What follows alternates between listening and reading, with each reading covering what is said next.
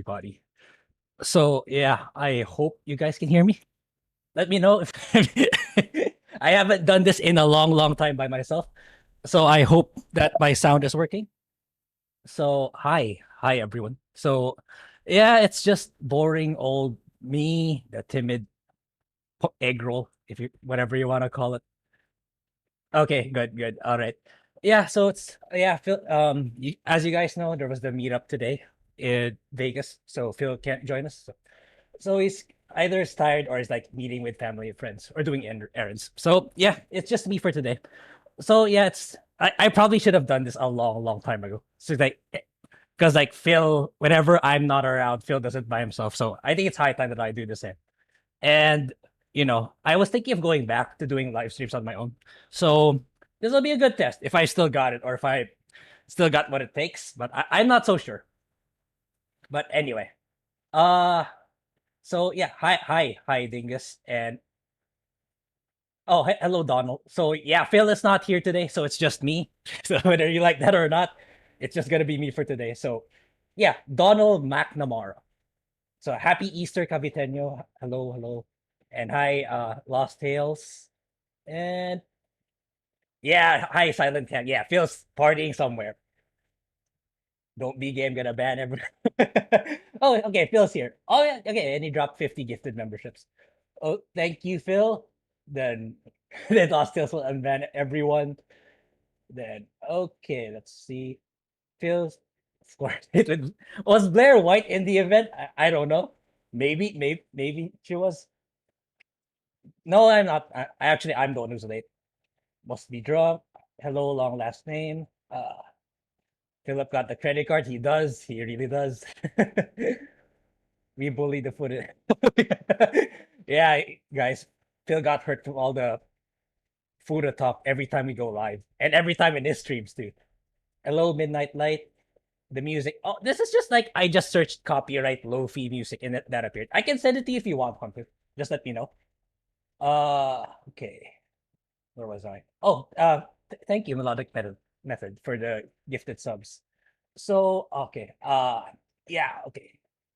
I'm not used to be the one reading the chats because Phil does that all the time. Okay. This is not AI generated. I don't think so. I think it's a compilation of various song artists. I can send it to you guys if you want. It's copyright free. That's the reason why I use it. Uh, okay. This is the anti-gray stream, isn't it? Yes, indeed. The camera is flipped. Well, actually, this is the no. This is the normal one. I just flip it during when we go live in normally on Project Eggroll. So it's just that this time I'm using OBS Studio. I'm not using the StreamYard because like I'm more accustomed to OBS Studio.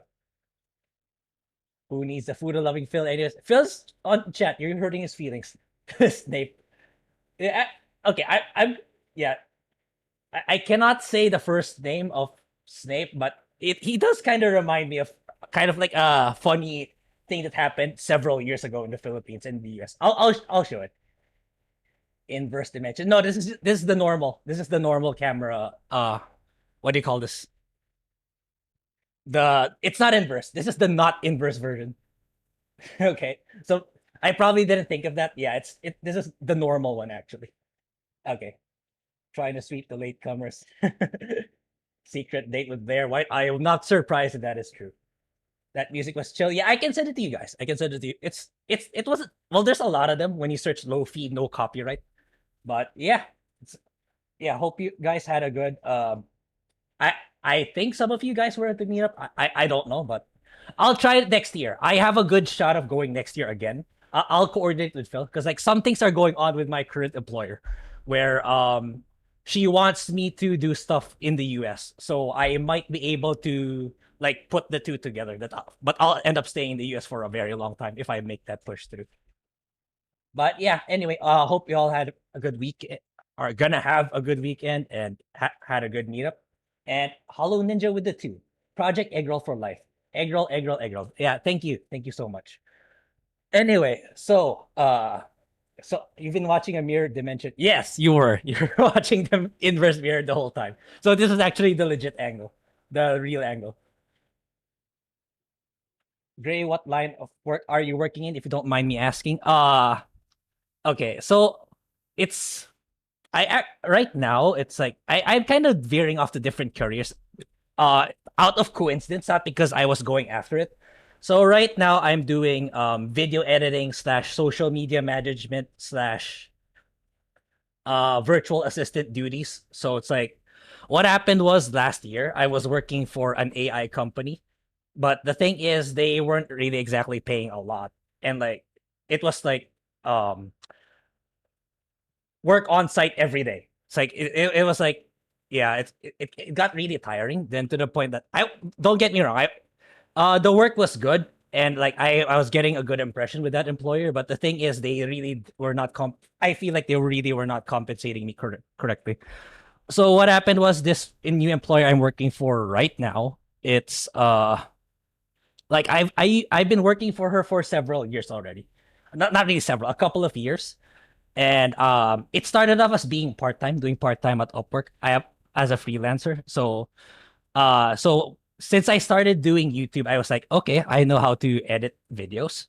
And maybe I should like give it a shot on freelancing to do some like, very simple edits. Then that's because if any of you tried doing Upwork, it can be very tough if you don't have a track record. Like, yeah, like you made a new profile, you have zero track record. It is very hard to what do you call this? Land a job. Even when you apply to them, like it's employers there generally prefer if you have a track record already. So what I think kind of helped for me in my case was that I used my YouTube channel as my portfolio. Hey, I have a YouTube channel. I do this, I do that. So it's like it kind of attracted, like when I applied for like a gaming video edit, that's what made me stand out. Then eventually that particular employer, or yeah, particular employer gave me like a good rating. Then I met my future would be full-time employer. That's when she found my profile. I started doing very, very simple edits for her, and then yeah, and then she started giving me more work until such a point where she started asking me if I wanted to work full-time. But at that time, like that was around actually I met her in Vegas, which was around the same time I met Phil. So so I met Phil and my employer at the same month, at the same time when I was at the US, which was actually pretty cool. So that was when she started bringing up like, hey, work for me full time. But at that point, I was like, uh, free time, part time freelance is fine, because like it's not really big money. It's not really a lot of money, and it's not like, but it's full time. It becomes kind of scary, It's like you're relying on like the bulk of your income from this person just simply online. Unlike like if I work from an actual employer here in the Philippines, like I know where their office is, like I can track them down. But it's full time it's freelancing. It's kind of scary because like you're, especially if it's a person from another country. It's just like it's very I'm sure you guys get it, it's scary. But so it's like, okay, first I turned her down, like, but then I eventually moved to like last year. I eventually moved to the AI company. I mentioned this like sometime last year or a couple of months ago.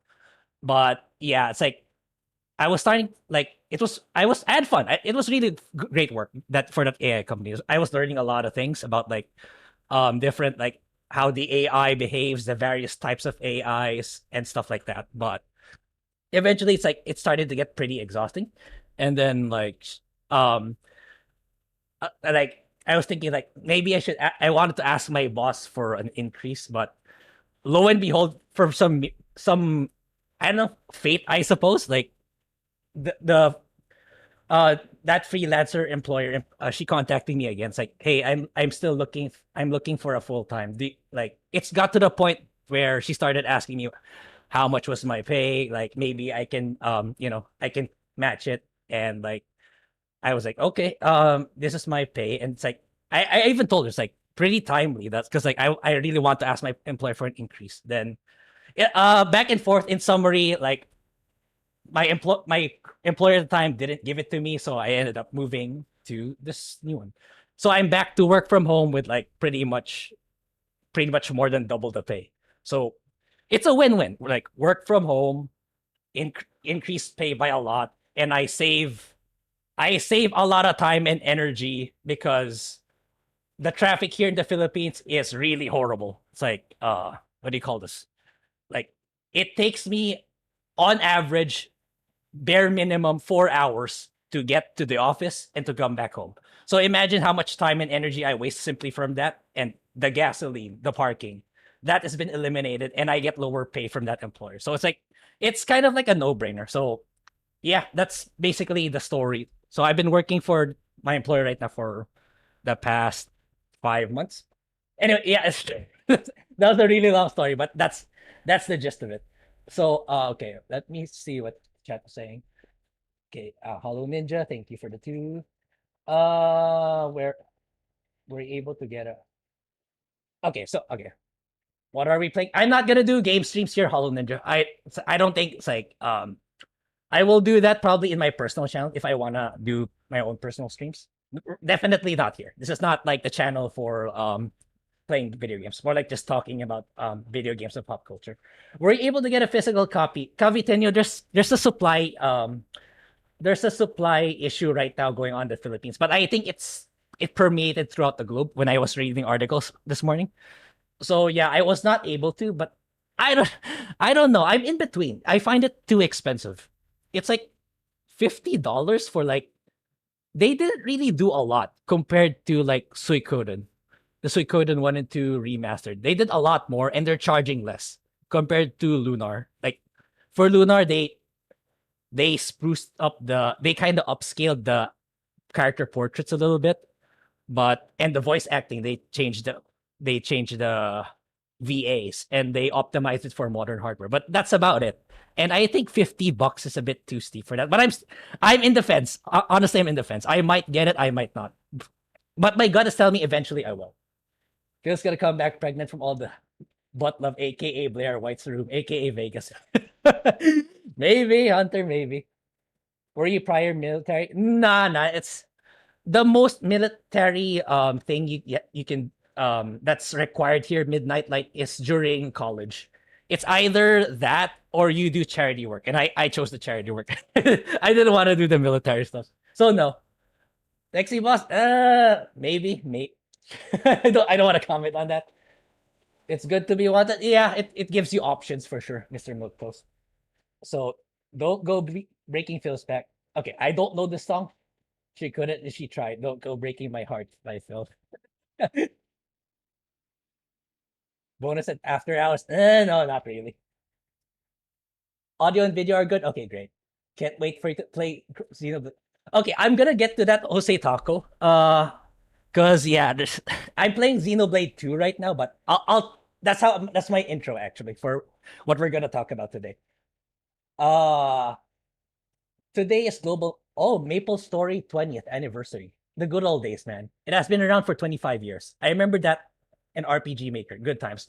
Thank you for the 5 Hollow Ninja, but I never got around to Maple Story, but I have heard a lot of good things about it. So it's actually pretty amazing that they're still alive up to now. They're kind of like the RuneScape days. So yeah, good on them. They're still alive. Just make sure that you make enough to live in the USA. Yeah, that's it's the standard of living here is a lot less compared to you guys. If you learn to drive in the Philippines, you can drive anywhere in the world. Yes, absolutely, Gary. Yeah, definitely. Because like it's a nightmare here. 4 4 hours. I'm not sure what is this name. 4 hours. That's wild. I love from Jose Taco. I love eating Jollibee. Is that something you enjoy over there in the Philippines? Yes, absolutely. I don't eat it every day, but I tend to eat like chicken joy, burger steak as a snack. But I'm not a fan of Jollibee's French fries because like I don't like this. They add a lot of they tend to put sugar in a lot of their dishes. I don't know why, but it's well actually I do. It's more of like the Filipino palate. They really like everything sweet, even their spaghetti is sweet. Even though I'm like more of the tomato sauce kind of guy. Uh, and Justin Martin's with a 10. Hey, Grae, finally dropping the dead weight. Good call. Just holding up back that one. Yeah, thank you for the 10. Yeah. So yeah, I figured it's time. It's like I start doing this on my own thing. Okay. Leslie Headland, Grae running the stream by himself is like Ben running Tuesday night's main event by himself. I don't I don't know who Ben is, and I don't know what that means. Probably means it's gonna be half-assed, which I understand. Phil gonna have Blair White's butt babe. it's it's very different because I'm actually watching Grae. Okay. Uh I can't wait for chat to make all the Blair White food of Phil butt baby. But even though Phil's not here. But Phil's probably watching the chat. The last time I visited the Philippines, there were people driving on the sidewalk. Yeah, it's happens. It's really shitty to drive. It's really really good training to drive around all the parts from Metro Manila. Apart from the small and rickety roads at times, you have to deal with like the GT drivers, the taxi, and all the other shitty drivers. Yeah, it's still that was like 15 years ago. It's still the same. Carlos Lima with a 5. What's up, my Asian brother from another mother? Let's go, Project Eggroll. Yeah, it's just me this time. I'm gonna try. There's gonna be some content here that we normally don't do. So, but I want to see how people react to that.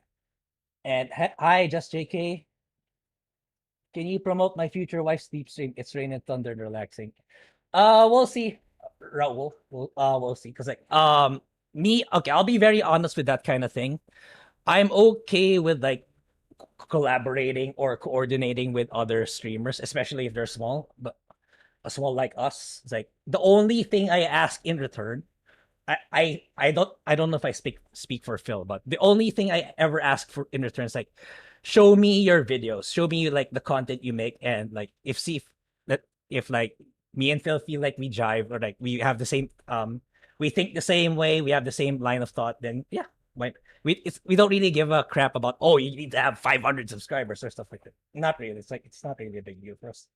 Uh it's better than Beardo streaming TNME by himself. Okay, I won't be the judge of that because I don't really consider myself to be, good or entertaining. Hi, Mrs. Rough Knight. Hello. Mozo Zamboni with the 3 months. Lumpia, best food ever. Yeah, I like lumpia. Well, admittedly, I like lumpia Shanghai more, but I don't mind eating just plain lumpia. Any interest in the Star Wars announcements? I kind of drifted off from Star Wars already, but but there's a game coming out in 2026 that's akin to XCOM. I believe it's called Star Wars Zero Hour. Oh, no. Wait. Let me check. That's incorrect. Not Zero Hour. Zero Company. Yeah. So I might check that out because I'm. Oh, oops. I am. Oopsies. Okay. There we go. I'm a huge fan of Fire Emblem. That's how I got into online content creation.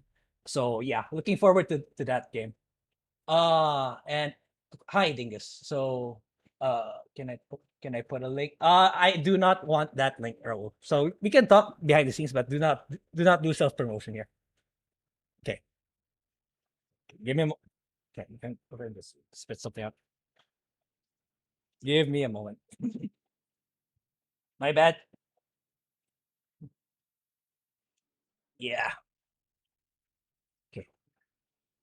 Yeah, something stuck in my throat, so I had to make it come out. Anyway, so yeah, let's start with today's topic. Yeah, there's something stuck in my throat because I kept on talking, it ended up coming out. So anyway, yeah, so let's start with today's topics. So yeah, for Jose Taco, I kind of, and to those following my main channel, the JRPG channel. So I do have to. I'm starting it off with an apology. Okay, so I currently playing Xenoblade Chronicles 2, and the thing is, I'm not sure anymore. It's like there's a strong chance it'll get what do you call this? It'll get postponed or it'll get paused, or I don't know when I'll be able to finish it. Because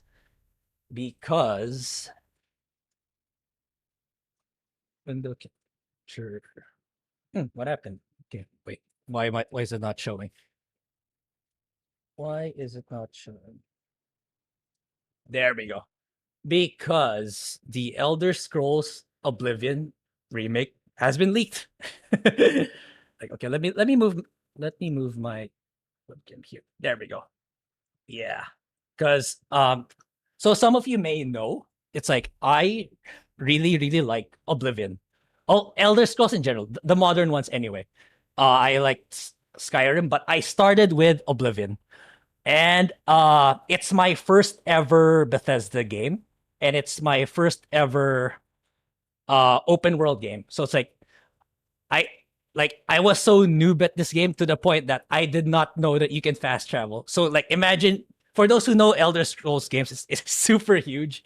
And it's like from traveling from point A to point B, it's like walking it manually, it's like whole like it's gonna take you maybe 20 minutes, 30 minutes, a really long time. And yeah, it's like I have really fond memories of Oblivion. So I don't think this was there's it's been going on for years where you're like, oh, there's gonna be an Oblivion remake. There's gonna be an Oblivion remake for the past half a decade now. Like there's been saying that people were saying like there's gonna be a remake. There's gonna be a remake to the point where no, but it got to the point where I don't believe it anymore. It's like another fabricated rumor that there's gonna be an Oblivion remake, but here we are. Finally, there's tangible evidence that it's actually happening. We got these leaks over here.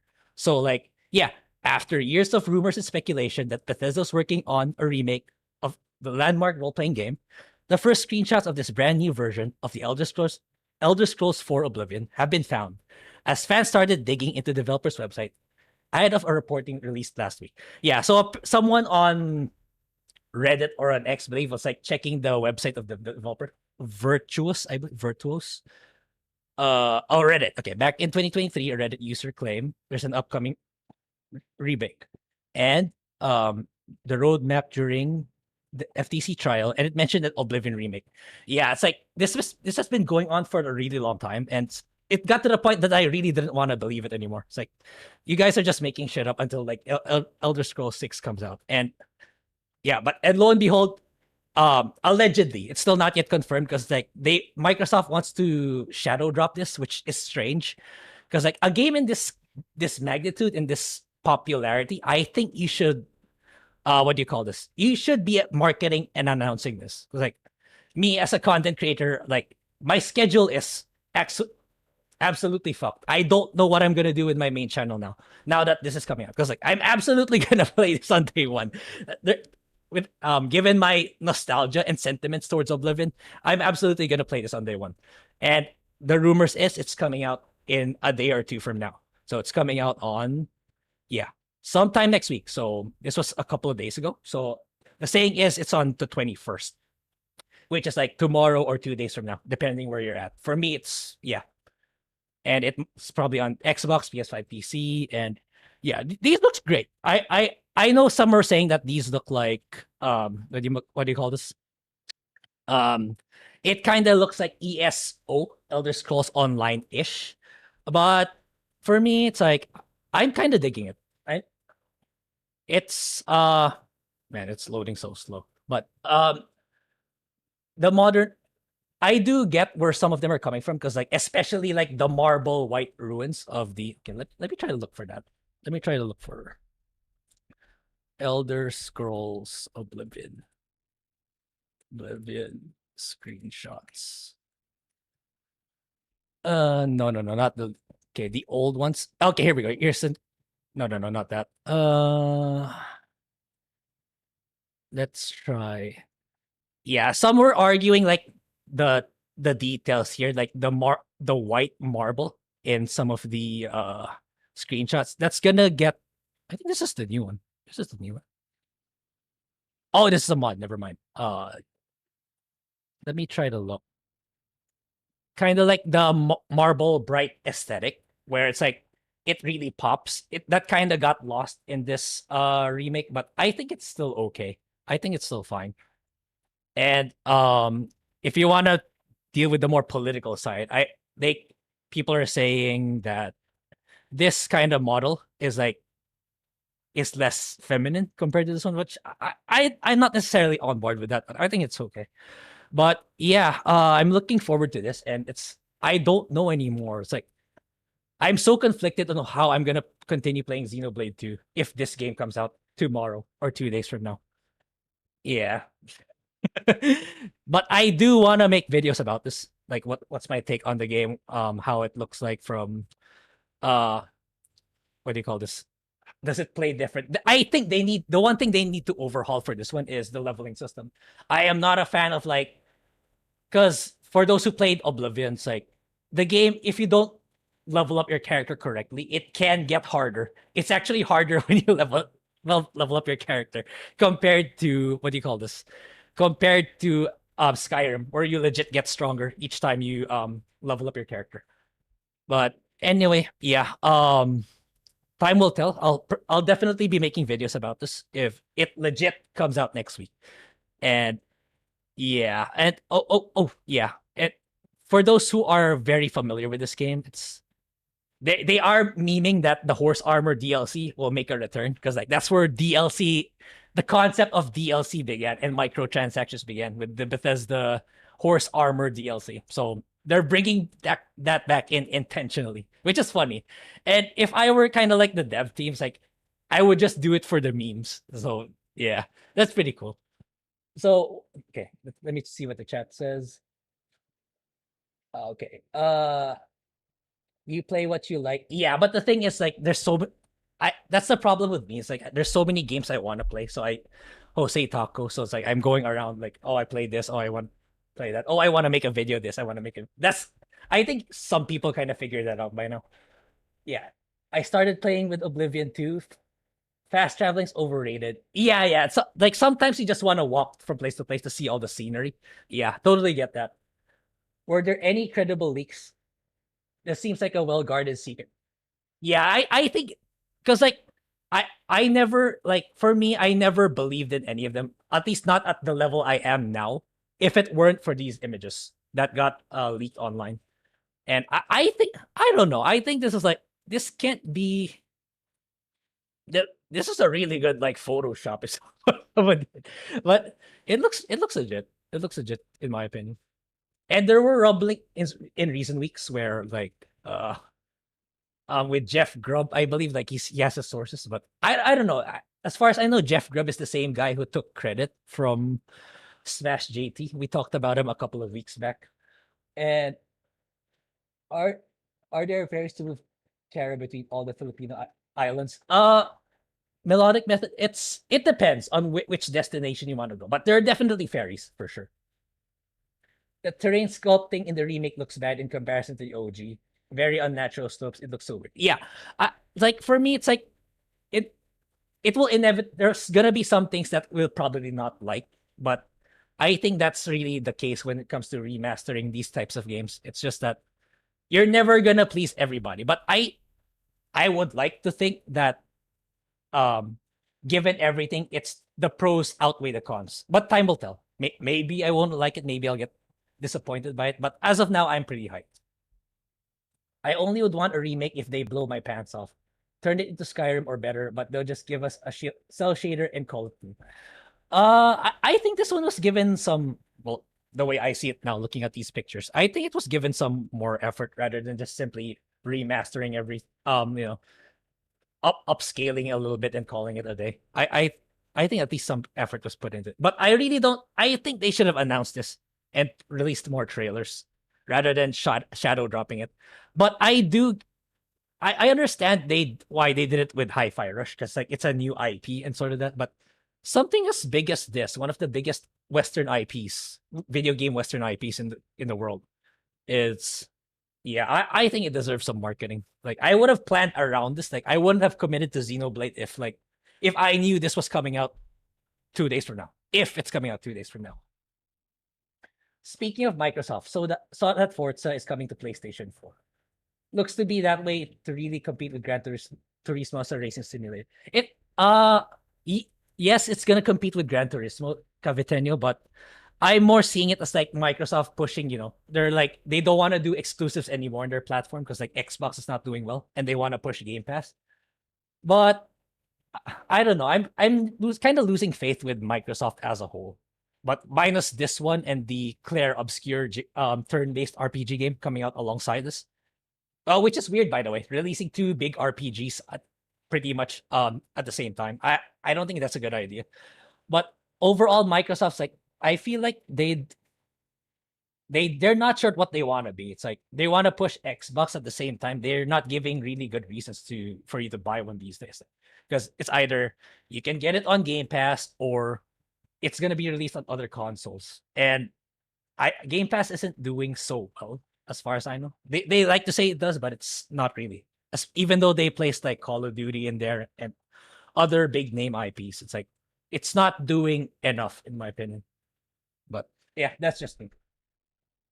Will they make it woke? Some people are arguing that this Spriggan over here, this enemy is called the Spriggan. It's kind of is. Some people are saying like Griffin Game is saying like this one has more feminine features compared to this one. They're saying they kind of toned it down, but I don't necessarily agree. But that's what's how some people see it. So time will tell if once this finally gets revealed and we see more trailers or we actually get to play the game. Yeah. Hollow Ninja with it too. My backlog is filled with way too many games, man. Yeah, me too. Me too. Now more than ever. It's actually yeah. It's the and it becomes doubly so if you want to make videos out of them. Like if you want to play a game in its completion and you want to make a video out of it. Yeah, the backlog is big for me too. Even more so than before I started doing YouTube. That that's the you don't need to buy games. Yeah, that's the good thing. You don't need to buy games if you have the discipline to like just go through your backlog and not you know don't get the FOMO or don't get hyped by the new games. But easier said than done, admittedly. For anybody that doesn't know, you can't remaster Oblivion. The engine is super outdated. Yes, it is. It is very old. Only way to bring them to the modern days to remake it from scratch. Yeah, I agree. It's a very old engine, and you can really see with the data. But I still like the aesthetics of Oblivion, and in some aspects compared to even vanilla Skyrim.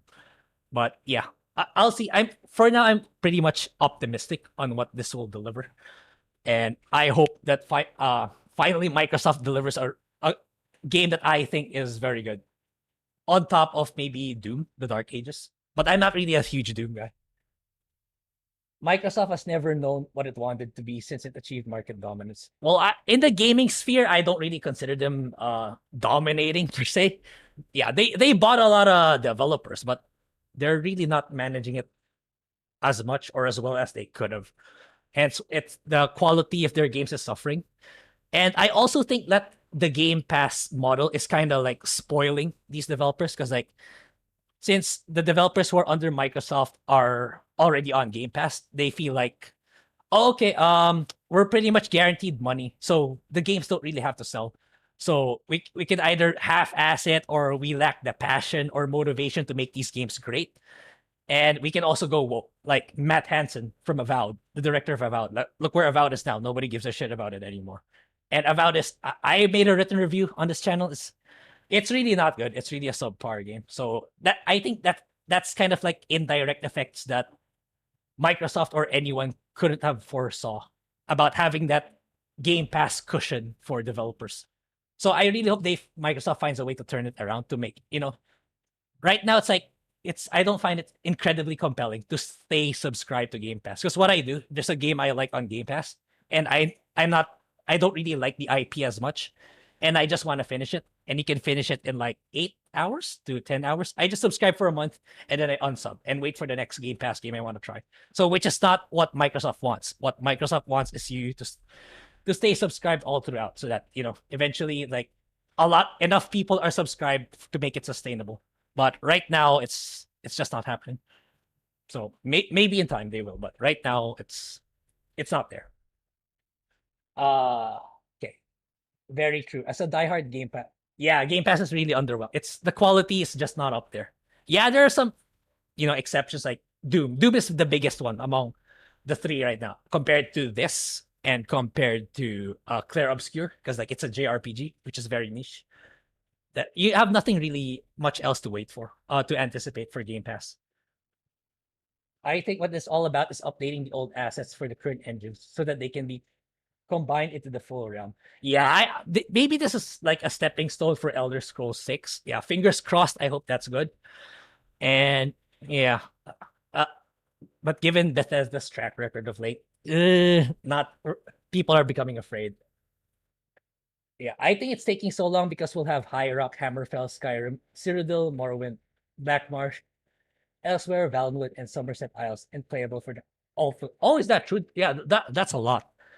Yeah, that's yeah. I just hope that they Elder Scrolls kind of evolves in a way that from The Witcher 1 to all the way to The Witcher 3 does. But I don't know, approach it with careful optimism, and like Bethesda kind of still putting the pronouns like on Starfield, and yeah.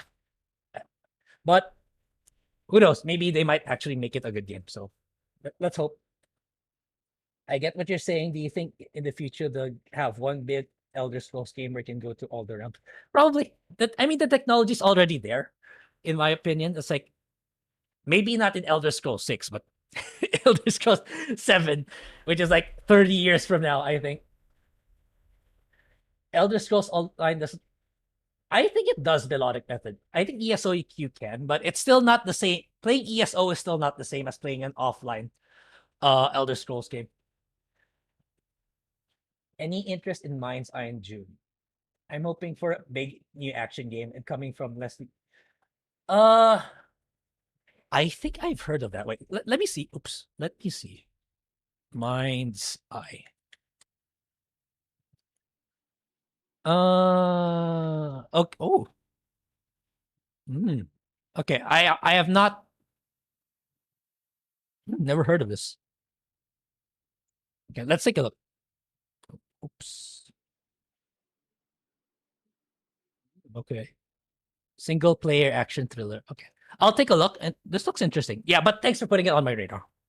Yeah, I'm a single player guy, so I'm more interested with these types of games compared to, massive multiplayer ones. Uh I don't I don't know about it just yet. I think I plan to make a game for each region, then probably do that. Yeah, yeah. I think they should take it one at a time. Uh they're looking at where the tech will be the next 10 years because they plan to milk the next game for. Yeah, that's the thing with the games industry right now. They can't come up with something original anymore. Like they always it's like a remaster, remake, and like it's getting tiring at the same time. But I do believe because it sells. That's the harsh reality. They want to play it safe right now because of the economy. So yeah, it's which kind of leads me to the next article. It's like so apparently Fallout 3 is also in the works, but not arriving anytime soon. So which is fair, and I think which is a good thing. Uh, I personally like Fallout 3 more than Fallout 4. I just keep turning off. Anyway, uh, yeah, because like in Fallout 3, you get to do a lot more. What do you call this? A lot. You can be more flexible in the dialogue for one, where if there are multiple ways to engage in dialogue, unlike in Fallout 4. Actually, let me try to show it. Fallout 4 dialogue.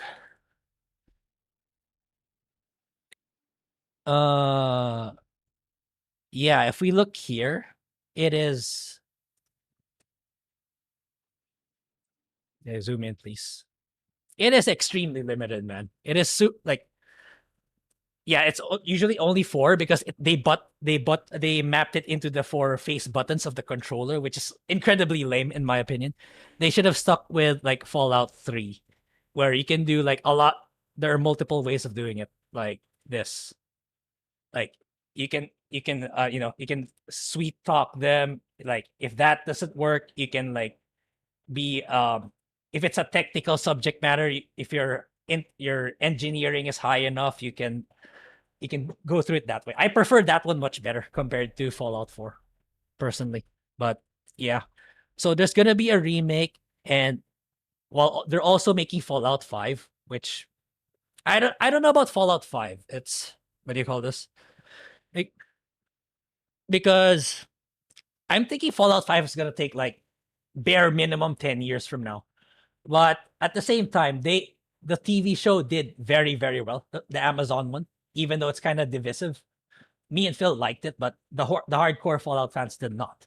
So, given that the Fallout TV show did very well, I'm thinking maybe Bethesda might be kind of like pressured to release Fallout 5 at the same time in one of the seasons. But yeah, anyway, So Fallout 3 is on the works, Fallout 5. So yeah, no, they. I wish that these big AAA devs start making new IPs that are actually great and not not sweet baby consulted and stuff like that. But time will tell. But yeah, I'm waiting. I'm waiting on Oblivion and okay. If this holds true, then good chance. Then this will work. This is true, especially if Oblivion does well. Okay. Let me see the comments. Okay. They're utilizing Unreal Engine. Yeah, all games are falling under Unreal Engine nowadays. Which I don't think is a good thing because like I don't want all my games to look the same. Saw that Crunchyroll store is taking pre-orders for Solo Leveling Season 1 limited edition Blu-ray. Oh, and the DVD box set with a lot of extras. And an art book for $68 and normal prices $88. Okay. Yeah, that's well, I don't really collect Blu-ray for anime or movies or TV shows, but uh, it's good to have that option. But yeah, I am planning on watching Solo Leveling if I have enough time because like I'm planning to watch Nier, Rurouni Kenshin, and Solo Leveling for during my trip to the US. So I don't know if I'll be able to make it all the way to Solo Leveling. It's like in Hollywood, the product costs so much to make. The studios are risk adverse. True, absolutely. Thus, they go what they think will definitely make the money. Yeah, which is sad. Like the market's kind of starved for new IP right now, and I think what's gonna provide most of that is coming from Korea and China, like Stellar Blade, like Phantom Blade, and Wu Chang, and games like that. But at the same time, I want the game devs in China and Korea to stop making Souls like. I think they should start diversifying their genres because they're all pretty much Souls likes because they know it's the popular thing, but eventually they're gonna have to diversify. Otherwise, they're gonna like cannibalize their own market share. Anyway, hi, Ron is right. Yeah, I'm doing great, and yeah, hope people are liking the stream so far. Everybody's going to be running some variation of either Oni or Star Engine for me to cry. Yeah, which I wish they kind of don't, but that the reality is like eventually all the big devs are gonna consolidate into one engine, provided that they don't fuck it up like Unity. And Sweet Baby Ink needs to go up and under like Katy Perry. Go up in the rocket. Sorry, go up in a rocket like Katy Perry. True, true. Their presence is still around, unfortunately, which I'm gonna talk about a bit later. Unreal Engine is great. Yeah, okay. Solo Leveling only. Yeah, it has. I think also season 2 has like 13 episodes, so yeah, pretty manageable. So yeah, so speaking of good games, so on another game that's getting a lot of positive reception recently is Lords of the Fallen. So apparently there's a new update coming out, and I do have the game, but what do you call this? It's it's in my backlog. So I bought it. You can get it on sale for Steam for very cheap. Like I got mine for like $15. So yeah, good deal. Especially they're still updating game. It's like the game's like 2 years old now. I believe at least 2 years old, if I'm not mistaken. So yeah, it's a lot of devs should follow their example. Like continue to support the game, continue to add new features, even though initially it didn't get. I know this game got kind of a lot of people gave it an average or lukewarm score at the beginning, so which is why I kind of passed on it. So it's like, okay, it's just a mid game, so I won't buy it anymore. But eventually, it's like yeah, side games like they added new features, like oh shoot, there's no okay. You know what? Let's just watch the video. But they added a lot of new features here. So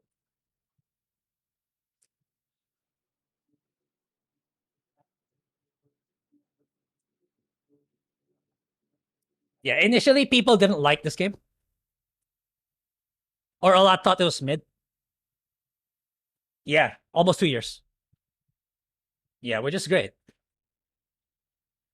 Not a lot of games do this where they add a lot of stuff.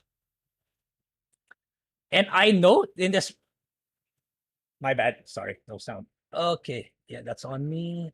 There we go. And now we're proud to present version 2.0, the definitive edition of Lords of the Fallen. Okay, yeah. Lords of the Fallen launched with That's one of the good online co-op. Like, I know it's like people, you can get, if you have a copy of the game, is it another Souls? Like, yes, it is.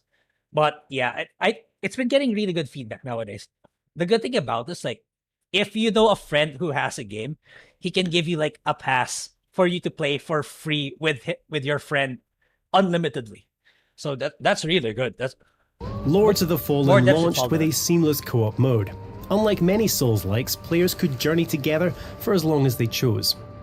With version 2.0, we've taken things a significant step further. Yeah, From today onwards, Lords of the Fallen now features full shared... graphics doesn't really, it's not really a big deal for me anymore. It's like, oh wow, look at these ultra realistic graphics. It's not, this is okay already. You don't have to step it up anymore. You just need to add more substance to the gameplay, in my opinion. Just add new innovative gameplay features, you know, add unique things that are fun to play. That's all. That's more important to me now, more than the visual fidelity.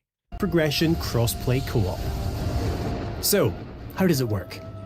When two players join an online session, provided they're on the same new game playthrough and have defeated a similar number of the 12 main bosses within a margin of 1, both players will now retain all mainline progress. Bosses will remain... Okay, yeah. So before it wasn't, you couldn't keep your progress, but now they do.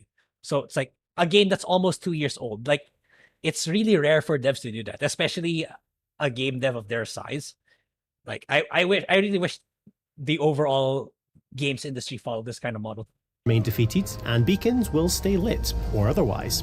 Additionally, in all online sessions, both players will now receive all loot, 100% of vigor, and also have the ability to revive each other, whether host or guest. Okay, that makes Version it easier. 2.0 also introduces the Lords of the Fallen Free Friends Pass. As of today, anyone who doesn't this one. Yeah. currently own the game can now create a character and explore the entire tutorial area. Once completed, players can then join any friend who owns the base game in online co-op, ready to continue the journey through Mornstead side by side. Yeah, well, that's very good. It's like, that's a good way to pull people to buy the game. Like, you know, there are more creative ways to get more people to get your game without nickeling and diming them with like cheap DLC or microtransactions. The question remains, who do you trust to watch your back? Many praised the combat system in Lords of the Fallen, citing elements including the focus on dual weapon wielding, the ability to switch between one-handed and two-handed attacks mid-flow, and being able to equip up to 5 different spells at any one time. However, some players voiced how movement could feel floaty, with attacks sometimes lacking sufficient weight. There's just so many games right now. Building on the initial improvements introduced in version 1.7, which included a refined roll distance and tighter animation cancellation, version 2.0 presents a fully revamped character control and combat system in response to fan feedback and extensive playtesting. One of the criticisms of when it initially launched was that it had a not so good combat system, so they also revamped that too. With movement, walk and run animations are now much tighter. Thanks to improved physics, your character now stops almost instantly, offering more precise control in and out of combat. Okay. Turning your character is also much faster, with a far greater degree of mobility, while a new dedicated jump button means you can leap at any time, adding precision to platforming. Okay, yeah, that's really good. As for combat, every weapon class has been refined to feel more responsive in battle. The distance with which you move when attacking has been reduced to feel more natural, while a tighter roll and quicker dash allows for more effective evasions.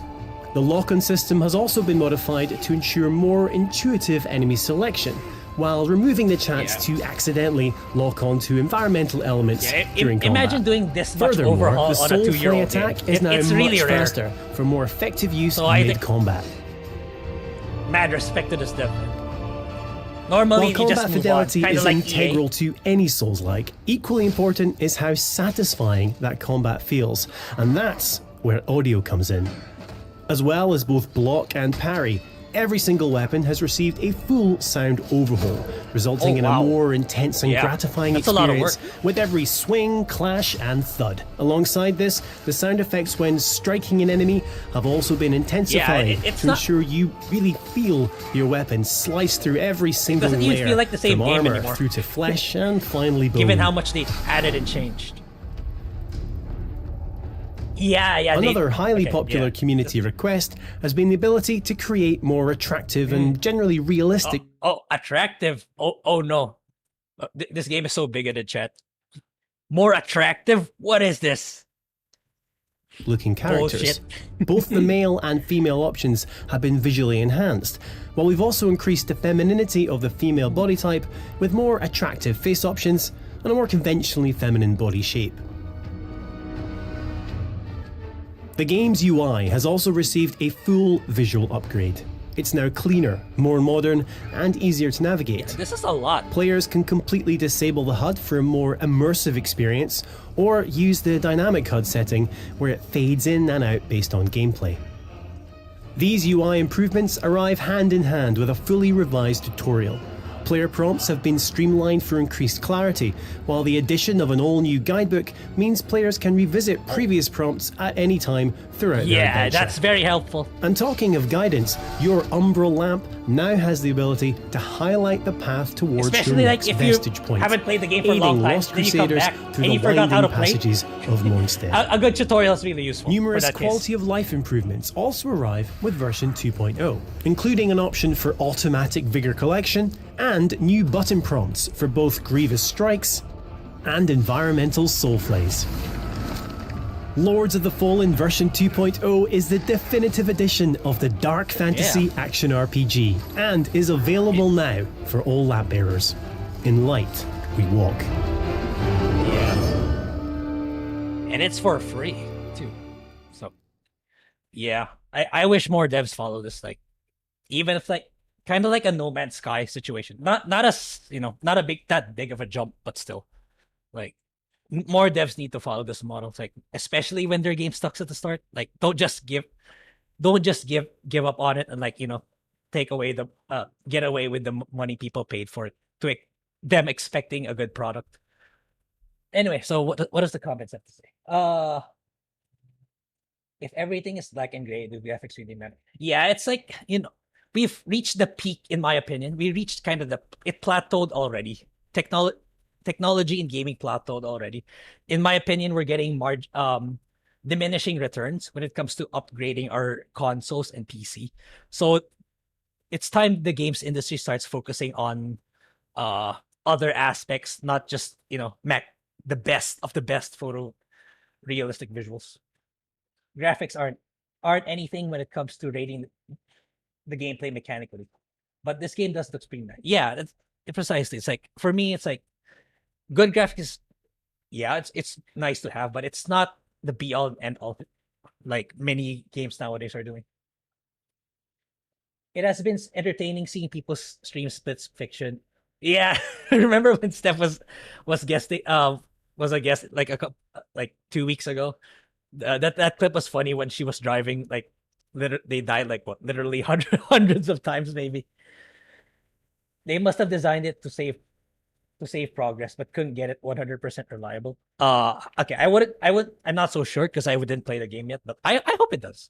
Yeah, because like imagine like dying and like your checkpoint was really really far away. That's frustrating. I have a high tendency to rage quit in those instances. There's Normie and Erody too. Okay, I'm not sure what that is. This game was rushed out the door.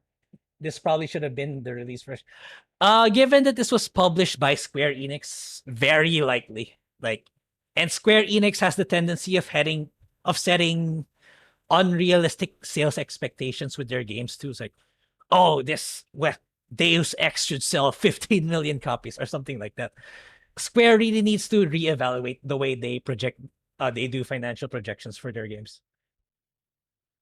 Every true gamer always have a great backlog of great games. Yes, absolutely. Like if you're even just an average gamer, chances are you have a backlog of games. I watched Mauler play it at launch. Looked like very floaty and flumpy game at launch. This looks much better. Yeah, yeah. A lot of like this game was getting a lot of 5s to 7s on the higher end, and I think it's a lot better now.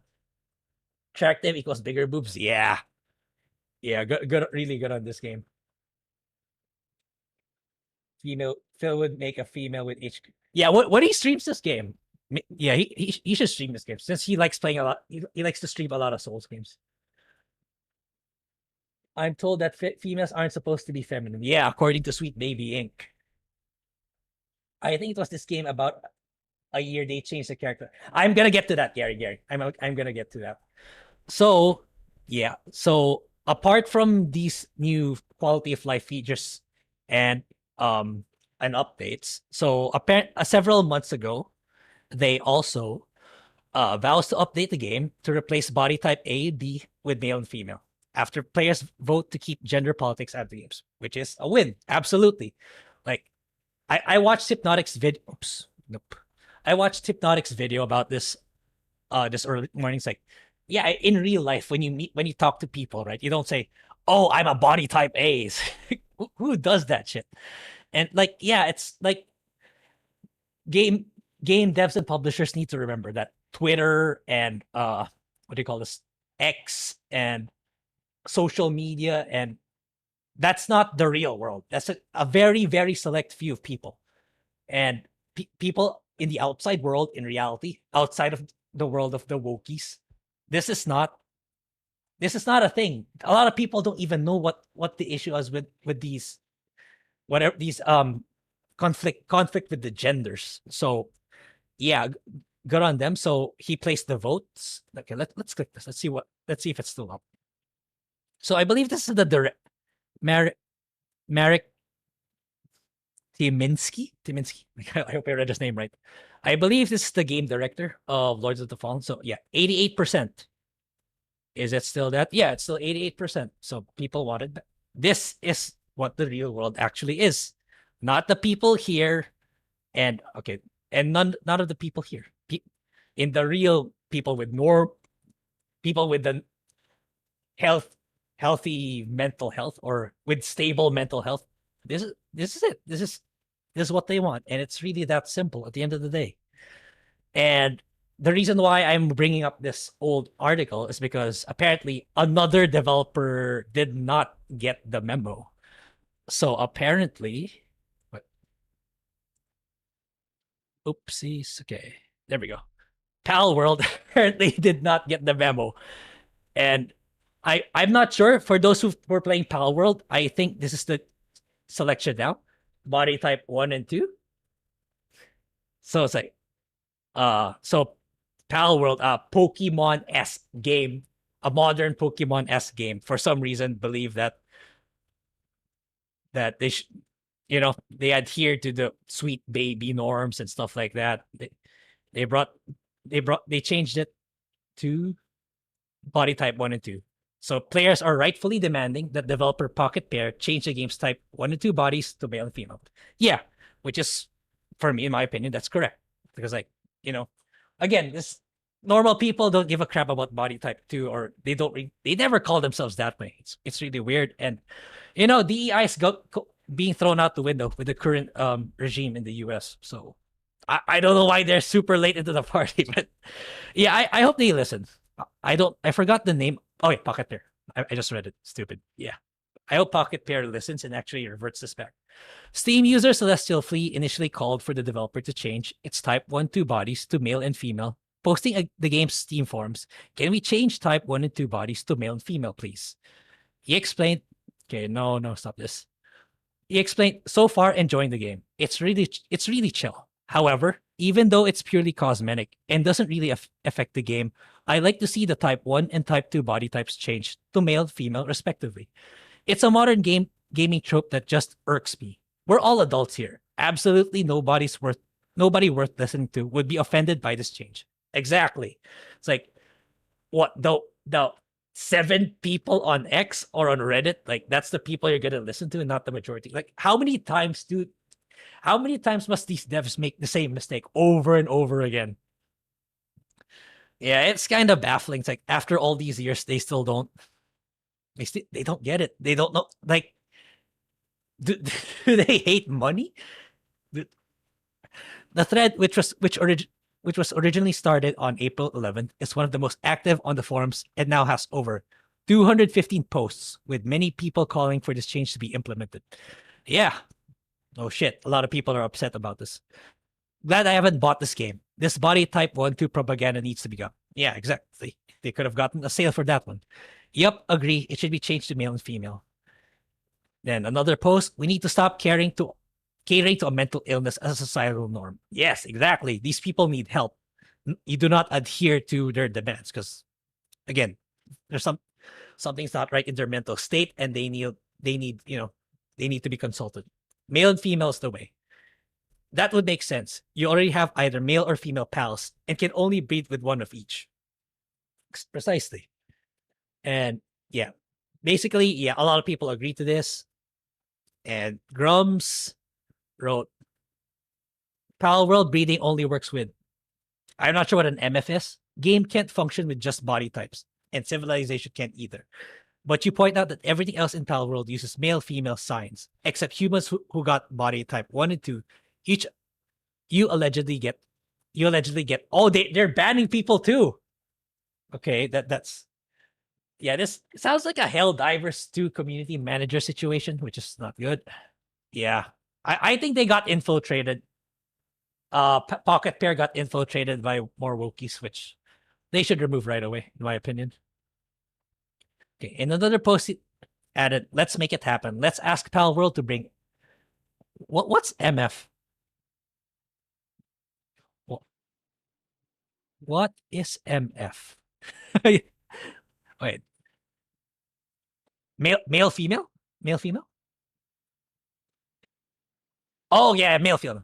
Let's bring MF to the character creator set of body types. Yeah. Anyway, not looking good. Not looking good for Pal World. Yeah, they should revert this. This unnecessary. What do you call this? Unnecessary bad press when he had such good momentum already. Like, he even got further support. They even got further support when Nintendo was trying to sue them and stuff like that. I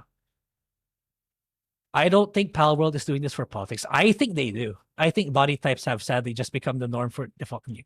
Now that's changing. We saw it in Lords of the Fallen. That's changing. So we just need to keep pushing more until these are eradicated. Okay, this makes it so paramount because this gender ideology is being normalized. Yes. And at the core of gender ideology is a lie. And thus it is perpetuating the normalization of lying and leading people away from the truth. Yeah. Look, I keep saying I'm not a dedicated Catholic, but yeah, I think this is going too far. It has always been going too far for the past decade or so. Yeah. The faithful should be using gender affirming terms or pronouns that convey approval or reinforce a person's rejection of the truth. It is not harsh or judgmental to decline to use such language. In no circumstances should anyone be compelled to use language contrary to the truth. Yeah, precisely. The right to speak the truth inheres in the human person and cannot be taken away by any human institution. Attempts by the state, corporations, or employers to compel such language, particularly by threats of legal action or job loss, are unjust. Yeah. And I'm glad we're winning. We're winning on this front. And yeah, hope Pocket Pair comes to their senses and that, this was unnecessary. They didn't have to do this. They didn't have to put themselves in this situation. It's already it's one thing what if they released it like that, like kind of like Lords of the Fallen. It's another thing where it's male and the female at the start. Then you decided to revert back for this, knowing that it will be problematic. So I kind of disagree with Grubs on this. I think it's political. It's impossible. I don't think they wouldn't have known it was going to cause problems. So I really think it's political.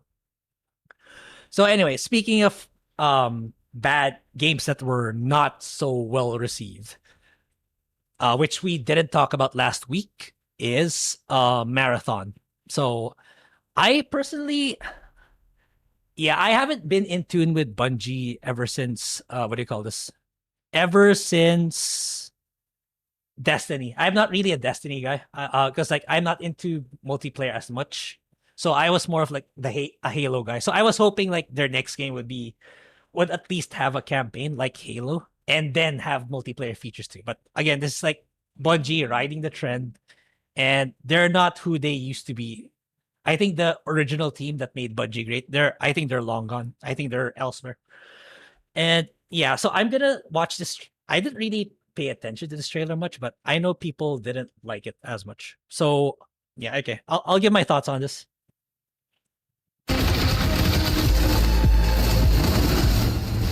Pretty loud. Yeah, I don't like the art style and color of this. I think I don't like the green color that's really bright. Looks okay so far.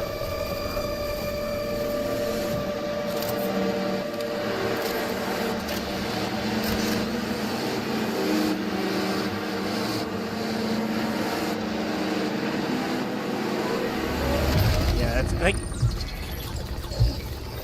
it's a tough battle. There's so many of these extraction shooters now. Marathon is a team-based extraction shooter set around the mysterious and cutthroat world way too many of of these Tau games. Ceti 4. You are a runner, a cybernetic mercenary who's given up their human form for a biosynthetic shell with unique abilities and stats, capable of both tactical and fast-paced combat. Yeah, like if you want people to get in. Here you'll fight in a Stop this. Like if you want to get people to this what I feel. It's like if you want to get people to get invested in this art style, which for me, it looks pretty bizarre. It's like when you look at this in face value, it's like, okay. It's like at best, that's what I feel. Okay, I'll give it. Maybe it'll do great. Maybe I'm wrong. Maybe a lot of people like this. But if I were like Bungie, I know there's a story trailer for this, but okay, I'm showing us the gameplay.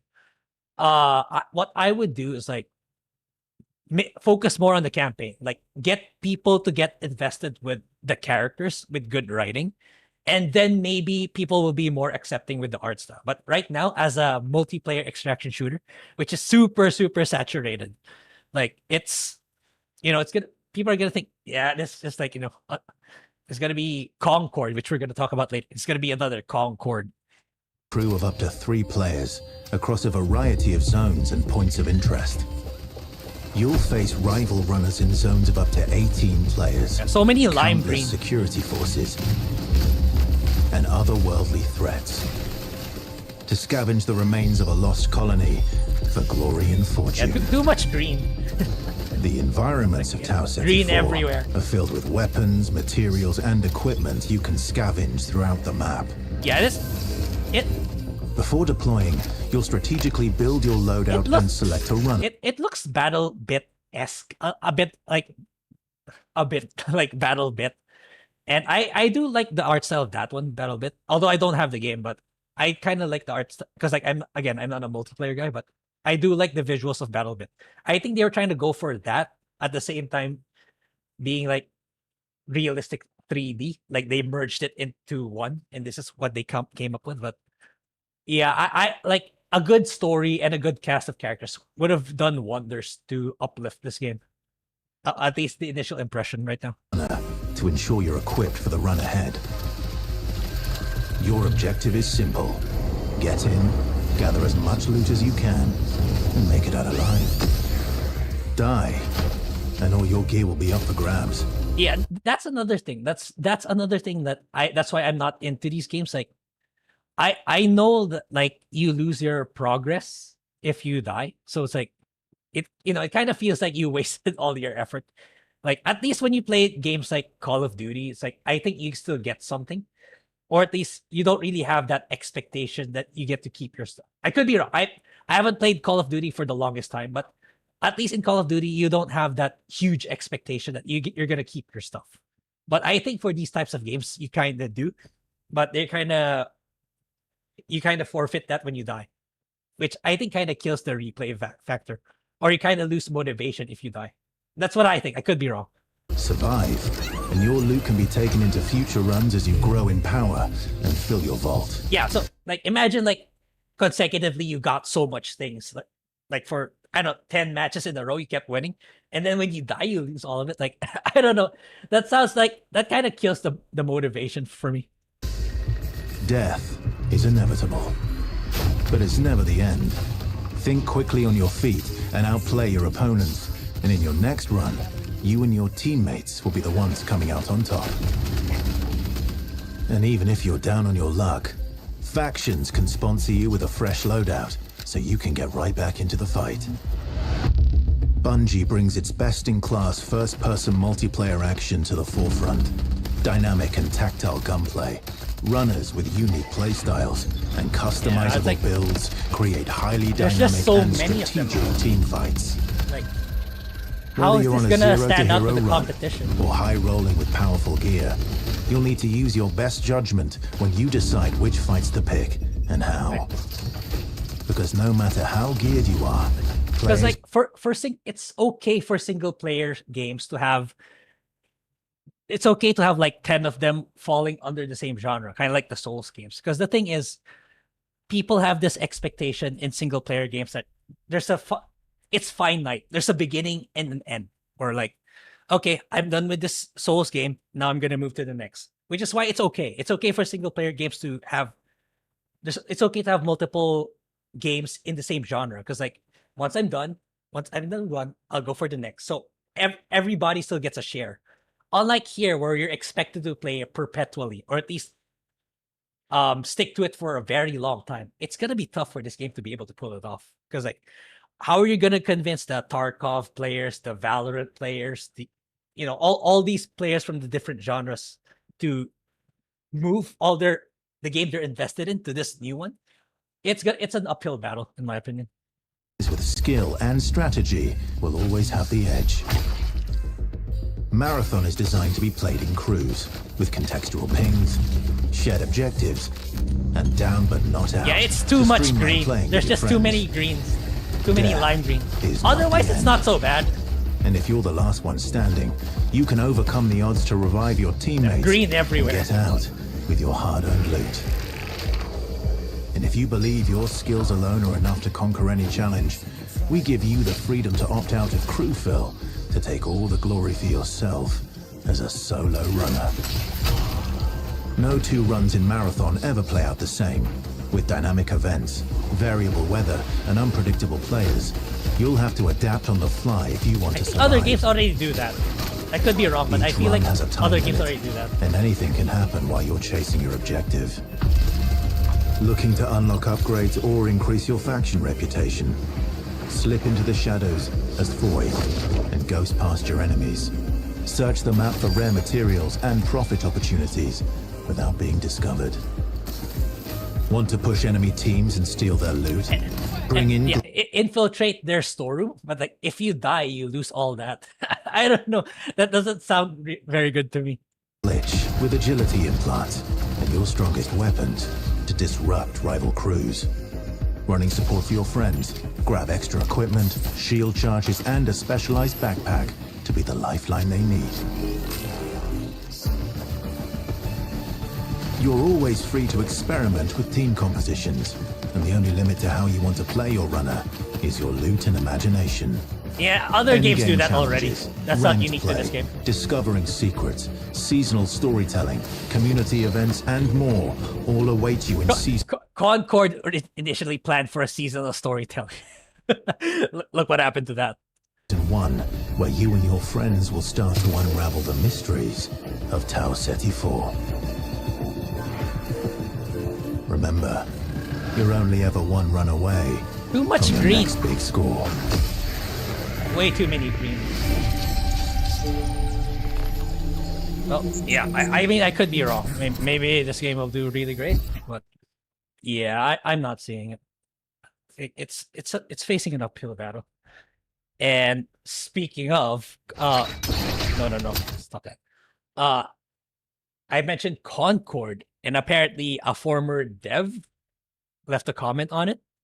So, okay, Marathon has something Concord didn't. It's like, I don't know if you're gonna compare yourself to Concord, I don't think that's a good look, and I don't think that's a high bar considering Concord's the total life cycle of that, not counting the beta, it's like 2 weeks.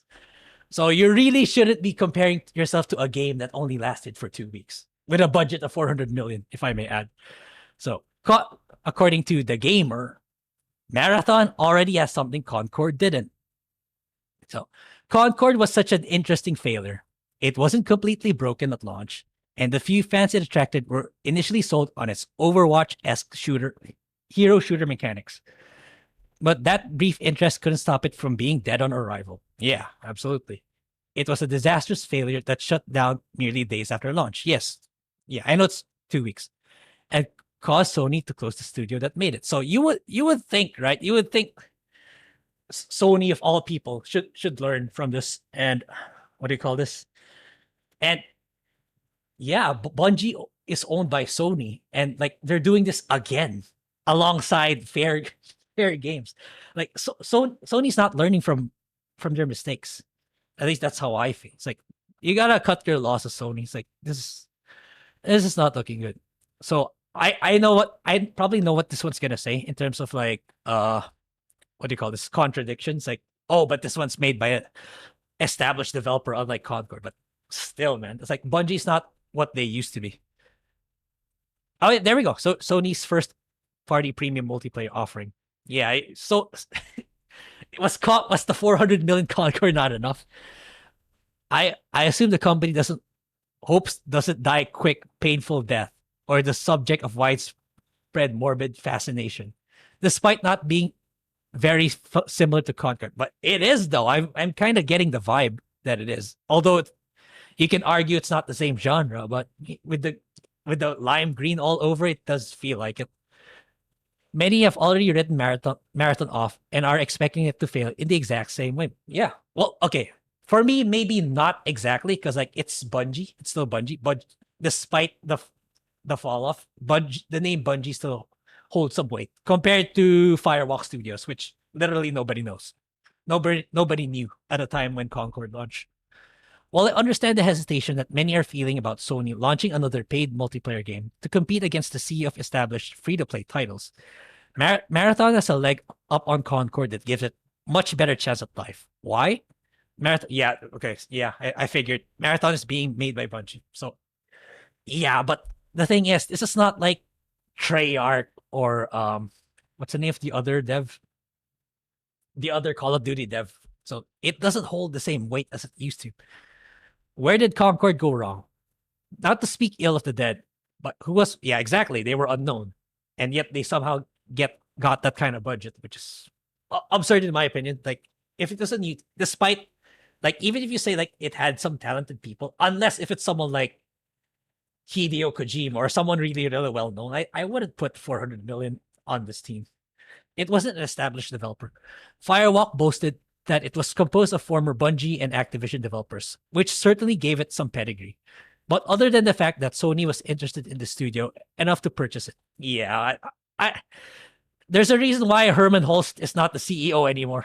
I think he really made a bad call, alongside Jim Ryan, which I'm glad he's not there anymore, because he wasn't really making good choices, in my opinion. There wasn't much momentum keeping Firewalk in the public eye. If Concord had been a success, it would have likely put Firewalk on the map, but it didn't. It failed. But in the lead up to launch, players and press alike were skeptical about nearly everything it had to offer. There wasn't much setting it apart from the rest of the multiplayer landscape, which Marathon also doesn't. It doesn't. I didn't see any features in that trailer that provided any, what do you call this? Any differentiation apart from the art style, which for me, it's too many green. Yeah, if you look at this, it's like also lime green. They really like the lime green color, which I don't. I personally don't. Now that we've got a proper look at Marathon, people are saying that it suffers from a lot of the same problems as Concord. Yeah, that's what I feel too. Even though I'm not into the genre, but someone from the outside looking in, that's what I feel too. That the shooting looks uninspired, the PvP VE extraction systems seem very close to, Tarkov. And other long-time established titles, which like, how can you convince someone from Tarkov to like play this game? And it's also following the business model of Concord. Like, it's not free to play. You have to pay. Likely also $40, which is, that itself is a huge, huge deterrent for a lot of people. A lot of people don't want to buy the games outright these days. A lot of people just want to play the game for free and buy a skin a few skins here and there. That's it. They don't want to pay 50, 60. That's like a much smaller segment of the entirety of the gaming sphere. Okay. One thing I haven't seen much discussion about, however, is that Marathon isn't being developed by. Yeah, you said that already. Okay. Successful studios of all time before, not anymore, not recently. Like, yeah, in the early 2000s, yeah, Halo. This was their peak, in my opinion. Halo and probably Destiny 1. Yeah, I agree. I agree with that, but not anymore. At least that's what I feel. Not anymore. Which established Xbox as a brand. Yeah, that's true.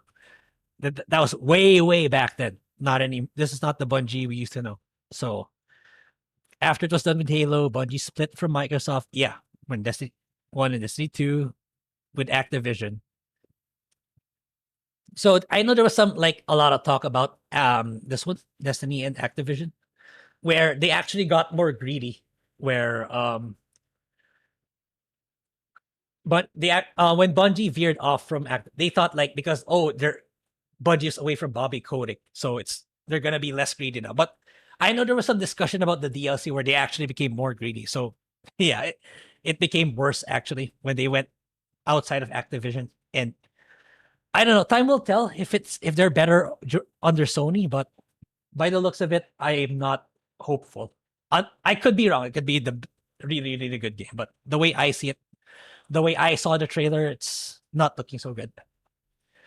So the studio has consistently delivered high quality experience and industry defining shooters. So it's natural to assume that Marathon is in very safe hands. I wouldn't be so sure that we should have more faith in it. Okay, maybe, yeah. Okay, you can make the argument you should have more faith, but by how much? For me, not a lot. Like if Concord was here, I would think Bungie is like here. It's not gonna be like over there. It's gonna be like over here. Not by much. It's not gonna completely redefine the multiplayer landscape. We already know the gameplay features. I didn't see anything that stands out. PlayStation. no, it's not gonna be. I actually think Sony should revive like Killzone and Resistance. That has a better shot of being the next Halo, not this game. But I do know that I trust the studio that's working on it. I've enjoyed Bungie's work over the years, and it's not given me a single reason to think that out of nowhere it's going to turn heel and make something completely bland and forgettable. You're forgetting about BioWare. Whoever wrote this. Who the heck wrote this? Peter Zippy Tech. I don't know how to read this last name. Yeah, Peter. BioWare was once a great developer, but now take a look at their last game, Dragon Age Avila. So developers can really fall if the original dev team or the key people that made the developer what they were are gone. So yeah, if someone is uninterested in what we've seen in Marathon so far, that's completely fine. But I feel like I'm losing my mind watching people online saying that Marathon is exactly the same as Concord and will therefore suffer the exact same. It's not unwarranted in my opinion. It's like because they have the same. As far as I know, the politics of Bungie, it's not that far off from Firewalk back in the day with the gender ideology. Look at the color scheme of this one. It's like it's bright, ultra neon bright. It's not looking good. So I can't blame people for being pessimistic about this and them saying that it's going to be another Concord. It'll probably, what I feel is like it's probably going to not so great, but it's not going to be Concord levels of bad. That's what I feel. And because Concord failed to grab audiences because it was a bland looking game. You think this was looking good? I don't think so. I don't think it looks that good. It didn't wow me. That no one had ever heard of before. It was it's $40 gamble. Like, bro, this is. Wait, I know this game is gonna cost money. So why is this guy assuming that's gonna be free to play? Is Marathon free to play? Yeah, it's not. It's not gonna be free to play. From the same. Oh no, it's not the same website. Why is Peter saying that? that no one ever heard of before and was a $40. I think it's gonna be $40. Am I wrong? It's okay. It's loading so slow, but I know this game is gonna cost money. Let's look for it. I'm not gonna read this. Yeah, will not be free to play. So already this is already incorrect. They're gonna gamble too. It's gonna cost money, and that in itself is gonna be a huge hurdle. And yeah, the way I see, okay, granted, I'm not a extraction shooter or multiplayer guy in general, but yeah, this is not looking. It's not looking great. It's like the variables are stacked against it more than in favor of it, in my opinion. So, yeah, time will tell. The market will decide if this is a game worth it, or is it worth investing in it, and will it live or will it die just like Concord? Okay, I haven't read the comments in a long time. Okay, let me take a look. Okay, there's a lot. Higher. Okay, I'm done with this. Yeah, okay. There's the hard part with OBS. Like it's harder to navigate the comments. Those. Okay, everything is black and gray.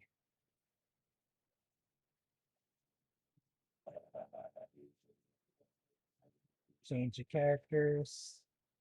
I just pick. Oh, okay, it's so Lords of the Fallen 67%. Yeah, go grab it. Yeah, it's cheap, and given what they're offering and how much they're continuing supporting the game, yeah, it's definitely worth it. Honestly, got spoiled with the combat system in Final Fantasy VII First Soldier. Okay, I never got to play the game, but I've heard good things about it. Is it still alive? I know Square kind of like killed the game because like it wasn't working on mobile, which people were saying it would have done great on console. Yeah. This bullshit. There's no type D for dinosaur. Yeah, exactly. Pal World should just stop making. Should just revert back to the original male and female. A minority of people are on the internet, and a minority of them are on social media. Exactly. A minority of them post, a minority of them express their alternative views. Exactly. Which is like they never learn. They always keep thinking that it's it's these vocal minority that's gonna be the game changer. That's gonna skyrocket them to profitability. It's ludicrous. Literally unplayable now. Yeah. Hopefully Capcom goes back to male and female too. Yeah, I imagine Japan is more open to going back to being what do you call this? To untangle themselves from the DEI. I think Capcom's gonna take a while though. Capcom and Bandai Namco. Nobody worth listening to would object to male and female. Yeah, exactly. Less than 1% people are trans. How many of them play games? Yeah, very, very few, if there are. Even if all of them do, it's still, yeah, again, it's still just 1%. Very, very few. Okay, that is something else that I miss. Okay. Heard Sony dumped SBI too. Yes, I heard about that too. But the thing is, even though they dumped SBI, they're still pushing this game and the fair game. So I'll be convinced if Ghost of Yote is good, if like fair games is not about, eat the rich, which I know that was the theme of their trailer and stuff like that. So I'm not fully convinced on the Sony dismantling the SBI stuff until I see it. I was wondering if the pals were also type 1 and 2. Yeah. Maybe it was because I never played the game. Marathon does not look like a game I would play. Halo Reach was the last budget. Yeah, but Halo Reach is really good. I haven't finished the campaign yet, but I had a really great time with Halo Reach. But Bungie is a shadow, former self, its former self. Yeah, exactly. Bungie died with Halo Reach. Yeah, it's sad. It's like we're not gonna get a. I'm not hopeful with Halo Studios, honestly. It's like ever since Halo 4, I felt like I got left behind. Because starting Halo 4, like they kind of stonewalled people, normies like me, who never read the comics. So I didn't understand the story anymore when I was playing Halo 4. Because a lot of the details were in the comics. I wouldn't mind swapping out for a Biosynth shell. Okay. It's just Corpus Sledge trying to get in on the flavor of the month. Yeah, sadly, they're still going for it. The screenshots gave an interesting single player vibe. Yeah, Marathon, exactly. It's like it would have been better if it was a single player. I think people would think it's a unique game if it was a single player story with more focus on narrative. I'll never understand how people can play these games without a light gun. Yeah, I wouldn't mind the overly blocky graphics if gameplay is guaranteed to be super tight. Yeah, kind of like BattleBit. I feel like it was somewhat inspired by BattleBit, but yeah, the color scheme isn't. Yeah, I'm not digging the color scheme. I'll be shocked if this game does well. Yeah, me too. But I'm not gonna completely dismiss that possibility, but I'm more leaning towards that, especially with the reception right now. It's not very far off from the reception when Concord was first revealed. Which means that sweaties will dominate rounds, and if you like to play the game solo without a crew, you will struggle. Yeah. This game feels like it could have come out in 2005. Yeah, agreed. Extraction shooters are a genre that I have no interest in. I like making progress and not feeling like I was. Yeah, exactly. That's what I feel too. Exactly, Gary. It's like that's the reason why I never got into them. It's like, it's like after like imagine winning like 10 hours straight, then you die. Oh, goodbye 10 hours. You just wasted it. Am I the only one enjoying seeing Grace YouTube suggest? Oh, what? Yeah, this is like okay. This is like an incognito. Because like I don't want my feed to be full of all sorts of stuff that I don't really want to watch. That's why I opened the incognito one. So it's super incredibly random stuff. Yeah, we can watch some actually. I didn't really prep that much for the stream. It's more like a chill stream actually. Just testing the waters on my part. Okay. Where was I? No one's learning from their mistakes right now. Not Disney, not Warner Brothers, not Sony. Yeah, even though we had a regime change, right? It's like Elon and Trump's like no more DEI. DEI is illegal, and they're still pushing it, man. Yeah, the DEI hires can't do any real work, and this is the result: garbage games, garbage movies, garbage shows. Yeah, exactly.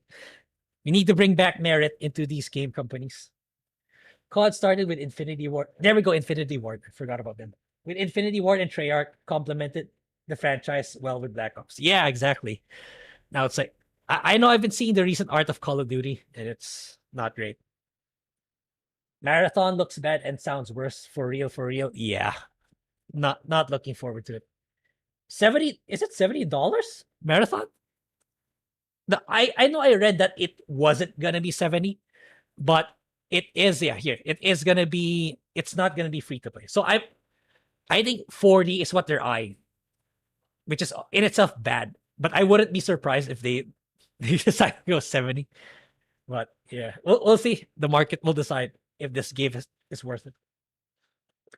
Only reason why I got into buying a season pass for a free game was because it was a one-time thing and renewed as long as I earned a new one from gameplay. Yeah, exactly.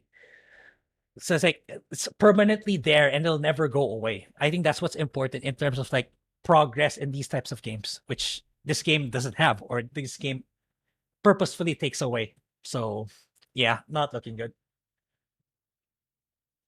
Killzone. Now we're speaking our boy Moods. Yeah, I did like it casually. Granted, I never finished. I did finish Resistance 1, if I'm not mistaken. But Killzone also looks great, and I think it's a good return to form for Sony. This Peter guy sounds like an idiot. Yeah, it's people from the gamer, like, But what's valid is like it's a more reputable game dev, Bungie. So that's the strongest point. But everything else is kind of weak. Like him assuming that it's free to play, right? Him saying, no, was it this one? Oh, okay. There's a continuation here. Yeah, it's like Yeah, I can't blame him for being optimistic about the game. So, yeah, there's that. Looks boring, uninspired. Feels like Sony was poking at them to produce something, and they just shut this out. Yeah, they could have just made a single player game, in my opinion. With, even be brazen enough to make a Halo-like game, it would have been fine. I think would have been better received. Like, kind of like a spiritual successor of sorts. I think that would have been better than this game. And it would have costed them a lot less too. But it is what it is. They chose this route, and it's either sink or swim. First Soldier lasted for around a year. Yeah, that's the thing. Live service games, like, they can only go so far. It's like there can only be so many of them in the market. Like, if you're invested in one, if let's say you're a whale in one of the live service games, you cannot invest any more in the other games, which is what these companies don't understand. Yeah, you can get lucky, but you know, the market's already saturated. They should go back to smaller scale single player games. At least that's how I feel. If they have a shot in succeeding in the industry right now. Yeah. Okay. So okay, I'll take a short bathroom break and we'll move on to the next topic, which is The Last of Us Season 2. So yeah, I'll take a quick bathroom break. I gotta go to the bathroom and we'll talk about that.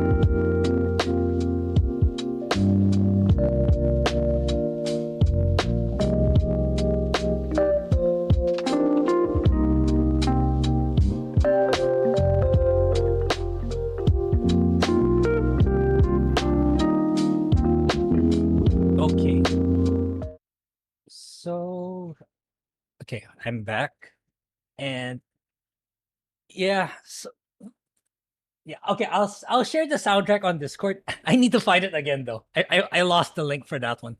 Well, I did. I can't just save it in my computer, but I can share it if you guys want. But it's just I just searched on YouTube.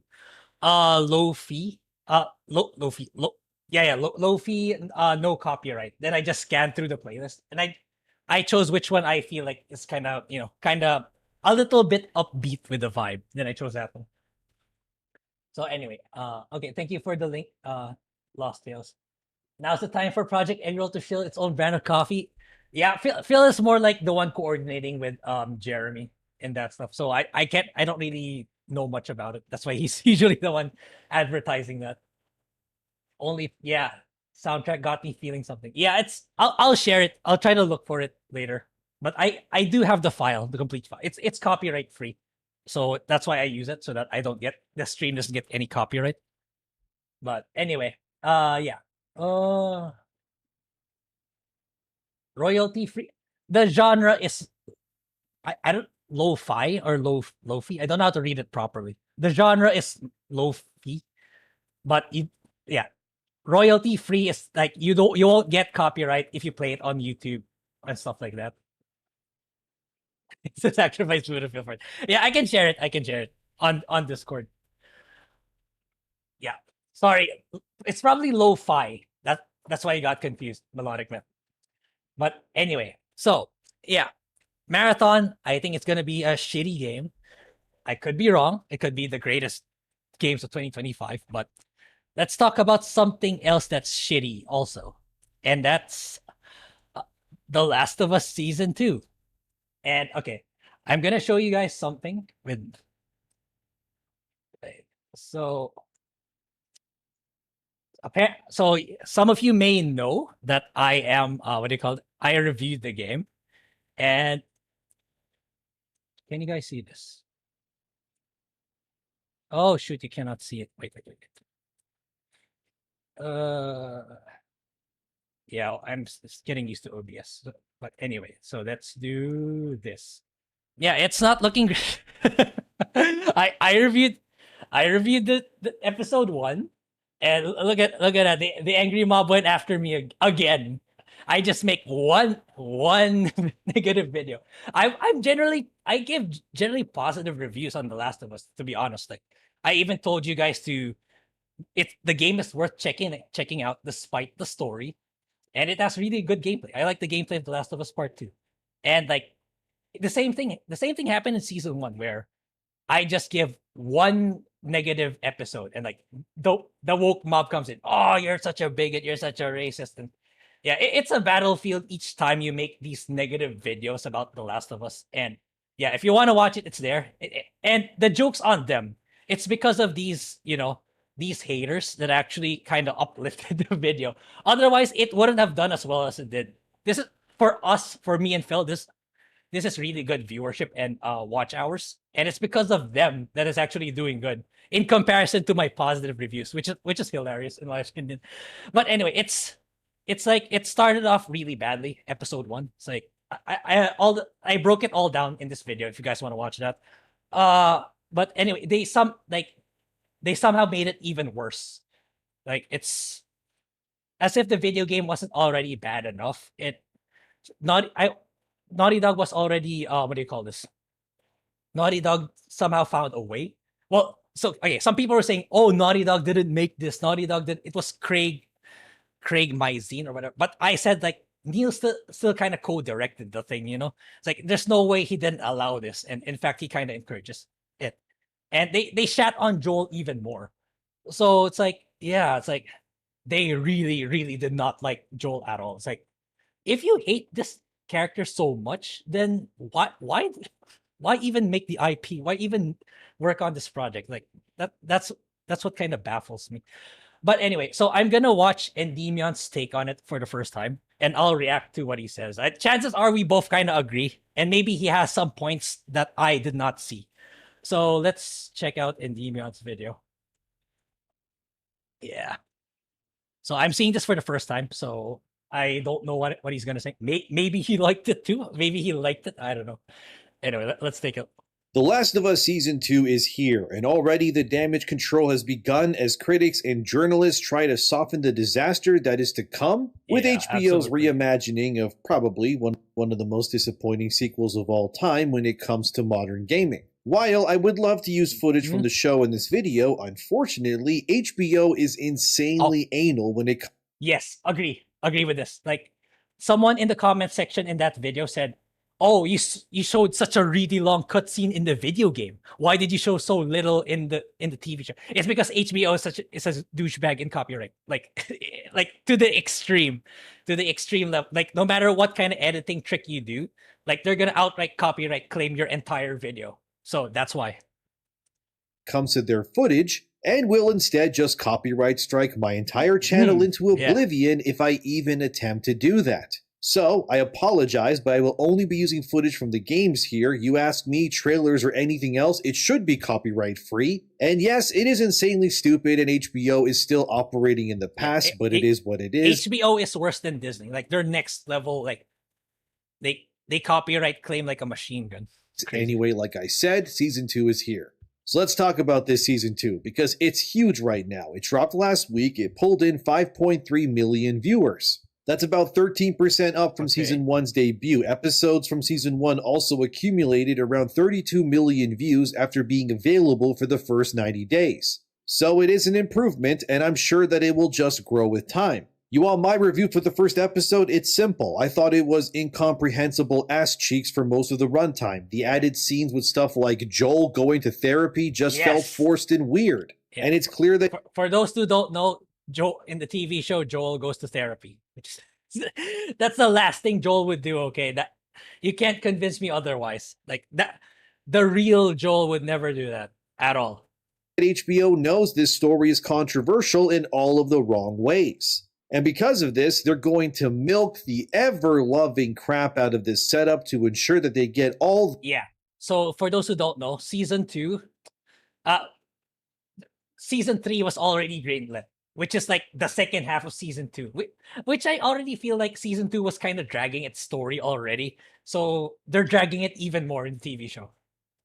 Those juicy streaming numbers. We already know that the show will have a Season 3 as well, meaning I'm not exactly sure where they're going to be ending this current season at in terms of the story. There's no way they end it with you-know-who dying, right? That would be stretching this insanely far. If you know who survives for another episode or two, then HBO is just clearly taking the piss. Because they know that once that actor leaves, and I'm being vague here because I know there will be people watching this that haven't played the games or know the full story, it'll be interesting to see if the ratings either skyrocket or drop off a cliff following that Yeah, it's gonna be...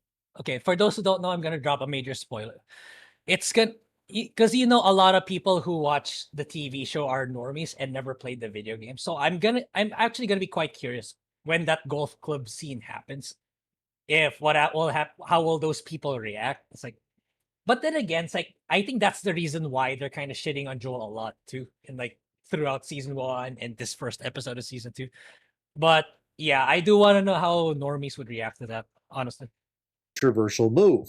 Overall, I thought the first episode was not great and didn't convey well enough why we should care about what's going on in this world right now. If you ask me, it just wasn't riveting or interesting enough, and HBO would have been far better off doing a 2-episode premiere because this first one on its own just wasn't it at all. But what's done is done, and now we're moving inevitably towards the single moment that completely unravels this entire series into complete nonsense going forward. Obviously, Season 2's adapting The Last of Us Part 2, a game that's less universally beloved and more like internet fistfight starter pack instead. The Last of Us Part... Abby looks incredibly different, by the way. She looks a lot better in the TV show. I wonder why. Part 2, a game that's less universally beloved and more like internet fistfight starter pack instead, depending on who you ask. For the uninitiated, Part 2's story is bold, it's bleak, and about as subtle as a bloater in a china shop. The show's leaning into that vibe clearly. And even to this day, fans routinely debate and argue over if Last of Us 2's story was truly worth the price that it was asking for. If you ask me, I don't think it paid off for Naughty Dog financially anyways when it comes to the actual performance of the original game. I hear The Last of Us Complete Edition sold out. I could be wrong with this, but apparently it did. So maybe it did. In case you didn't know, Last of Us 2 sold about 40% worse than the first game. Part 2 sold about 10 million copies. Which sure, does make it a success to a degree, but based on how expensive the game was to make and what had existed prior and the success of that previous game, it's pretty obvious that Part 2 did not sell or resonate the way that Naughty Dog or Sony hoped and wanted it to. And you can tell because how many times has Naughty Dog re-released Last of Us 2 and hell, just the franchise in general. To put this all into perspective for you, you had the original game that came out in 2013. Then Which a is year good, by the after way. that, when the Still worth playing. You can skip the second one. The first game's really good. PS4 launched, Naughty Dog did a remastered version of the first game. Then you fast forward 6 years later, and The Last of Us Part 2 comes out. 2 years after that, you get a remake of the first Last of Us game. Then the show debuts in 2023. Then The Last of Us 1 gets a PC port in 2023 as well. Then Part 2 gets a port to PC in 2024. Then The Last of Us Part 2 gets remastered and released on PC and PlayStation again in 2025. Then Season 2 debuts in 2025. Oh my god, then you have a digital-only bundle called The Last of Us Complete, which is now the remastered versions of both games re-released again on PlayStation 5. No, that's okay, that's not complete. It's like digital version for now, but a physical copy is coming out in July. You know they're clearly milking this franchise to death. And I'm sure that this will come to PC as well. So let's recount how many times these games have been remastered, re-released, and whatnot, okay? If you take every single version available of Last of Us 1 and 2, including the ports to PC, that's 8 versions of the same 2 games over the past 12 years. Yeah. You gotta be kidding me, dude. How the hell does Naughty Dog get away with it? But if it's true that like the physical copies were out of stock or like people bought it, like it's kind of deserved if that's the case. Like, shake my head. I'm not a fan of it, but if it's out of stock, yeah.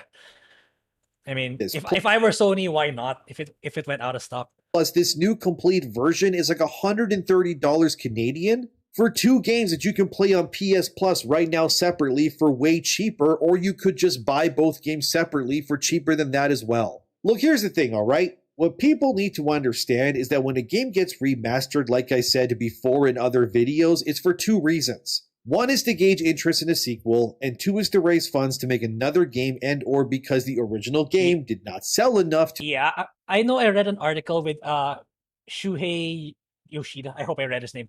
The former director of Sony.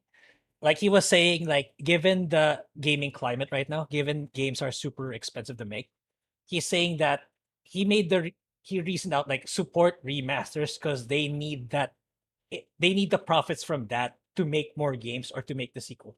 I don't know. I'm not gonna pretend to know the ins and outs, but according to him, that's the current trend right now. That's why we've been seeing so many of these remasters of like for so many games to cover its costs. So in Part 2's case, this is likely what's happening here. Naughty Dog missed their sales targets by 40% with Part 2. Therefore, this is why in the last 5 years of Part 2 existing, that game got re-released in some form, not once, but 4 times in the last 5 years, guys. What the hell? Yeah. Do you understand how insane that is? The Last of Us Part 2 has almost been released more times than there are years between it existing and right now when this video comes out. It's just not the behavior of a game in a studio that has sold enough copies to cover its costs. And it's why Naughty Dog and Sony just keep pushing this game out there, hoping someone is dumb enough to now pay $130 Canadian for these 2 games again. It's just ridiculous, guys. 8 re-releases. But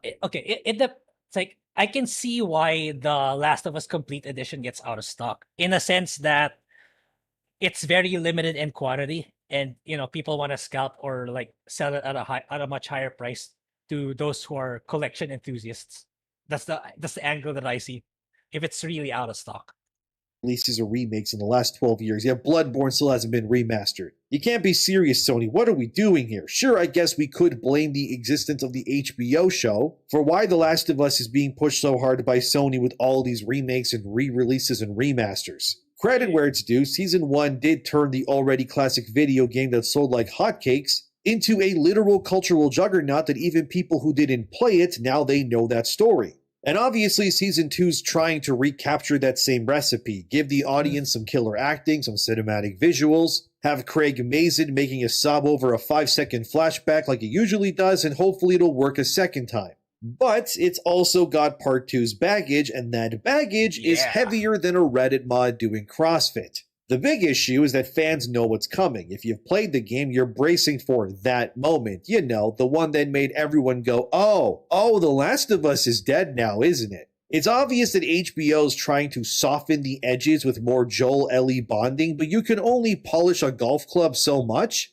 No, in episode 1, it's actually worse. Like, though I put it in the video, but it's a lot worse. Like, the bonding moments of Ellie and Joel in episode 1, it's already bad enough because at that point Ellie really hates Joel because of, you guys know what happened.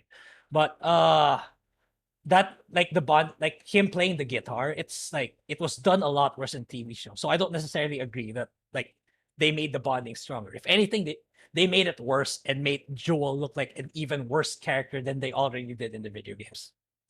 Or it's time to just swing the thing that killed your franchise after all. If you haven't played The Last of Us Part 2, spoilers are now incoming, so this is your chance to leave the video while you still got a chance. Because now spoilers. I gotta talk about why this whole thing is heading towards a dumpster fire. Still here? Alright then. Look, credit where it's due, Part 2 is a technical banger. Graphics so crisp you can count Ellie's freckles on her face. I agree, it still looks great. That's what I said in the video. The video I made 2 years ago where I said people should still try the game despite the shitty story.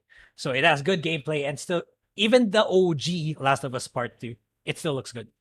And the combat is so brutal, it's practically masochistic ASMR in a world where every broken window tells its own story. But the narrative, it's like Naughty Dog said, you want feelings? Here's a sledgehammer. Here's a quick recap. You play as Ellie chasing revenge after Joel gets turned into a piñata in a way that, let's say, is memorable. Then the game pulls an M. Night Shyamalan ding-dong twist and makes you play as Abby, the person you'd sell to the Fireflies for a single medkit. It's a 25-hour epic about revenge, perspective, and how everyone's the hero of their own story. Sounds deep? Right, it is to a degree. But it's also a lot of a mess. So why it's divisive? Well, 3 reasons. Number 1, the Joel incident. Joel's the dad we would all adopt. Part 2's early twist, you know, the sports equipment scene, I guess we can call it. Feels like Neil Druckmann personally spitting in your cereal. It's genuinely the moment that killed the franchise for pretty much everyone, and who can blame them. Reason number 2. It's like that scene's like, it's like people were arguing with me in the video saying like, what do you call this? Like, what, Joel was supposed to live after all he did? I never said that in the video. I said, like, I replied to that. It's like, I never said Joel should live, but I said that there was a better way of going about it. Like, for example, it's like, let's pretend like in the story, in an alternate version of it, Abby and Joel never knew each other. Oh, it's like they never knew each other's true identities. And then they ended up working together throughout the game. So yeah, that gives you a chance to get to know Abby as a person, and Joel gets to know her, and then they bond. And then suddenly along the way, like maybe towards the end of the game, they find, like, Abby finds out that it was Joel who killed her dad and stuff like that. That would have been a much more compelling way to tell the story and to make it feel genuine and not done out of spite compared to the golf clubbing. And yeah, that would have been, I think the game overall would have been much, much better received if they went about it that way. Abby's forced empathy. Making you play as Abby for half the game is either storytelling genius to some or sadistic trolling, depending on who you ask. Her arc shows that she's not really a monster. She's got her own trauma, her own crew. She even has a dog that you're for. Oh yeah, my gut is telling me they're gonna make her look a lot more human. Like, they tried doing that in the video game, like Abby petting the dog and stuff like that. But they're probably gonna quadruple down of that even more in the TV show. I could be wrong, but that's how I feel. Forced to pet. But after what she did, most players were like, you know what, I'm good. And the ending just makes the entire journey pointless. And number 3, emotional overload. Part 2's tone is, well, it's grimdark. The first game balanced hope, Ellie's immunity with despair, zombie apocalypse stuff. But this one's just despair, and oh, look at that, more despair. It's like if The Walking Dead and Requiem for a Dream had a crossover, while Neil Druckmann just pissed on... Yeah, okay, for those who don't know and who don't mind spoilers, like in the bulk of Ellie's story arc in The Last of Us Part 2, it's like you killing these side characters of I don't know, friend. Okay, Abby's friends. You kill, like, you find them and you take them down one by one. So it's really like a depression fest, like a brutal killing revenge fest. It's not like doesn't have the nuance that you would think these kinds of stories would have. On you from up high the entire time and told you that it's raining by gaslighting you. Look, defenders say that Part 2 is a masterpiece. It's Shakespeare with Molotovs, forcing you to question revenge and morality at every turn. But when you're just being emotionally gutted for 25 hours straight, some fans are gonna log off, and they did, loudly I mean. Since, like I said, the original release of Part 2 sold way less than expected after Joel getting axed got leaked internally, and allegedly that leak was done by a disgruntled Naughty Dog employee who was sick of the studio's crunch time and atmosphere, and after playing it, based employee who probably got fired by Neil. Who can blame them?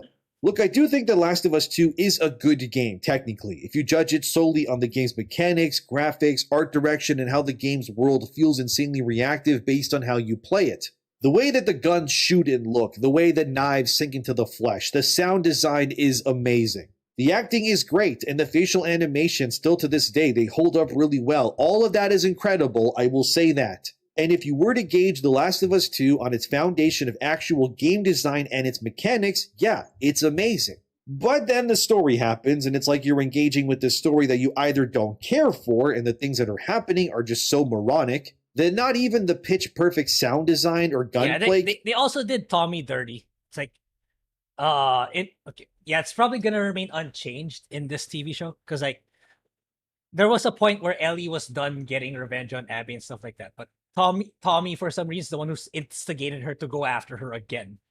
Yeah, can really make up for the fact that the entire journey is quite literally all for nothing. But I hear you say, isn't that the first game too? Wasn't Part 1 also technically for nothing? Sure, to a degree, you go all that way only to kill the Fireflies. But the difference there was that the reward for your harrowing journey in Part 1 was to save Ellie. It wasn't about the journey per se, it was about Joel and Ellie connecting as this father and daughter duo and seeing how this man would end up becoming, I mean, let's be real, the villain of the story pretty much, and saving Ellie via mass deleting these people trying to kill her to save humanity. In Part 2's case, there's just nothing. It's completely hollowed out, and the ending feels completely unearned and pointless, and the concept of saying vengeance is bad is just stupid in my opinion. There's really no reason why Ellie makes the decision that she does at the end of Part 2 for any other reason than because Druckmann wanted Abby alive for a potential... Yeah, that's... Like, they kind of shit on Ellie so bad. Like, at the end of the game, Ellie doesn't even get her revenge. Like, after everything she went through, and even losing some of her fingers when fighting Abby, she doesn't do it. Like, man, Ellie got the loose end of everything, like the worst of the worst case scenario.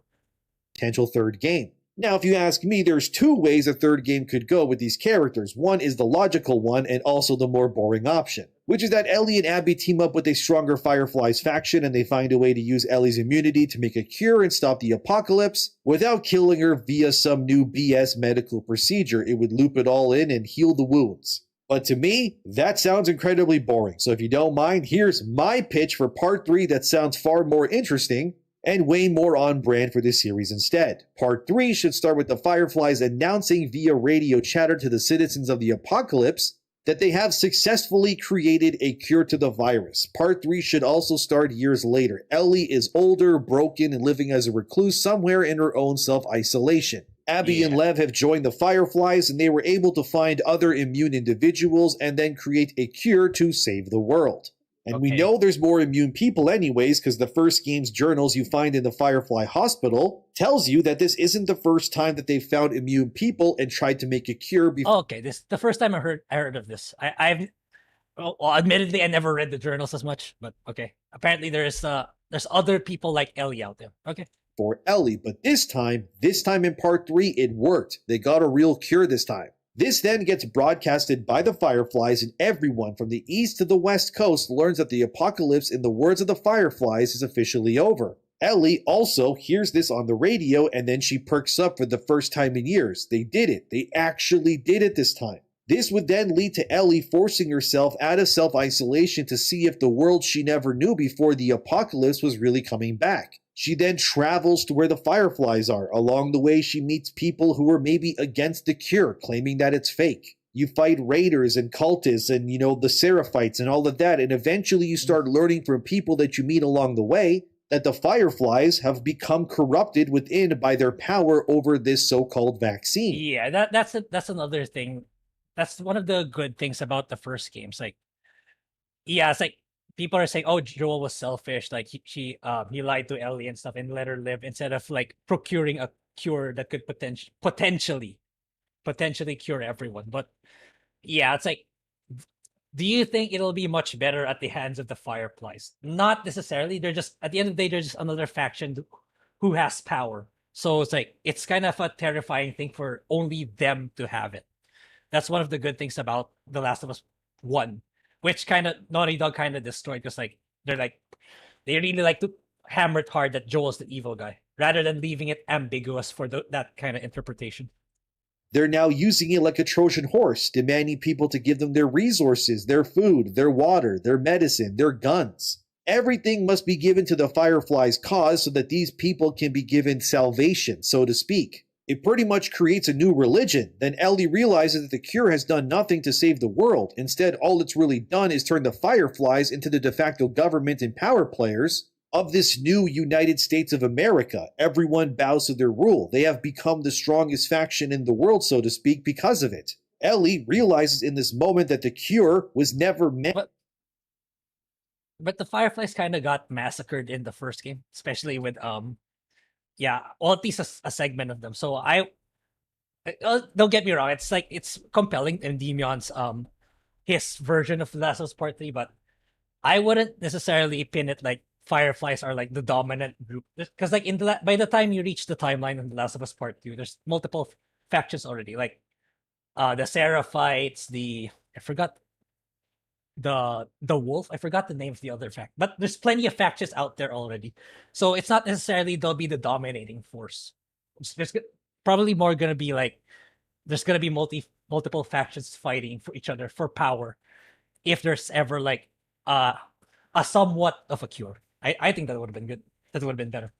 Meant for salvation. It was only for power and greed, like always with humans. And she realizes that if this cure continues to exist, it will only result in an iron grip that the corrupted Fireflies will use to control everyone and everything going forward. The game now becomes a moral conundrum, where Ellie, seasoned, older, and bolder, realizes what she must do. She has to destroy this cure, otherwise a behemoth unlike this world has ever seen will emerge that will place everyone under martial law forever. Abby would also be playable, and she is now a devout believer in the Fireflies' cause, and she sees how this corruption is affecting the higher-ups. They're languishing in excess. They're starting to bribe other settlements to send their children to the Fireflies for this cure. They're literally trafficking people as either new soldiers for the cause or even pleasure things to these corrupted Fireflies officials. Eventually, Abby and Lev break free from this. They reject the Fireflies, realizing what's really going on here. It wasn't about a cure, it was about control. And Abby and Lev break into one of these Fireflies, hidden labs that they don't have access to. They then learn that the cure that the Fireflies created is actually flawed. It doesn't cure people of the virus. It may give them temporary protection and must be redistributed at a regular pace to keep their immunity up. But Abby and Lev in their horror also realize that the cure has another unexpected side effect. It's turning infected people into something else, something worse, more primal, even less human than they already were. And it's in this moment that Abby and Lev realize the cure isn't just flawed, it's turning the infection worse. The Fireflies hide this information from people as the mutation that it causes is sporadic. But the longer that people take this vaccine, the worse this eventual degradation to become these... I think, won't that like affect like the Fireflies from within and like kind of like destroy themselves? That's what it feels like to me.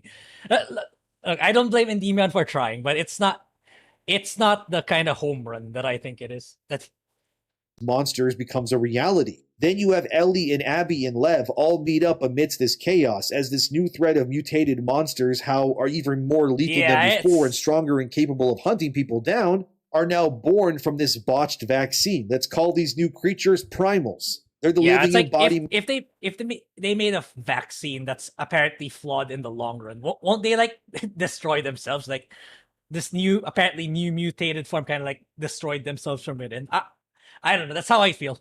of Mother Nature's inability to allow man to overcome the virus once and for all. And then you have a somewhat repeated version of the first game's finale, where Ellie and Abby, maybe Lev dies protecting them, having to break into the main Firefly facility to stop the vaccine from being made and ending the Firefly's iron grip over the country for good. And then you have a scene where Yeah, Abby and I don't think like like the way that it's set up right now with The Last of Us Part 2.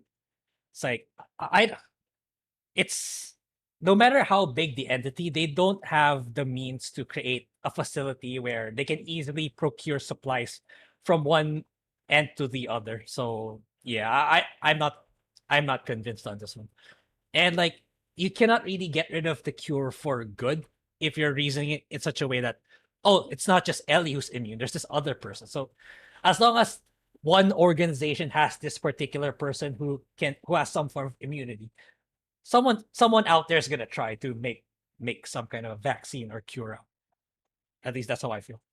Ellie burst into these labs with surgeons and nurses with their arms up in the air. And Abby realizes that she's suddenly in the same position that Joel was in way back when he was saving Ellie. And Ellie sees the harmless children being experimented on, having their humanity removed from them because of these people's unending greed to have absolute power over others. And then Ellie and Abby, they destroy the vaccine. They end the Fireflies for good, and the entire city that they're in is just overrun by these new primal creatures. These lethal and far more scarier versions of the cordyceps virus. And then the game ends, with Ellie and Abby putting a stop to the madness, and it's a reverse of both games. And it also pays homage to both games' stories and themes, and also paving the way for new stories to be told, as these new infected are now growing stronger and new factions are growing. I think you can make a new story without necessarily going that far, creating a more mutated version of the virus. You can just start it like some years into the future with new people, new factions and stuff like that. You don't need to like, I think that's gonna make it too convoluted with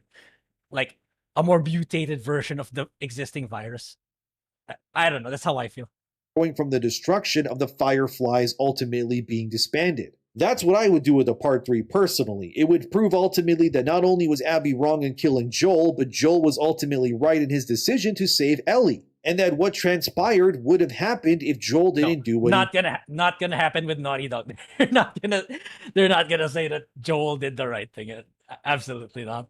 did. It becomes a story about loss, regret, and ultimately, and this is the key, redemption for both Ellie and Abby, who have both been shaped by the people and the events around them. That's the story I would tell. But who knows if we even get a part 3. But I think this would be a good way to redeem the entire series if you ask me, without completely throwing away all the characters that we have already. And if HBO's smart, they will tweak the story of part 2 to hopefully salvage it. I doubt they'll still not kill Joel, because if they do let Joel live and kill someone else instead to move the plot forward, it will only prove that Neil Druckmann made the wrong move in killing Joel. And if I know anything about creatives, many of them are really stubborn and refuse to ever admit that they have made the wrong decision critically or creatively. So Joel will likely still die. I mean, he has to. There's no other option that makes any sense even for the show. I fully expect there to be more Joel flashbacks to keep the dads happy, a slower burn maybe for Abby's arc, and some narrative tweaks to make that scene less controller throwing. And if they're gonna cut season 2, part 2 story into 2 seasons in the TV show, there's gonna be a lot of bloat.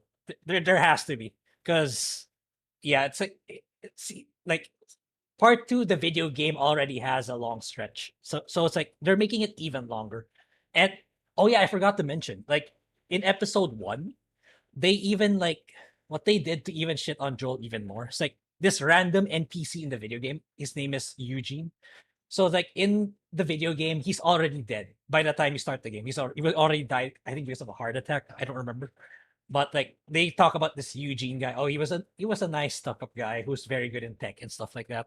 So in the TV show, there's gonna be future episode where they pin the death of that guy because of Joel. Where in the game it was never really pinned on Joel. It was never his fault. But in this TV show, it's the husband of the therapist, and the therapist hates Joel. It's like, man, they're really going off the rails with hating Joel.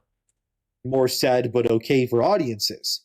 And you know it's not going well, because even The Gamer has articles like this one. HBO's Ellie and Dina are rebellious teenagers, and that might be a bad thing. The crux of this article is that The Gamer makes the claim that the HBO versions of these characters don't take the apocalypse seriously at all, and I agree. For me, this was a big reason why I found the opening episode not really that great, because it felt like... It feels like the zombies, the outbreak is more like a secondary thing in this TV show all throughout. It's like they're like the nothing burger. It's more like the humans and their attitude and you know, Joel doing the wrong thing more than the zombies, ironically. The apocalypse was more so a nuisance than an actual threat to these two. And The Gamer makes this claim too in their article, but they find it ridiculous that all the actors for Ellie, Dina, and even Abby are very, very short people in real life. And yeah, I noticed, these people, they look like children size-wise. It's not believable at all that these literal 90-pound soaking wet women would somehow be these lethal people in the post-apocalypse. There's even this call that these literal... Abby looks way, way better now compared to the video game. I wonder why.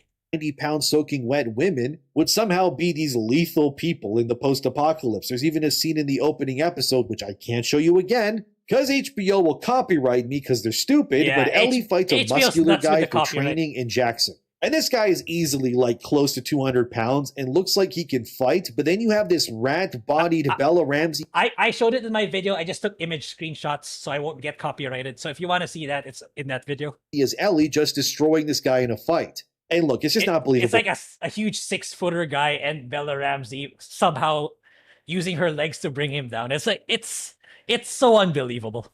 At all. Sure, people will say the guy says at the end of the fight that he pulled his punches because Joel would be mad at him if he hit Ellie, but even then, dude, the whole scene is just ridiculous. The only comparison I can really show you is this dude here who's wrestling a woman. And as you can see, look how he's able to just stand up while this woman is hanging onto his arm, and he's just looking at her like, girl, what is you doing? Look, I know these media types will try to say that men and women are the same, but let's not kid ourselves. That's what's supposed to happen, not the way that this TV episode 1 goes about it with Ellie. Any guy who fought Bella Ramsey's Ellie here would just simply pick her up and either toss her across the room or slam her down and land on her with their full body weight and just knock her out immediately and probably break her ribs in the process. So I agree with the gamer here, which is rare, that the sense of disbelief on display here is quite ridiculous if I'm being honest with you. A big part of TV and movies for me anyways is that you gotta sell to me that what I'm seeing is actually believable, and unfortunately for HBO, I don't think there's any way they can make this Ellie and Dina seem like they're lethal killers in any believable way. I could lift both of these women with one of my arms each. I just can't find these people scary or intimidating at all. And not even the Abby that they have in the show is ripped or even remotely muscular. She just looks like, if you really want that beefy arms that the video game has, you really gotta take some steroids or whatever drug to achieve that. Like a normal girl to me. Which sure makes it maybe more believable to have her fight Ellie in this version, but again, the fact that we know that Pedro Pascal's Joel will get set to the afterlife by this 90-pound girl is... Yeah, that's probably the silver lining on how you want to interpret this. If you don't like Pedro Pascal, at least you get to see him get clubbed. Kind of crazy. I just can't wait till Joel dies myself, for no other reason than because I want to see how the average audience member reacts to it. Will they become far more invested in the plot, or will the views for the show just, skyrocket? Or will the season 2 go the same way that The Walking Dead did when Glenn got his brain resized by Negan's baseball bat? Some websites claim that it wasn't Glenn's death in The Walking Dead that caused the steep viewership decline, but the mismanaged aftermath of his death and the stories that followed being the real... Because he was in the video game. I played The Walking Dead season 1 of Telltale. Yeah, and Glenn was pretty much a prominent character in that one until he left, probably because for the TV show. Reason. Regardless, according to what I could find, The Walking Dead lost about 4 million of their viewers each episode following Glenn's death, reducing their usual 11 million viewership levels to 7 million following Glenn's untimely demise. Now I'm thinking we may be seeing a repeat of this same situation here, because sure, Steven Yeun, who played Glenn, was beloved, but this is Joel that we're talking about here. And he's being played by a popular Hollywood actor to boot, and when you remove technically the only true Hollywood star power actor from your franchise, what will the general audience think then? I can already see all the dads watching this show see Joel die and they'll go, they done killed Joel the same way they killed that young Chinese boy in The Walking Dead. I'm done. I hope that's the interpretation. If they eat it up and say it's good, it's not gonna be good. Done with this show. And who can blame them? I'm so excited for Joel to die, guys. Really only to feed my morbid curiosity to see what happens next for the show, I must admit. Also, I saw some people online who are mad that Ellie and Dina are gay. Did you play the game? Ellie has been gay since the first game, and Wait, there part 2 are? was Okay, if there are, yeah, they're in for a rude awakening with the golf club. Because, yeah, that's in the video game. created. Actually, no, that's already in season 1. Those people forgot season 1. Because season 1 already had Ellie and Riley. So they were kind of a thing. If they probably forgot that Ellie was, it was already written that Ellie is gay. At the literal height of the modern audience era, it kind of started that meta actually, so none of that is really surprising to me. But if you ask me, I don't envy HBO at all for this. They effectively need to cater to 3 different kinds of groups with this show. The first group is the stans. These folks are just ride or die. They're posting Bella Ramsey edits, crying over Joel's beard, and defending Abby like she's their cousin. It's all about empathy, they scream about the show while they clutch their Part 2 Collector's Edition. And then the second group is the people who hated the game. These are the Neil Druckmann betrayed me crew. They're still mad about the whole thing happening and dropping the whole Joel deserved better memes, and yeah, who can really blame them? That whole game betrayed them pretty much. And then the third group is the confused normies. These are the casual HBO viewers who never played the game. They're like, why is everyone fighting over a zombie show, and what's this about a golf club? Good luck to them, I guess. But overall, the discourse is just peak internet. Part valid critique, part unhinged meltdown. Some Twitter posts compare Part 2 to Game of Thrones Season 8, which is I got harsh, a lot of but unhinged not people wrong. in my video. Others praise Season 2's visuals, but they dunk on its pacing. But this split shows why The Last of Us is so polarizing even now. It's not just a show or a game, it's a cultural lightning rod. If anything, at least Neil Druckmann and Naughty Dog succeeded in one thing, which is that, hate it or love it, The Last of Us is still relevant even to this day, and maybe that was by design. But regardless, I don't really see any compelling story idea outside of what I proposed here as a possible third game working. If Naughty Dog pivots to new characters completely, it'll be them admitting that they did screw up, so I just don't see it happen. But with the way Season 2 is going right now, I wager we will see some changes in the future that will probably anger fans in the long run again. But there's nothing you can really do when you're adapting probably the most controversial game story of the past 10 years into a TV show like this. And while Bella Ramsey as Ellie is impossible to take seriously in my opinion, I wonder how audiences will feel with the show once it's all said and done. But what do you think about all of this? Is The Last of Us Season 2 worth watching, or has the damage been done? Let me know. Thanks for being here. Subscribe if you wanna, and I'll see you in the next one. It's not. It's worth making content over, like, if you're like me, making videos about it. But as a normie... Okay, no, stop that. But as a normie, you don't really... No, stop that. If you're a normie and don't really, not really making videos online, it's not worth it. There are better stuff to watch. Like Lazarus. I am kind of liking Lazarus. The Adult Swim anime. I think that one's better. But anyway, yeah, I thought that was kind of more a review, but it's not really. It's more of like Endemia talking about the franchise. But yeah, he also didn't like it, so yeah, not a surprise. But I broke it down. I gave a lot of details why I think that the first episode was bad. So Phil said I should continue watching. Even though it's like, I know I'm just kind of hate watching it at this point, but yeah, it is what it is. I'll probably still continue watching. Whether I'll make a video, time will tell. But anyway, yeah, Last of Us Season 2, for me, so far, even worse than the video game. And yeah, what I liked about Part 2, the video game, is the gameplay and the graphics, which you cannot really experience in a TV show. Because this is a live-action TV show. So not really graphics and gameplay, it's not a video game. So the pros of the game are not present in the TV show. So what's left? Basically, just the negative stuff. Well, anyway, yeah, that's it. That's my that's the segment of The Last of Us Season 2. Okay. Wait, let me read the comments. As a PC gamer, I've been really disappointed with all the PlayStation 4. Yeah, that's all they've been doing. It's probably because they invested the time of Jim Ryan and Herman Hulse. Like, okay, we gotta invest all our money in live service and no more single player stuff. Now they're kind of trying to roll back on that. So what they can do for now to have that cash flow is just port, remaster, re-release all these games so that they can get to the point where they can start making games again. That's what's happening with PlayStation right now. Or at least I hope that's what they're doing. Because like there's still, Marathon and Fair games. The only one that didn't disappoint with the gameplay was Helldivers 2. Yeah, I still haven't played the game because that's another stupid thing that Sony did for people like me who are not in the US, UK, and in the first world developed countries. They took they took away my means to play PlayStation games on PC. It's just really stupid. Like the mandatory PSN shit. Like there's no fixed PSN here in the Philippines. We either have to make a US account, a Singapore account, or a Hong Kong account. So since that's only applicable to PlayStation consoles, we cannot play it on PC because again, there's no such thing as a PlayStation account for the Philippines. Yeah, really, really stupid moves from PlayStation in recent years. I have absolutely no interest in engaging with The Last of Us. Neither the games. The first game is worth it. The first game on PS4. I think that's worth experiencing. I kind of want to play the first one, but buy the second-hand copy of the PS4 version if you want to play the game. You get to enjoy it without necessarily supporting Naughty Dog or Sony. Is this established canon or fan fiction? It's Endymion's version of Part 3. Yeah, it has loopholes. He needs to polish it a bit more, but yeah. Yeah, it's his prediction, yeah. Developers are woke. A vaccine that saves the world is right up their alley. I bet the bad guys refuse to take it. Yeah. If there was a part 3, if there was a legit part 3, maybe that's what Neil would actually do. Neil would add more sex scenes to damage. Yeah. Probably. Neil Druckmann said he thinks Joel did the right thing saving Ellie. You never do that if you ever played part 2. Yeah, that's just lip service from Neil. Like that's probably at the time where he wanted to subvert expectations.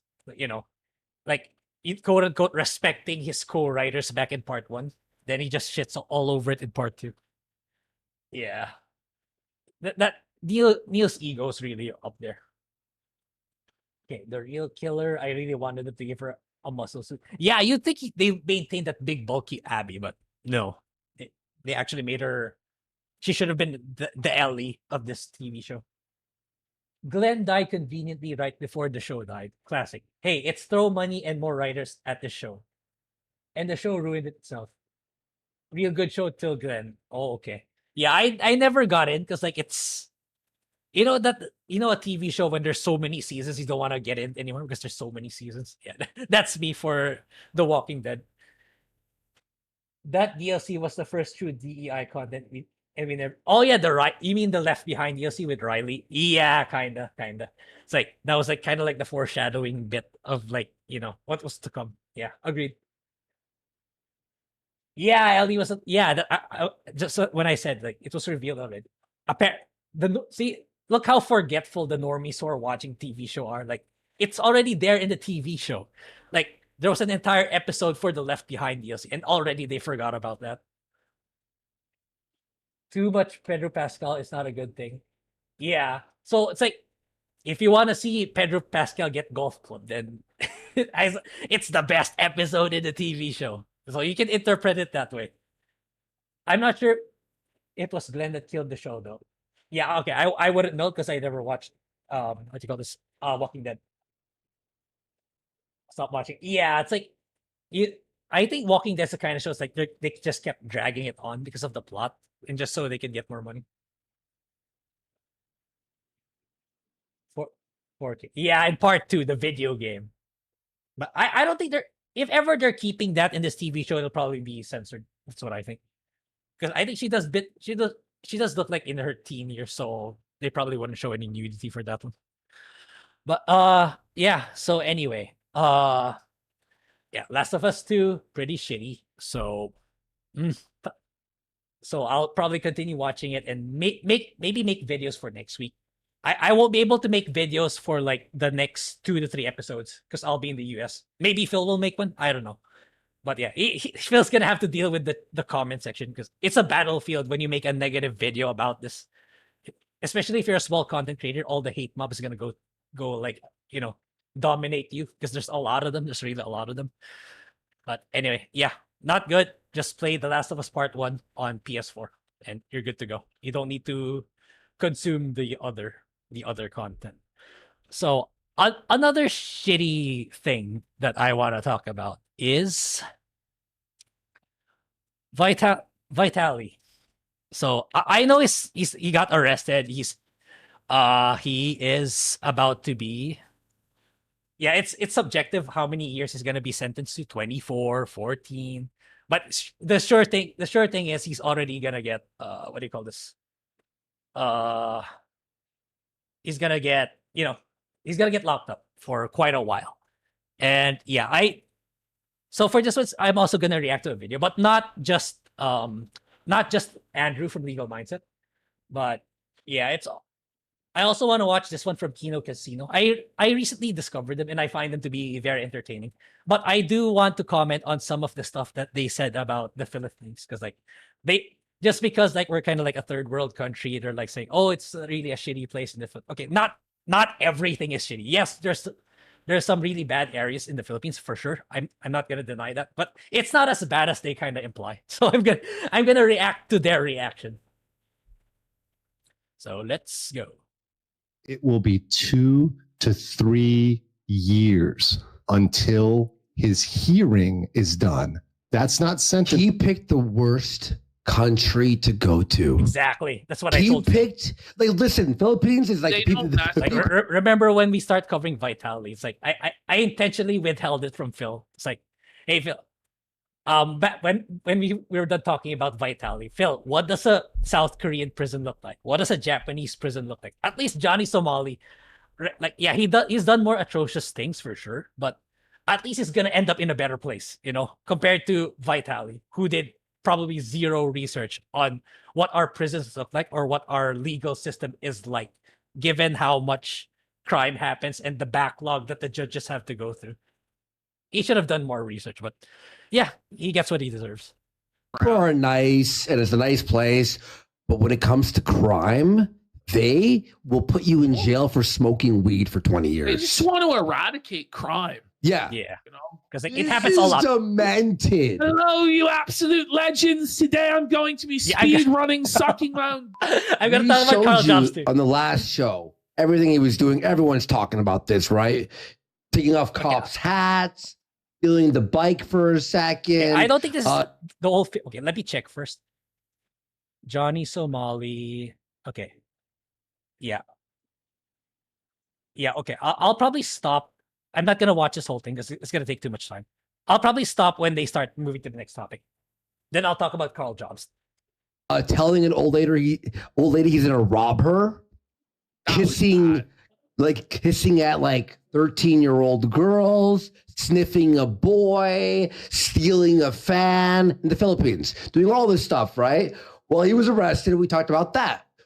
Well, the results are in, and the Philippines are going to him.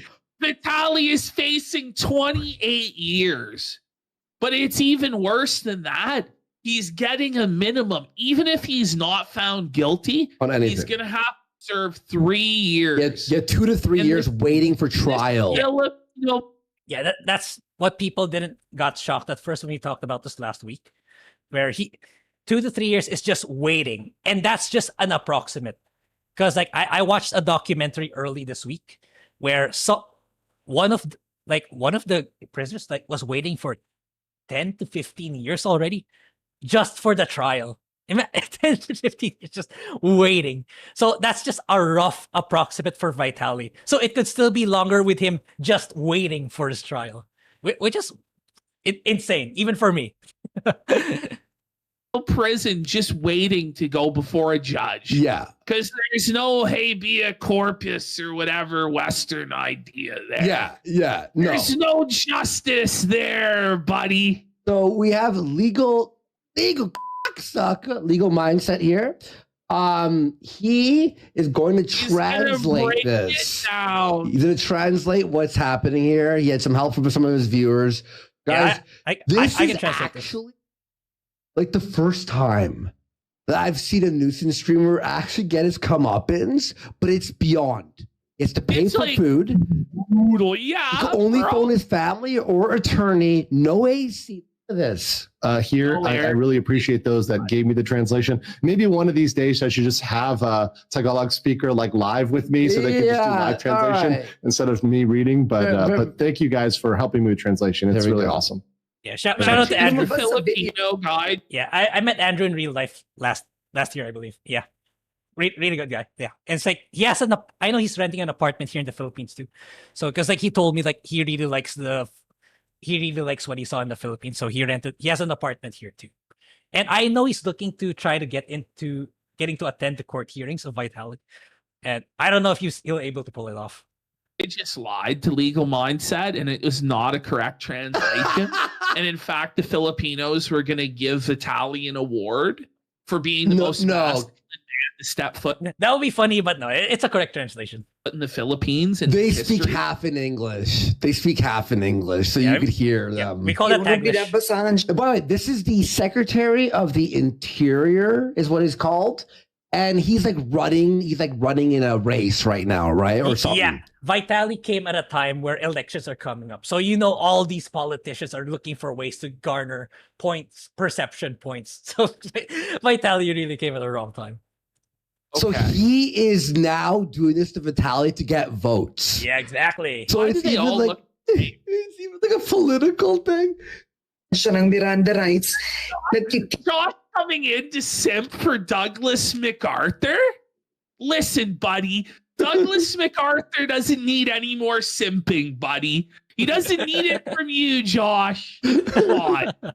Is pa siya nagfa-flying kiss. So clearly, it's for... Okay, so let me do the little translation there. Andrew will say she said, it seems in the videos when he is being read as Miranda writes that he's doing a flying kiss. So clearly it's for his YouTube to get more views, but what happens to him now? Ooh, they're just like, oh, you think it's funny we're arresting you? Because Vitali watched Johnny Somali, and Johnny Somali has gotten away with murder, and he's still like roaming. How is he not banned from streaming in Japan and could break more crimes? Maybe they're just building a case, but Philippines are doing this. Yes, you too, to get more views. But what happens to him now? Kasi nangyayari dati. Here we go. Ginaganyan siya sa ibang bansa. What's up, Josh? I-deport lang siya.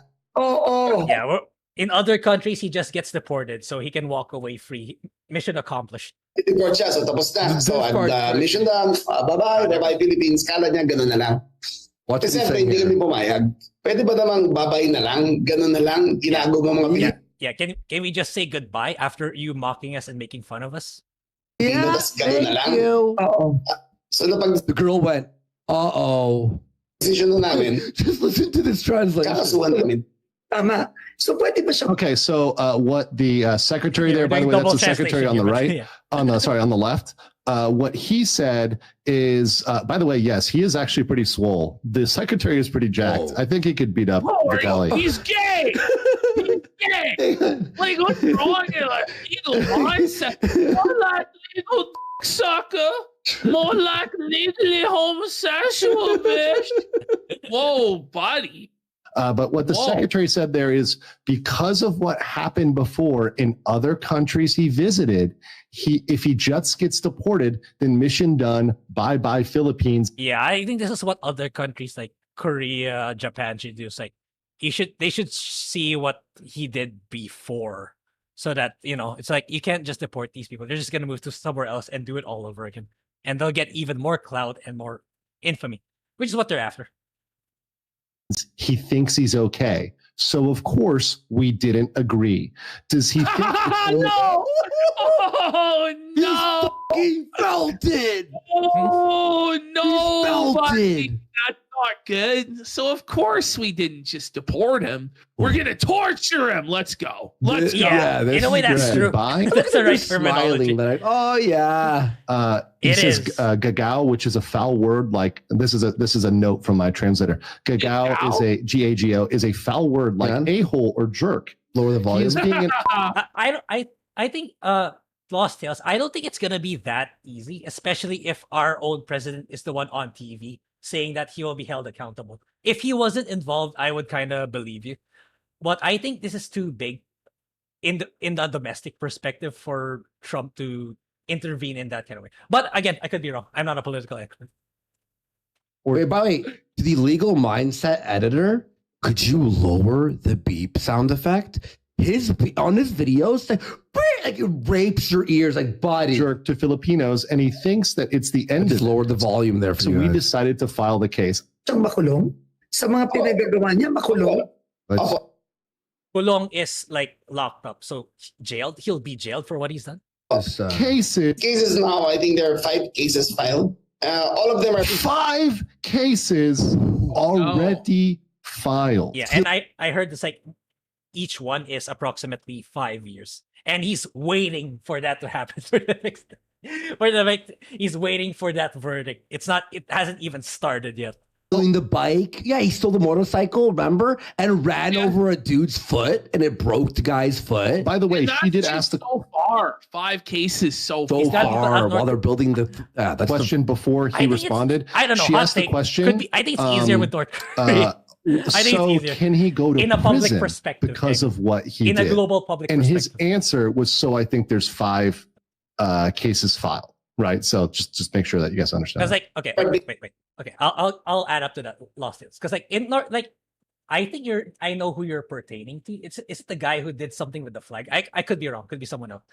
I think the perspective is like, yeah, free the guy from like North Korea, the shitty communist country. But for this case, it's like this guy really did something messed up, and everyone agrees to it. So I think that circumstance is different versus pulling someone from North Korea.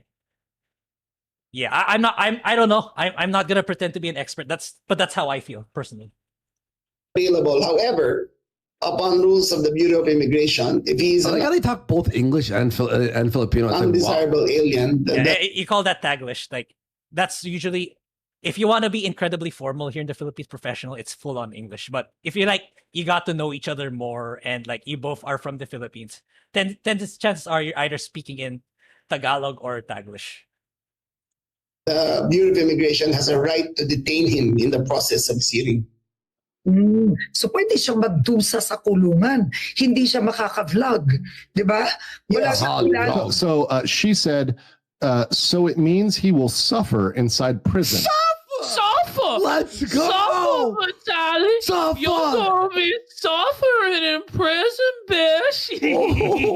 That's so keto, bro! Oh, man, that's keto, bro!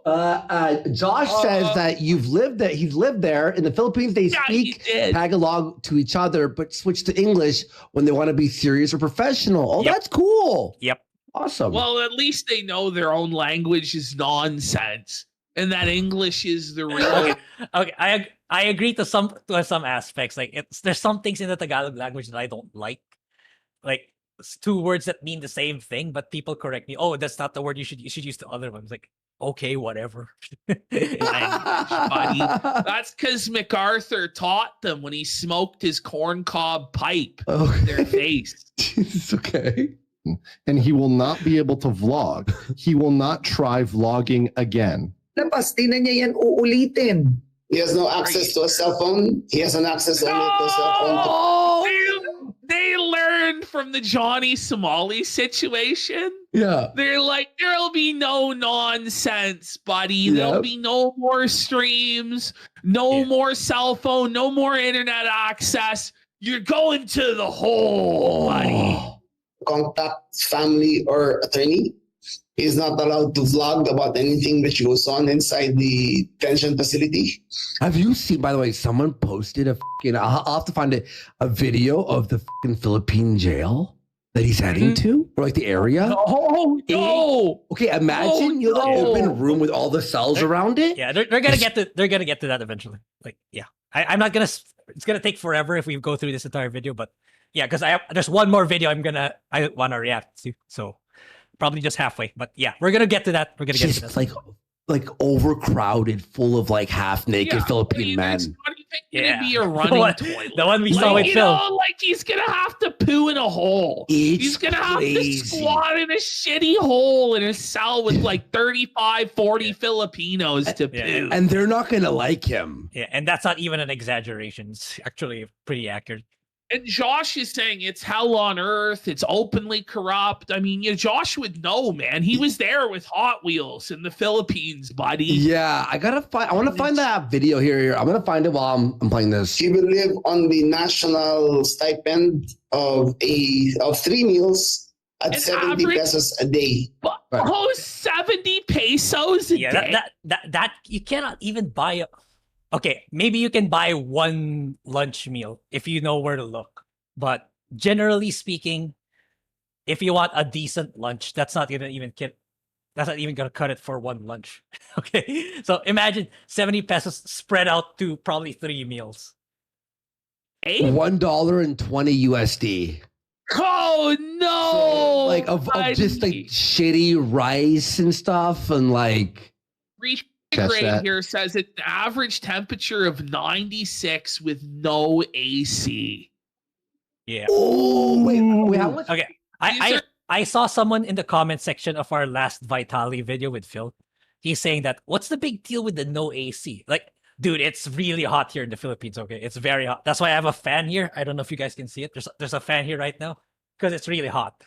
And what you guys don't understand is like even in the evening, it's still hot. It's still humid. At least for me, it's still humid. And we do not have winter. We do not have that time of the year. You can argue maybe in January to like Chinese New Year, it can get a little cool. But until Chinese New Year, but after that, it's very humid all throughout. Okay, we don't have snow. We don't have any of that stuff that's very cold, unless you're in the mountains, unless you're in like Baguio or somewhere. Yeah, it can, but everywhere else, if you're like here in the capital, not in the mountains, it's really really hot.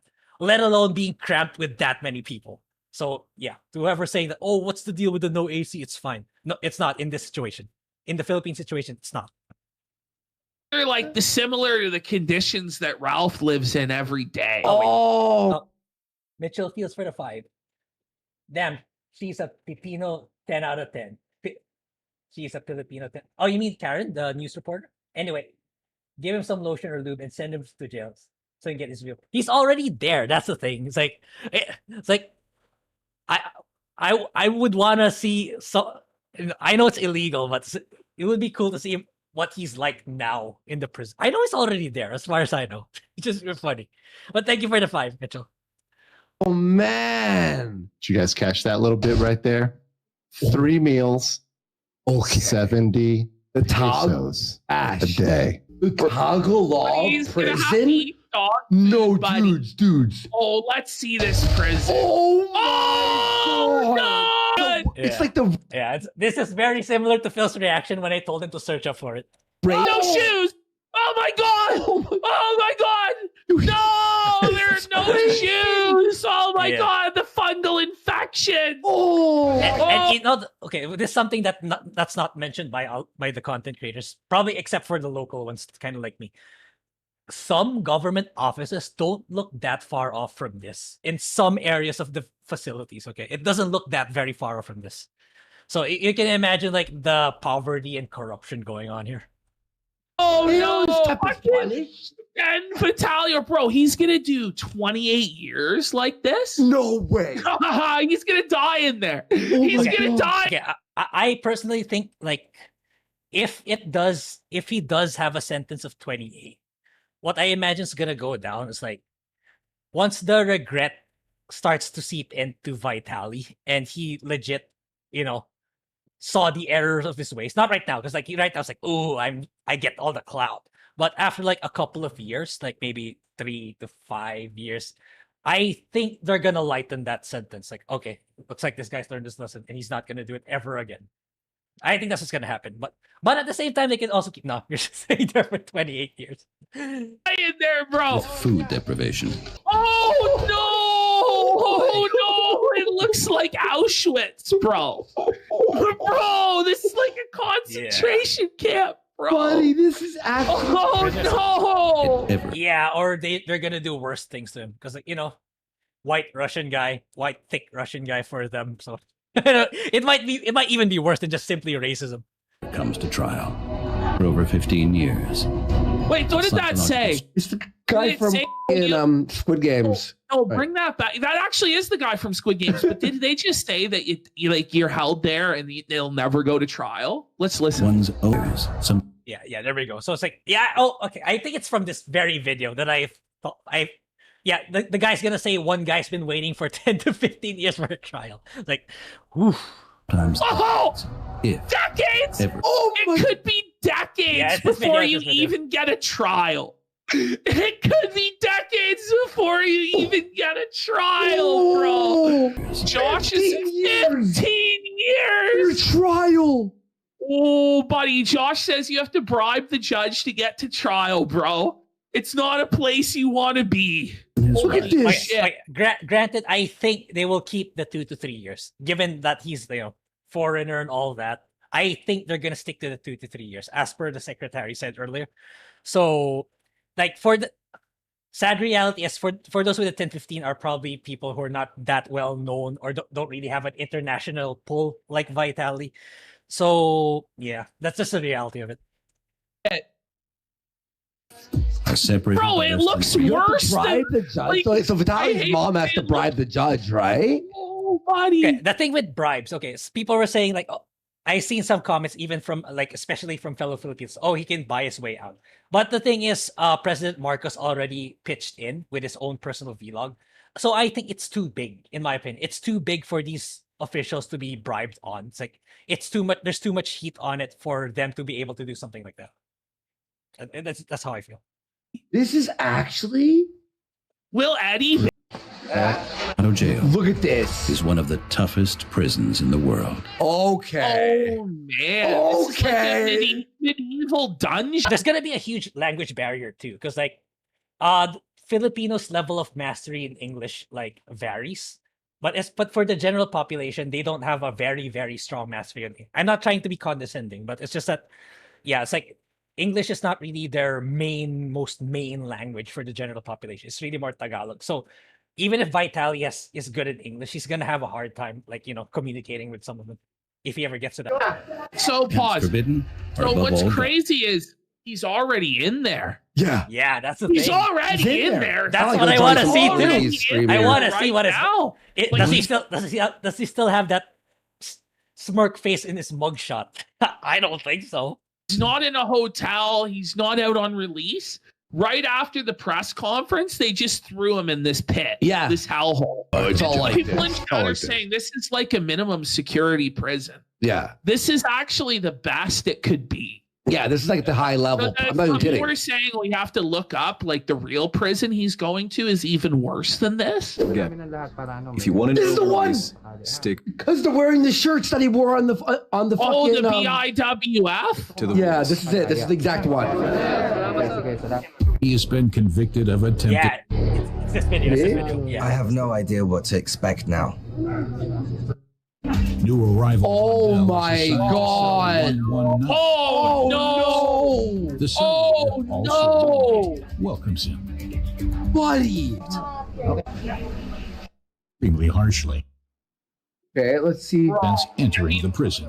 No! No! That's really bad! Oh, no! What is that? Bring it back. What is this Since crap? entering the prison. It's not milk, is it? It's It's not rice. No, it's It's probably like rice. rice water? Yeah. Rice It's rice. water. Oh, it's gruel. Oh my god. That's the TV room. Look at that. Oh. All in fucking Tagalog. Yeah, that's what Ashton says. Like, the funny part for Vitali is like, if he watches that, it's very likely all in Tagalog or Taglish at best, which you won't understand anyway. So you won't even be able to understand. Let's do the cooking. Like in any prison, buy extra food at the prison market.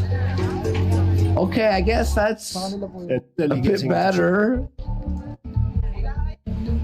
I don't know. It's still scary. Look at that, man. Stank, no light. Yeah. So imagine having no AC in a very humid environment. So the person who said like having no AC is not a big deal. It is. It absolutely is. But coming out of there alive. If he doesn't somehow manage to get Eddie or fucking like the U.S. government to get him out of there, he's gonna die in there. Yeah. I mean, it's like a lot of Filipinos. Yeah, it's like it's because it's not their main language, right? So we all usually speak in like Tagalog and English, like only when you need to be a bit professional or you're dealing with a foreigner. So for the people he's gonna be with, it's gonna be people who are strongly speaking Tagalog, not English. It's not going to last long. They're not gonna do it. They're gonna release him. Yeah, so it's therefore another. I guess it's not as filthy, but it's still like he has a cat. I did his laundry for months. That's good. He's got multiple cats. Yeah, okay. The cubicle Probably from the measures street. just a tiny one. His Wait, bring it back. What is the measurement? The cubicle measures just a tiny 1.5 square meters. Oh no! Space for Bro, peace it's even gonna and fit a 1.5 square meters? Oh no, Vitali buddy! is big too. Yeah, he is. Bro. Families are. Well, I very- imagine it's gonna tone down because he can't work out or take steroids, or if he does, so he's gonna shrink for sure. of his.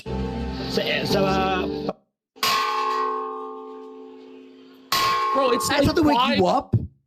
5 square. Imagine that's how you wake up. Some guy clanging on pots and pans. Time for the evening head count. Although the inmates are locked up, the guards again count the prisoners in their cells. That's scary. Well, that was for bedtime, actually. Especially alert. By the way, 93% of the audience believes he deserves this. I think he does. I don't know, man. Wait. So here's my reasoning, okay?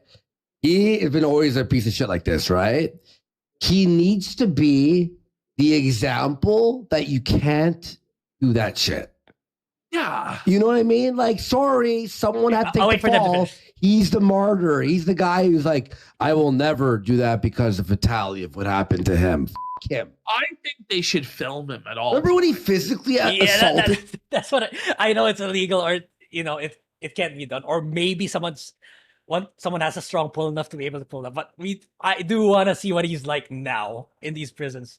But anyway, yeah, I was gonna say it's like, it would depend. Like, definitely there needs to be minimum like 3 years in there. Like, and after 3 years, we see what he's like. Like, how is his demeanor, his behavior? Is he still smirking whenever he's being called or stuff? But if he's, he kind of learned this lesson already, okay, maybe you can lighten the sentence already. But if not, then just continue until you reach the year 28 or whatever.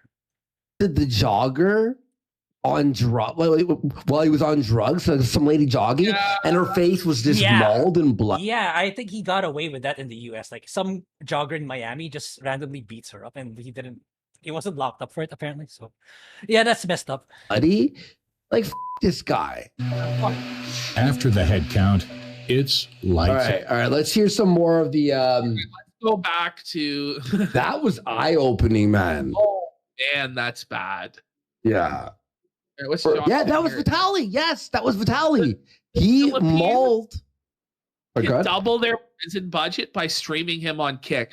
The thing is, that's what should happen. Kick should make a deal with the Filipino government to have him 24/7 streamed as he suffers in Philippines. Or even just Netflix. Maybe Netflix can pull it off. Prison. The thing is, he should ask for that. Because the worst thing is that nobody's even... Another thing, Netflix should make a TV series like Johnny, Somali, Vitali. And I know that there's some other ones that I don't cover or that I'm not aware of. It's like, make an entire TV show just like episode 1, Johnny, episode 2, Vitali. I think it'll do great on Netflix. I'm going to know what happens to him. There's going to be no one to save him, nobody to care about him. At least if him in prison being streamed, there might be an outcry when he gets beaten senseless for begging for another bowl of gruel. Look, when you feel bad for him, remember, this is what he did to this woman right here. Look at this, Ash. Oh, no. She was jogging. He was on fucking crack, and he just like jumped out of the bushes and beat her. Done. So, like, when you feel bad for him, he's done. Oh, Rafna, is that about, authorities? Yeah, if you're talking about authorities here in the Philippines, like, it's a hit or miss, and it's more prudent to be very careful. Yeah. It's like, the funny thing is, like, when me and my mom drive across the metro, it's like, when we see a cop, it's like, instead of feeling relief, we sometimes feel afraid. Because, like, they might ticket us for some random reason just for them to be able to ticket us and try to get money from us. That's the reality here in the Philippines. He's done worse things too. He's just a shit fucking person, and he needs to be fucking felted. So thank you, Philippines. That's for all 3 meals. He will get special treatment. He will live in a common cell, walang air conditioner. No air without air conditioner. He will live in a common cell without an air conditioner. Now, to be fair, I don't know if they even have a single air conditioner in the country of the Philippines. Yeah. So it would probably cost millions of their money. It's sad. The people who are supposed to like protect us are the people, right now, or they're the people who might actually, harm us or do something, insidious or shady, which is sad. Never mind, he deserves this shit. If you look through his past, I didn't know he did that. I kind of enjoyed his streams busting the pedophile. Look, I'm not saying he hasn't had entertaining streams, but what I'm saying is, if you go through his sordid history, he's been like a monster. His sordid history. Yeah. Have you watched the Bang Bus where he's soft the whole time? No, I didn't watch the Bang. You gotta check it out. Search it, Vitali. Fucking, I can't. Vitali Bang Bus, huh? And then he. Yeah, I don't know what that is. It sounds like porn. He has like a soft penis. It's really funny. I got the softness. Okay. Basta kulong siya habang nag-hearing siya. And I think that hearing the civil trial, I don't know, it's civil criminal. If it's criminal, it will maybe last 2 to 3 years. The minimum charge, I think, will be 5 years. That cop would absolutely try to make the most, try to get as much money from that foreigner as possible. Absolutely. Especially like features with like Vitali, who's white. There's a perception of like white people have more money. Yeah, it's not going to look good. It's not going to be good, rather. Per guilty verdict. Okay. Oh my God. It's like it's all averages. He's getting found guilty. There's no way he's going to be found innocent. It's on camera. Okay, let me say that because there's a little Tagalog in there, so I want to clear it up and like give you guys that because this is massive. Like, I have this on a PowerPoint slide to reinforce it because this is the bombshell of today. Okay, let me read this clearly. He has no access to a cell phone. Did you say this? Because person, apparently there's a heat wave right now, right? You said that one? It's 41 degrees Celsius right now, which is what? So what is that? Like 110 it's hot. Fahrenheit? It's hot. Yeah, what is 41 Celsius? 41 is hot, man. Is 105 right now where he's at. And it's humid. It's humid. Yeah. And that's not counting if you're surrounded by, people, which gets even exponentially more hot. Like it's just like a jungle, right? And then this person says, "Oh no, bro! He will not be deported." Yeah, only has access to contact his family or attorney.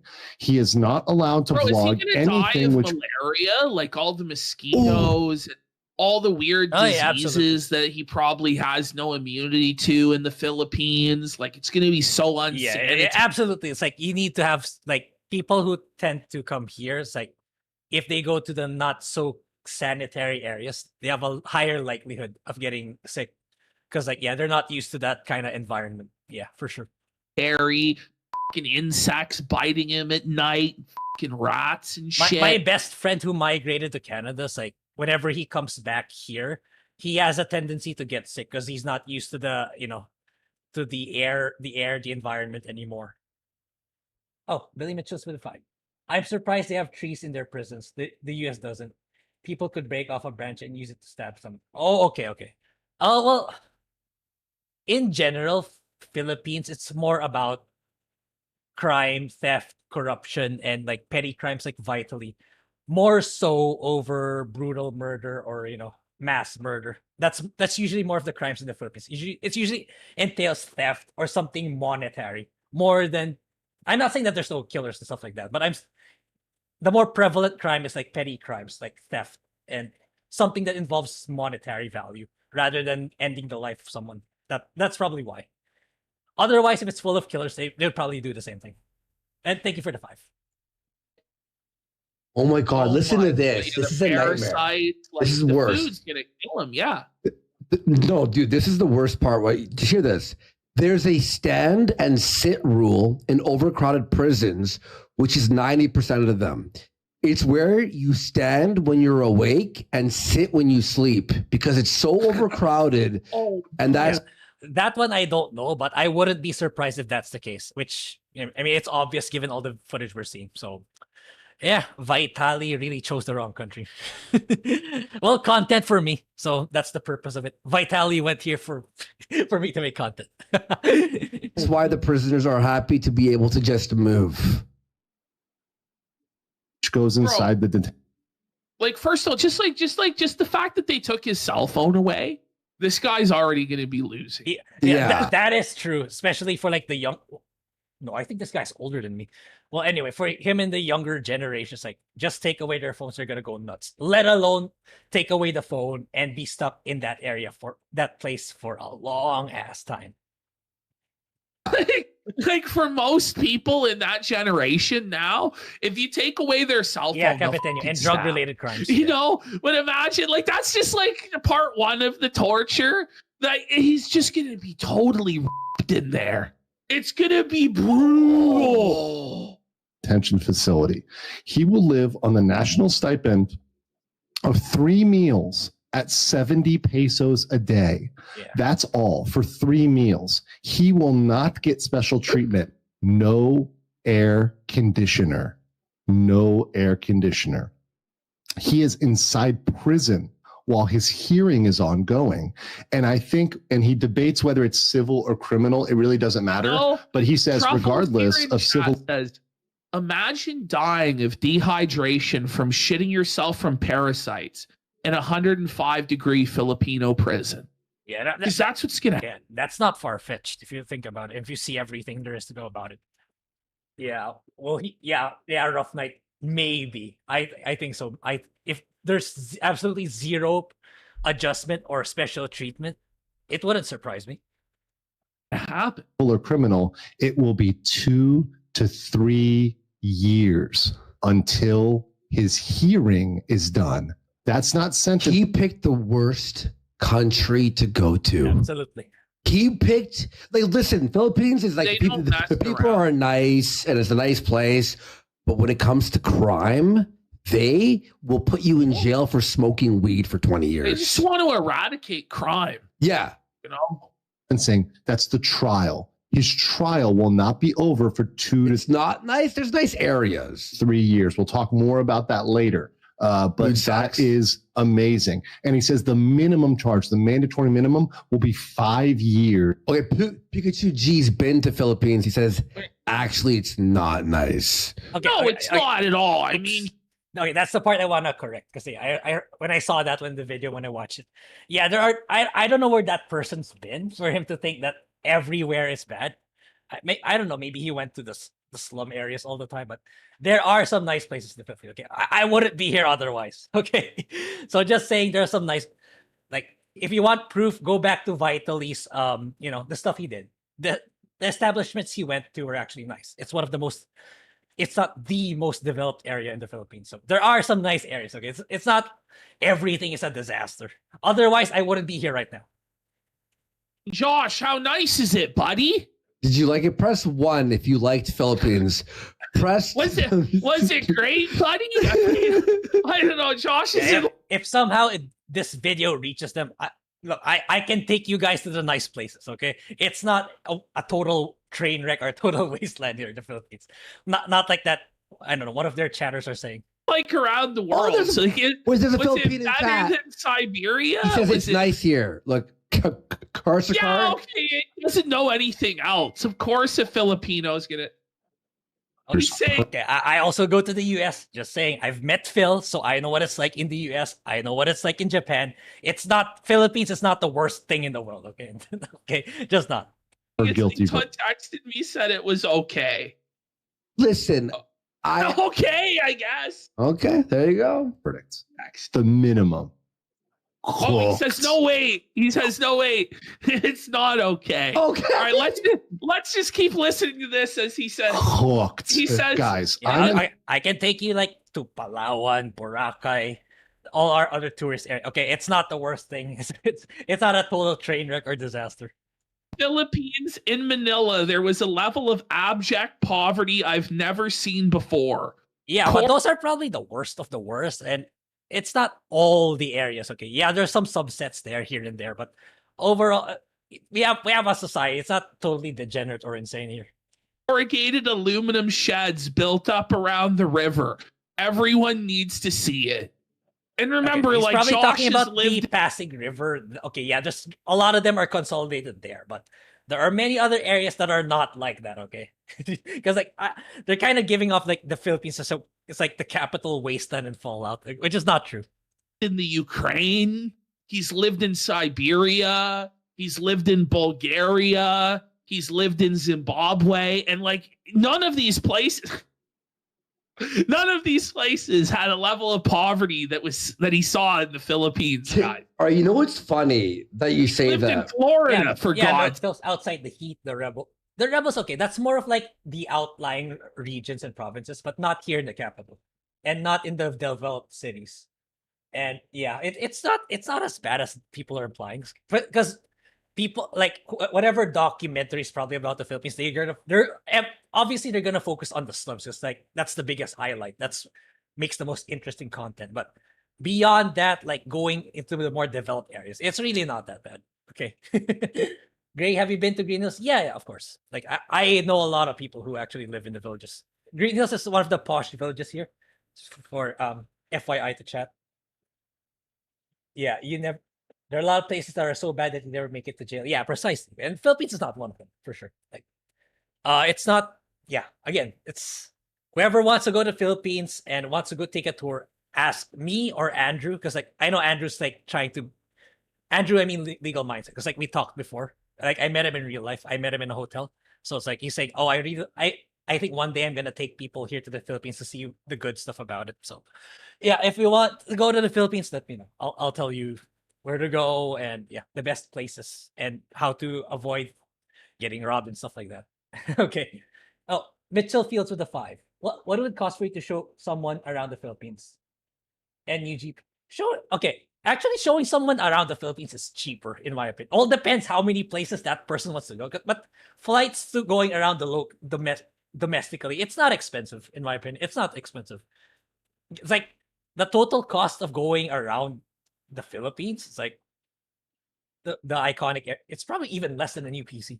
So it's cheaper to someone to go around the Philippines than a new GPU. And then yeah, absolutely. It's like especially it's like if you're comparing like a 5090 or a trip to the Philippines, like probably like 1/4 the budget of a 5090. Yeah, it's not expensive. Philippines has a very low cost of living compared to you guys. Sake, have fucking mercy on his soul. So I worked with this lady from the Philippines before, right? A very, very Adam Rice. Yeah, I'm like the commentator of the commentator of the commentator, which is hilarious. Nice lady, you know, and she had a husband who would come in to pick her up and stuff and da-da-da. She told me that he was a high-level politician in the Philippines. It's but not still. Okay. It's not the motels here, Lost Tales. It's because like in the Philippines, when you say motel, that's it. You know, you're gonna do what you want to do. If it's a hotel, it's usually a high end. You go there to eat. You go there to attend a wedding reception and stuff like that. Okay, it's not whatever your perception is of a hotel. If you want, the shady stuff like Sogo, and that's where when I say motel, that's when you become suspicious, not a hotel. They moved to Canada because of how bad it was. She's like, imagine moving to Canada because where you live is bad. Yeah, and he was a high-level politician, like making the most money there, and it was still not enough to survive like comfortably. That's fucking crazy. In Thailand right now, which is very similar. Last year, actually, during this time, I was also in Manila. And I had an apartment in BGC as well. And it is hot. Yeah, at that time when I met Andrew, it's like he was telling me, yeah, I'm looking for places to stay. It's like looking for like apartments to rent. So I was telling him, yeah, BGC is definitely, the most high end of them all. And like that's where actually Vitali did his, shenanigans in BGC. So yeah, Andrew likes, there's proof. Andrew likes the Philippines. Like if he didn't like the Philippines, he wouldn't rent an apartment here. it is really hot. I had to wear a suit today, and I completely sweated. And I was mostly from cab to AC, but even being outside, like it's very similar weather. Even for 1 second outside, he's sweating the suit It up. is Bro, hot. I could It is. live there. No, you would die. No, you would actually die. I would die. It would be like Okay, it's okay. It's not that bad. Okay, it's not. You go out, you get a disease, you're dead. It's not. It's really not. Okay, like the only time that would happen for is you really go out of your way to go to the most dirtiest of the dirty places, or the most, the very slums of the country. But like you just coming here, going to the usual places, to the tourist sites, you'll be fine. You'll be absolutely fine. very health risk. Really hot. Maybe I'd lose a lot of weight. Yeah, and definitely wear light clothes, because like it's really hot. Exactly. See, that is really rough. I'm just gonna say it is rough. You're cooking. Literally cooking. cooked. Literally cooked. So she will reinsert here in Tagalog after. So he's detained for 2 to 3 years. Let's continue. So pwede siyang nakadetain ng 2 to 3 years. For the hearing pa lang yan. He's saying just for the hearing. So he's reinforcing this. So she clarifies and he reasserts, that's just the hearing. Have fun with that. By the right? Philippines Travel Bureau. Shh. Don't spill my secret, milk toast. So that is how big of a point that is. That had to be clarified. That he's going to sit for 2 to 3 years just for the trial. Glorious. Hearing pa lang yun. Pero so it means it's clear. I agree. Fuck Vitali. Just like that. The decision not to have him deported. Ito, after, pagkatapos ng pagkatuwa, pinakakit, fair is fair. Conscious decision was, no, not just like that. We made a conscious decision not to have him deported. After he made fun, jokes, shamed, and make money off Filipinos and then tried to say goodbye, nothing like that. Fair is fair. Yeah, speaking of, it's like, the cameraman Sly Kane, he's still on the run. It's like I don't know how he gets away with it, but like he still somehow live streams on Kick, and then whenever he shows a particular location, people immediately spot where it is. So he keeps running. So I do hope he gets caught too, and he goes through the same thing, if not even worse, because like he's a Filipino. Solid. Listen, saying this is just fair play, fair is fair. Is it? He's clapping. Vitali is suffering in the sweltering heat and suffering of a Filipino prison, and you're clapping. You're laughing. I think we all are. Remember that hearing we watched, but we didn't understand any of it?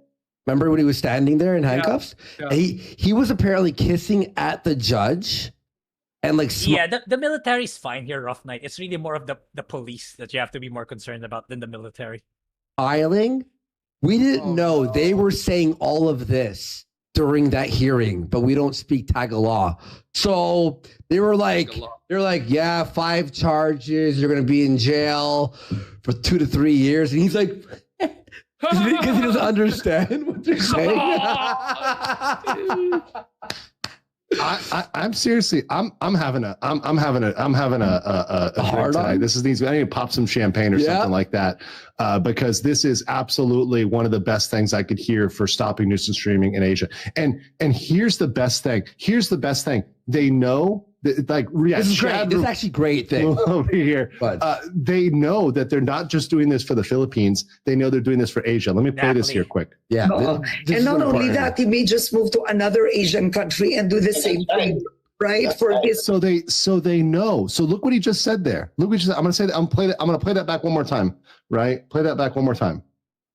That he may just move to another Asian country and do the same thing, right? For his content. See, they know. Look at the Philippines is on this. And this is why I think the Philippines is different, because they're paying attention to these English language creators, and they know that they're going to do this. They know, and the government official knows. This is why he's screwed. And this is what we need to get in Japan. We need to get this. It's like when you deal with people here, they're generally nice people. But when you keep crossing the line like Vitali, you better bet there's going to be consequences for you, especially if you're like mocking people in a really, in a really filthy way. You keep repeating doing this stupid shit. Yeah, that's like, you don't Filipinos don't normally retaliate through like they shout at you or they punch you. No, this is how they normally deal with it. Okay, wait for the right people to come in and let justice run its course. That's how it normally happens. In Korea, we need to get this all over the world with people on the same level as the Philippines. We were even saying, like, privately, we're like, is there even a point for IRL streaming? Because I think it's yeah. I mean, I show speed. This is an excellent example. You can do IRL content while not being a menace in society. You can actually do good stuff, like what actually Vitali did, which he thought would offset the shitty stuff that he did. Like buying people phones, buying them shoes, going to schools, donating.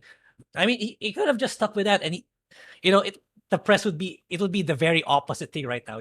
People would revere him as like some sort of hero, but he had to do what he did, and yeah, it's not like the shitty stuff he did. Like it's far worse than the good stuff. So which Vitali thought would offset each other, which is really dumb.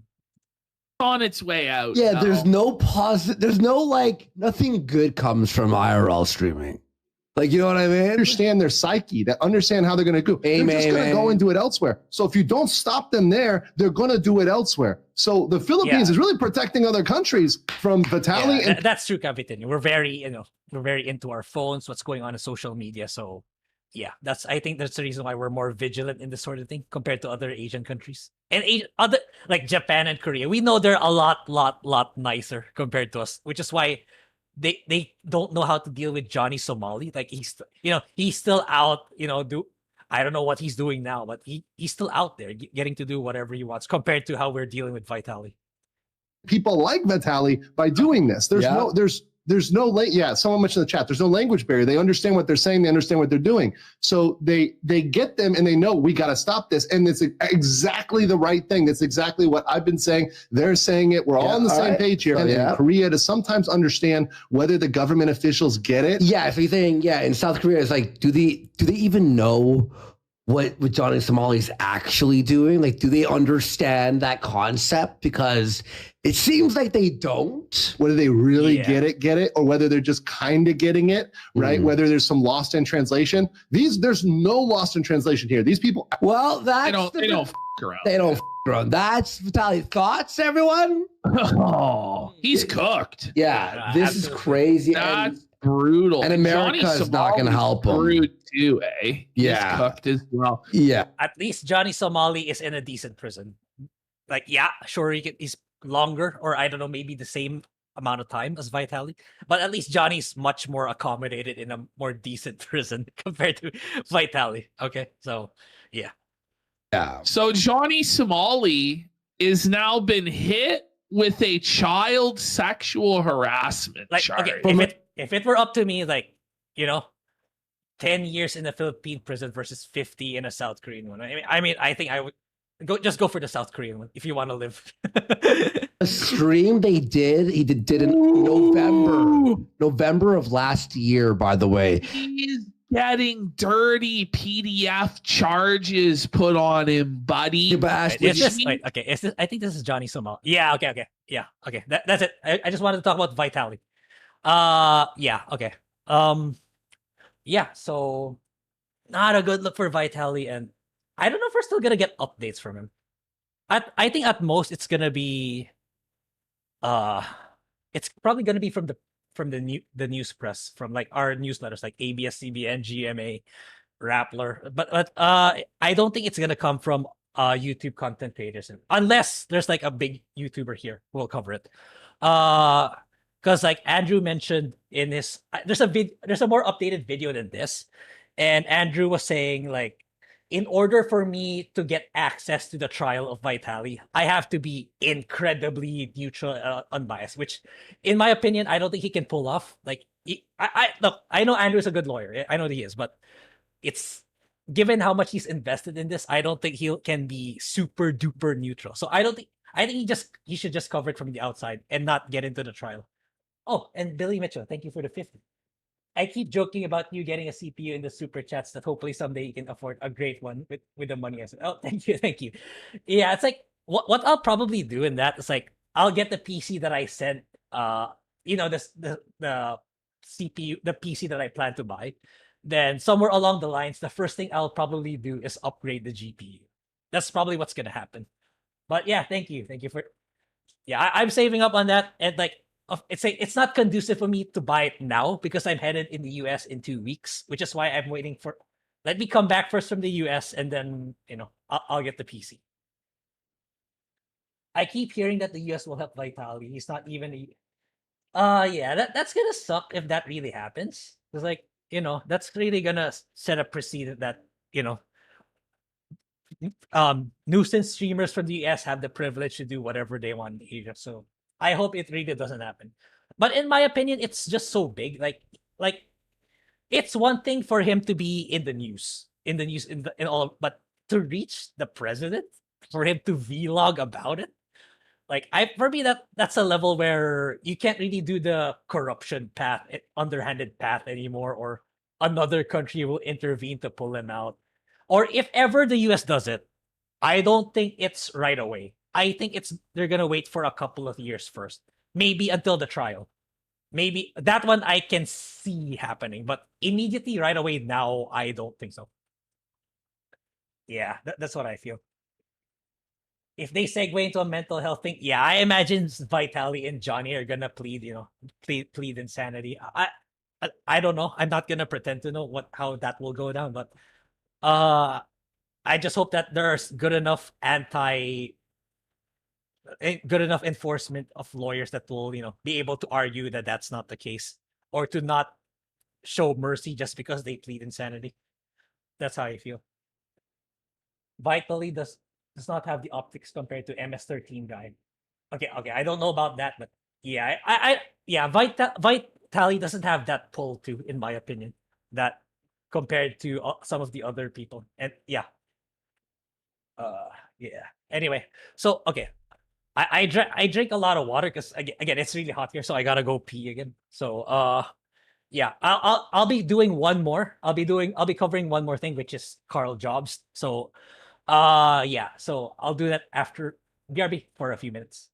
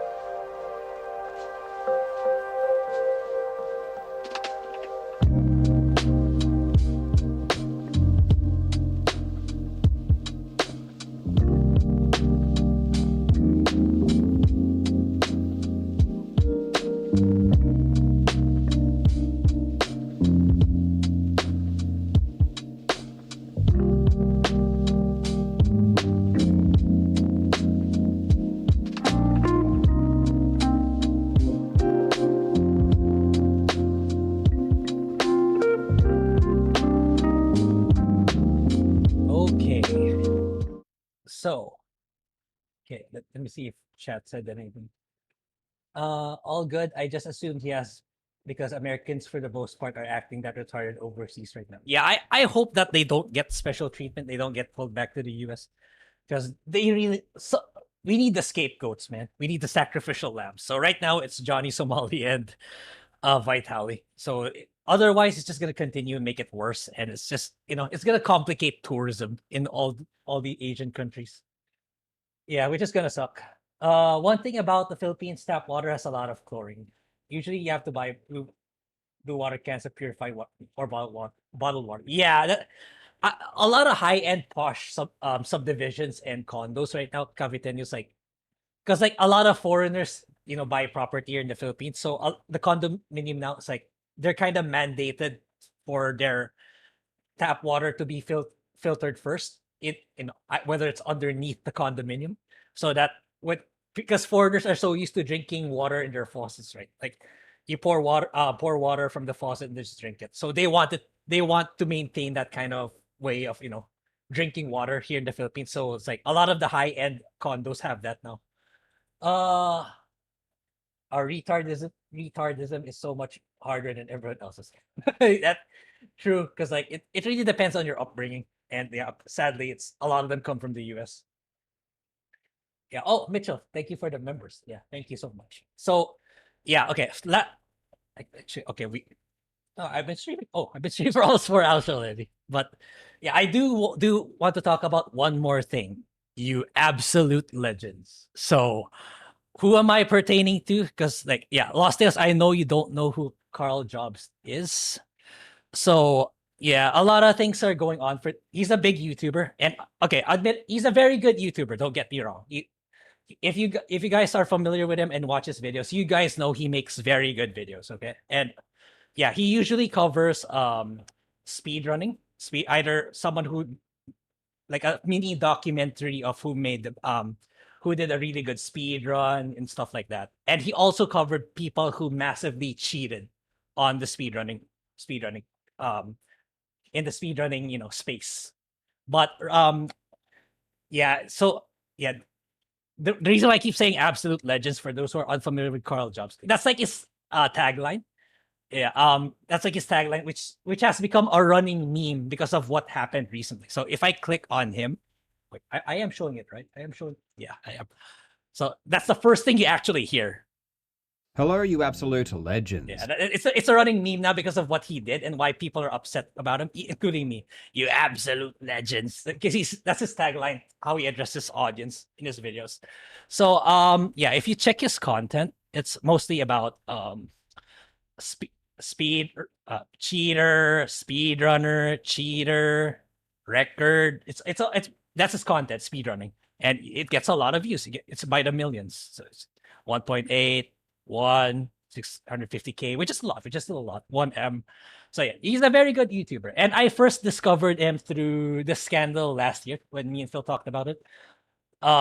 With the completionist, the guy, the also big YouTuber, who did charity fraud, because he does a lot of he kept saying where if you guys donate to my charity, it's gonna go to people in need, people with disabilities, for illness research. But apparently Carl and another guy named Murahar, some ordinary gamers, were able to expose that he was actually just keeping the money.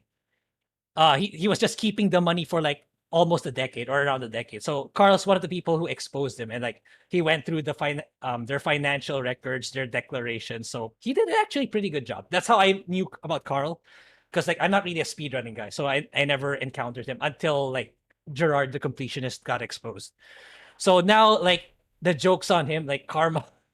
He's now on the receiving end of backlash, unfortunately, because if you check his content right now, he covered a guy named Billy Mitchell, who is one of the renowned former world players on Donkey Kong.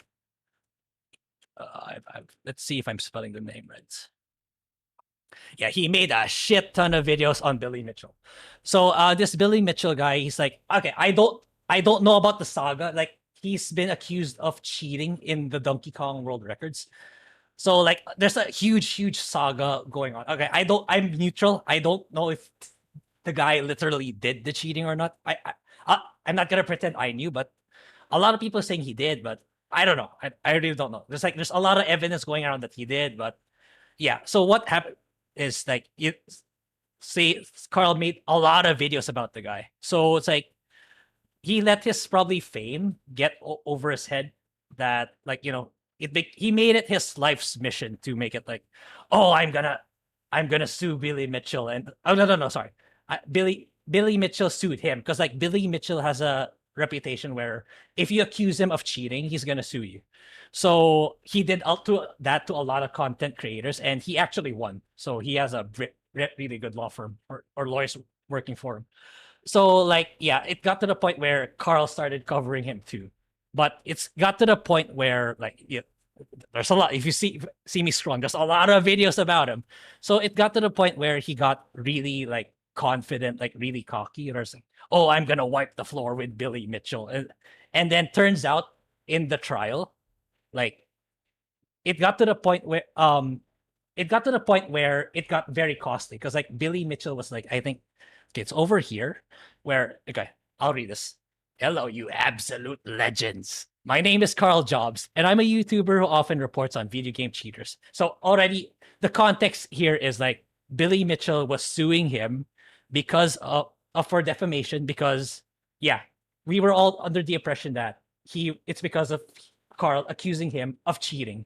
So yeah, if you read this, that's what it really comes across. And with all his numerous videos, sure, there's some few specks here and there that wasn't actually the case, but okay, I'll get to that later.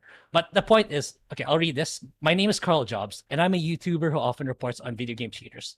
Last year, Billy Mitchell, star of The King of Kong and proven video game cheater, sued me for defamation, claiming damages of 450,000 Australian dollars. In the past year alone, this lawsuit has cost me almost 200,000 to defend, and will cost at least another 100,000 before it's over.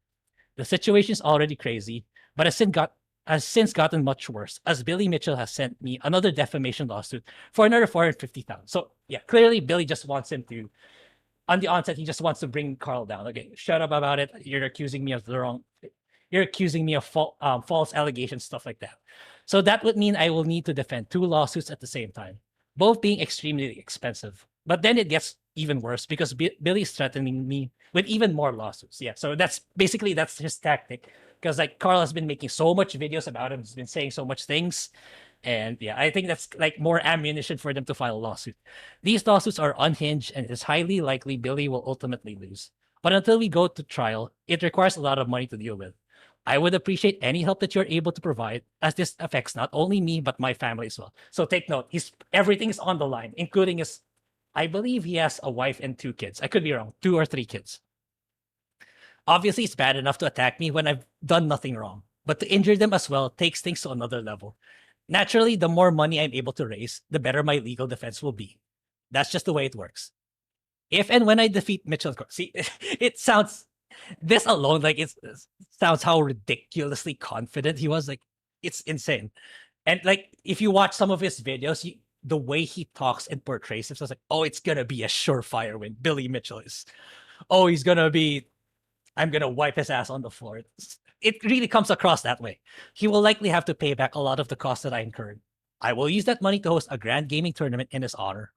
See, this alone, it sounds so arrogant.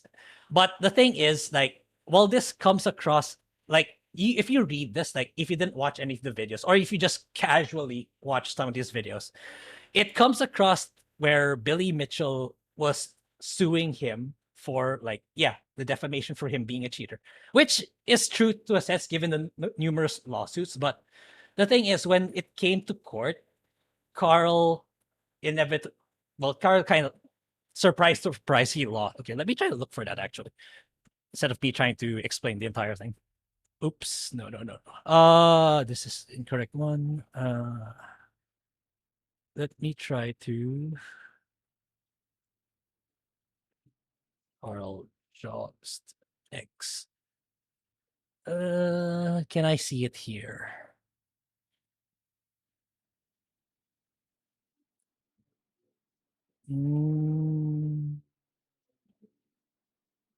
No, I gotta open the account. But anyway, okay, I'll just summarize it. The point being is that the court case, the one he went on, it was never about Billy Mitchell cheating per se on the Donkey Kong. Instead, it was about Carl accusing of Billy Mitchell of the death of another content creator named Apollo Legend.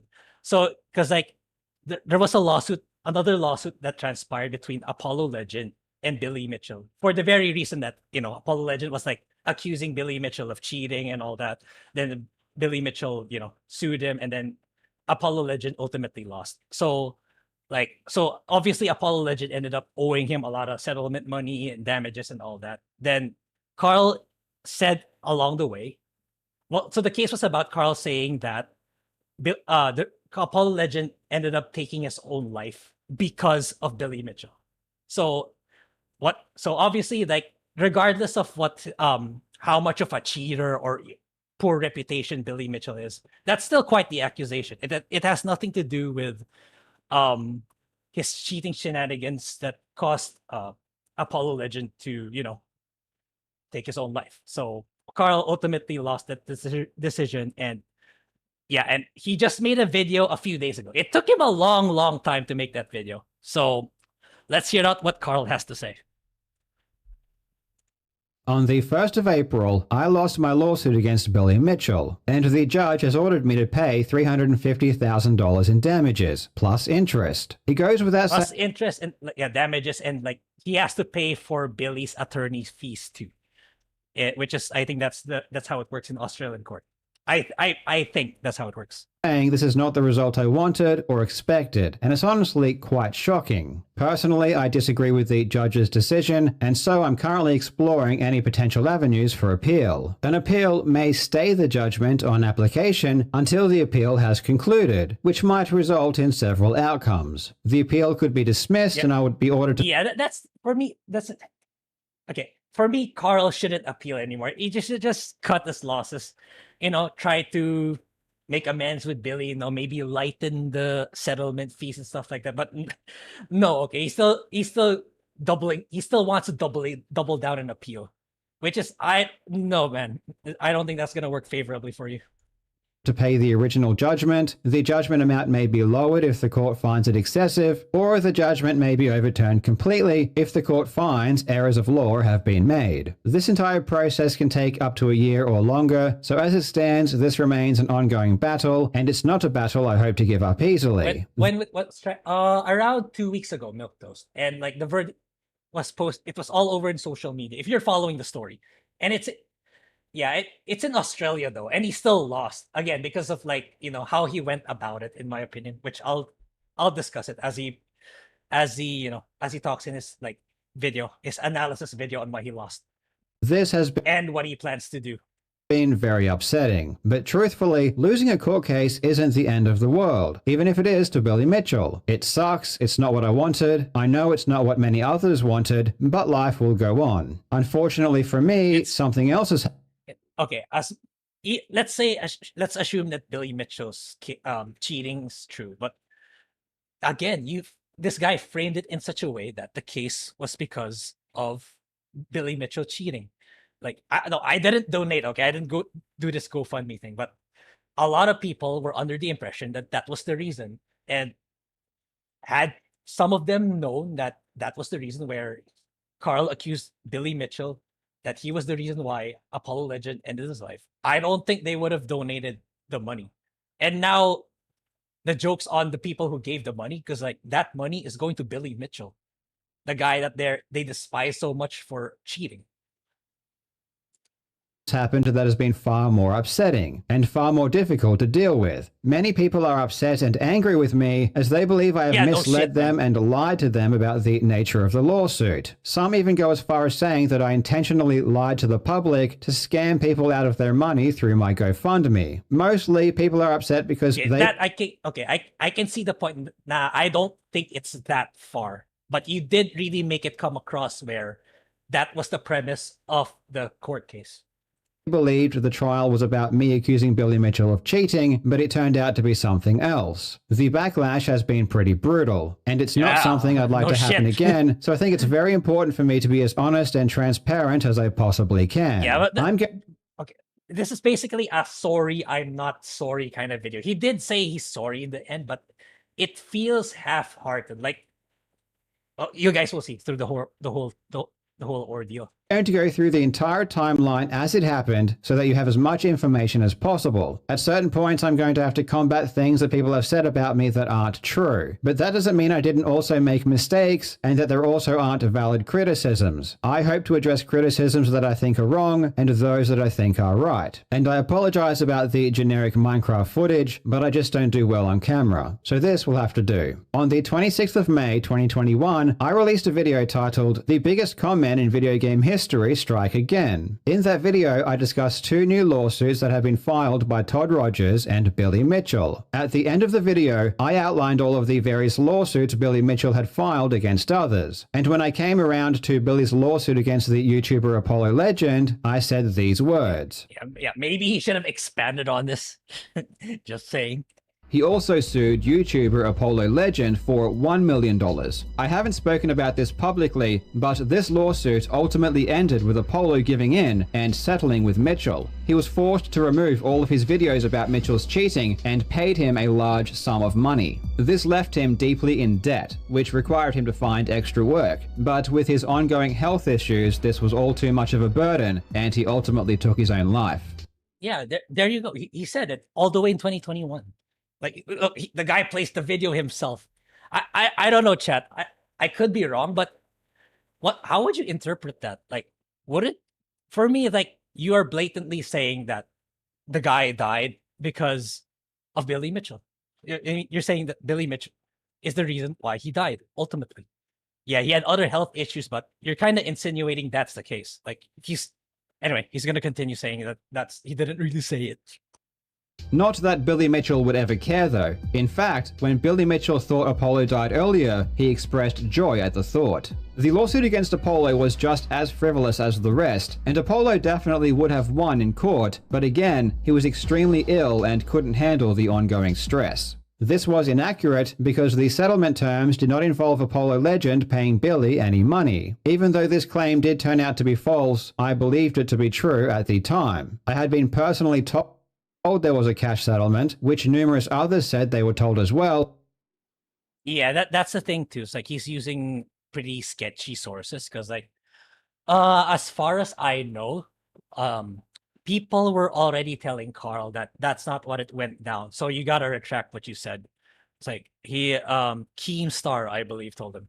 Apollo Legend's family told him. Like, what actually really happened was that all Billy Mitchell wanted was he deletes the videos. It ended up not having to pay any form of monetary compensation, but he still went on. Carl still went on with it. That's the thing. So he knowingly pushed it, knowing that it's not true. When there's so many people telling him that it wasn't. And this was also stated by multiple Reddit users, with one of Reddit. He used Reddit as a source. Okay. Yeah, do not use Reddit for legal case sources, guys. Them even claiming to have spoken with Apollo directly. Obviously, a Reddit post isn't usually very credible, but this person made these comments and was talking about this. But he used it anyway. He knew, but he used it anyway. Settlement before the settlement was even public, which implied to me that they knew what they were talking about and it was trustworthy. It's still Reddit. Don't always take stuff on Reddit with a grain of salt. And the idea that Apollo Legend may have paid Billy Mitchell a large sum of money was already out in the public. In a 2020 Easyscape video, he said this. Like I mentioned at the start of the video, there's a good chance that Apollo had to pay Billy a large amount of money in the settlement, and rumors online suggest it to be anywhere from $10,000 to $50,000 if this is what happened. The important distinction, however, is that Easyscape did not claim this as a fact, but rather... Yeah, maybe you should have done that, Carl. He would have saved you a shit ton of money. That it was just a good possibility. And I will need to point out that despite Easyscape thanking me in the description of this video, which people have then used to falsely claim that I went after Apollo Legend in some way, I had absolutely no input. But you said it in the video, right? You guys heard it. For me anyway, my interpretations, you were directly accusing Billy Mitchell that he was the reason why Apollo Legend did what he did. On anything he said regarding Apollo Legend, and I had no idea what he was going to say prior to the video's release. I had only simply provided him with some legal documents and information regarding the Todd Rogers and Billy Mitchell lawsuits. And Easyscape proactively reached out to me and allowed me to post his statement confirming this was the case. Wait. Okay, let me read that. Billy Mitchell. I've seen online that you've been getting flack for being credited in my video about Apollo. I'd only thank you in the description since you provided me legal docs and info regarding the Todd Billy lawsuits that I had included in the intro of that video. Your input was only included for that portion, and Ursat's Cats had only fact-checked the video. Only I'm responsible for the things I say, nobody else. I'm unsure if you were even planning on addressing this criticism, but feel free to include this in your response if you'd like. I was considering making a public comment, but honestly, unless someone calls me out in a way that forces me to respond, I'm done with anything Billy Mitchell or Apollo Legend related. Sorry to hear about the verdict. I eagerly await your response. But yeah, still, Carl straight up just said Billy Mitchell was the reason. This guy said it might be a possibility, so it's fine. Lawsuits, and Easyscape proactively reached out to me and allowed me to post his statement confirming this was the case. With all of the corroborating evidence I had, I believed at that time that Apollo Legend did pay Billy Mitchell money in the settlement, and this was not something that I merely fabricated or constructed myself. In Apollo Legend's goodbye video, which I won't replay here out of respect, he confirmed that he had health issues and that he had unpaid debts which he did not want to pass on to his estate, and he asked people to Yeah, but the thing is, like, as far as I know, he was informed already by, like I said, Keemstar and Apollo's family members themselves. I don't. This is according to other YouTubers. I don't know, but if that is true, then yeah, this guy knew what he was doing. Yeah. Donate to his GoFundMe because of this. As a fellow YouTuber, I also know how much money Apollo was making on his Billy videos, which was money that he would also stop making due to having to remove these videos from his channel. And of course, you don't need to be sued to realize that being sued is an extremely stressful thing. And especially now... And yet you want to appeal and to continue despite already losing massively. After being sued myself, I can only say that you cannot imagine the stress this puts on you until it happens. Yeah. Apollo himself even admitted this in a Discord message, and I can only assume that the other things he's referring to included his health issues. To be clear though, I never said Billy caused Apollo's suicide, nor have I...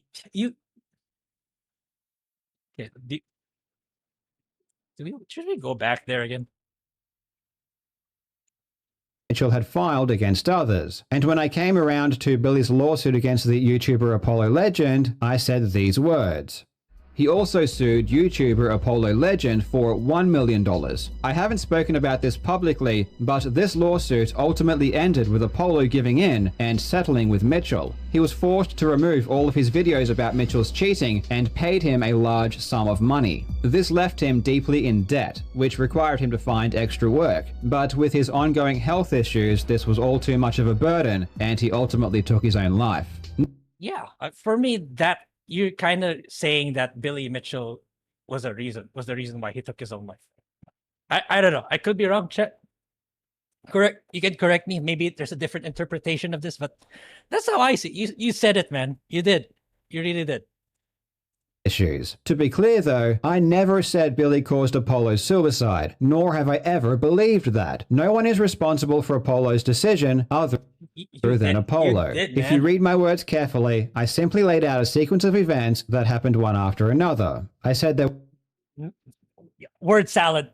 You directly implied that he was the reason. Billy Mitchell was the reason. There was a lawsuit, Apollo settled, he was in debt, though I was incorrect about the cause of the debt, he needed extra work, and he had ongoing health issues. Then I said this was all too much of a burden, and he ultimately took his own life. I deliberately used words like and but to connect these events. Yeah, but that's still, any other person would have interpreted that's the way that you are direct. You're saying that Billy Mitchell was the reason. Didn't use words like because or as a result of. I was also very careful to mention Apollo's pre-existing health issues as a major factor. When I said this was all too much, I was clearly referring to multiple things together. The debt, extra work and his health issues, all simply as existing, not as causative factors. I never stated that Mitchell's lawsuit caused or could have caused Apollo's death. Any connection someone might draw between the lawsuit and Apollo's passing but very clearly the judge didn't see it that way, Carl. Goes beyond what I actually said. I was extremely careful, though obviously not careful enough, not to make that claim, because I know the difference between describing a sequence of events and assigning blame for a tragedy. I did, however, get one statement of fact wrong, and trust me, I learned that lesson immediately. Ever since this very video back in 2021, and because of the resulting lawsuit, I have always endeavored to be much more careful about what I say. And if I do say something factual, I always try to ensure that I have ample concrete evidence to support it. On the 4th of June 2021, I was contacted by Keemstar, who on a call advised me that Billy was very unhappy with the comment I made regarding the settlement, and that it was false. In response to this, I removed that section and advised Keemstar to tell Billy that I had removed it and that I would make a retraction if Apollo's brother or Billy Snape. Yeah, it's okay. It's probably because like I'm doing react stream of a video, which like Phil doesn't normally do. Or at least he does it in his own streams. So I decided like maybe let's try to change the content up a little bit since it's just me. That the claim was false. I then sent Apollo's brother an email explaining the situation and asked if he could confirm if my statement was incorrect. Several hours after I removed the statement from my video, Billy posted to his channel a response video. In it, he stated that my claim was wrong and that I was accusing him of murder. Yeah, which you are, man. May 26th, Jobs released a video downright loaded with false defamatory statements. The most heinous accusation related to Apollo's passing. There we go. In the video, Jobs outright states that I drove Apollo to suicide. Yeah, exactly. In his words, he may as well have just said murder.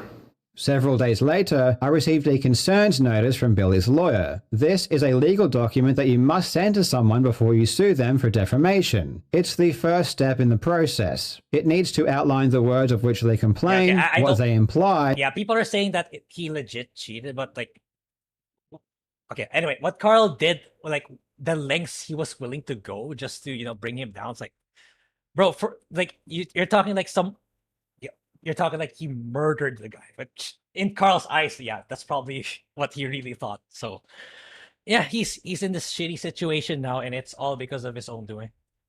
And why they are false. I didn't take this seriously when I received it, because it wasn't the first concerns notice that Billy had ever sent me. A year earlier, Billy had sent me a concerns notice after I called him a cheater in a video about Guinness World Records. This was just after they reinstated his fake world records. The concerns notice was ridiculous, as obviously Billy is a proven cheater and everyone knows this, and it falsely claimed that Carl's argument was like, no, like, you shouldn't trust what Billy Mitchell said. He's a cheater. He's a cheater. But the judge wasn't buying it because, like, regardless of how much cheating the guy did, accusing him of murdering someone is a completely different realm from, cheating in a video game.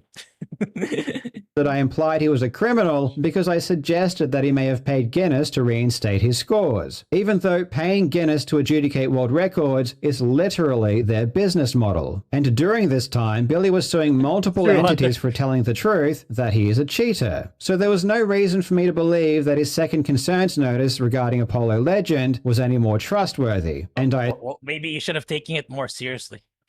Oh, right, chat. I forgot to mention, like, there's this. I don't know. That's also not proven yet, but I heard like he had initially had a law firm or a lawyer who told him that the exact reason why he lost now, like he was gonna lose this because of the accusations of Apollo Legend. But apparently, the rumor is he did not listen to that lawyer and fired that lawyer and hired a new one. That one that the lawyer that says stuff that he wanted to hear. So yeah, joke's on you now, Carl, huh? assumed it was completely bogus and an attempt to silence me, just like all of his other actions. A couple of days after I received Billy's concerns notice regarding Apollo Legend, I re-edited my video to add back in my claims regarding the settlement. Again, I believed them to be true, and my efforts to avoid legal action by taking them down had failed. In the pinned comment of Billy's response video, he even said that removing the words or making a retraction would make no difference. Several days after I reinstated my claim, I received a retraction. Carl Jobs removed the allegation from his video. A reliable third party confirmed the illegitimacy of his allegations directly to him. I am currently unaware of any official retraction, however. Either way, that simply will not do.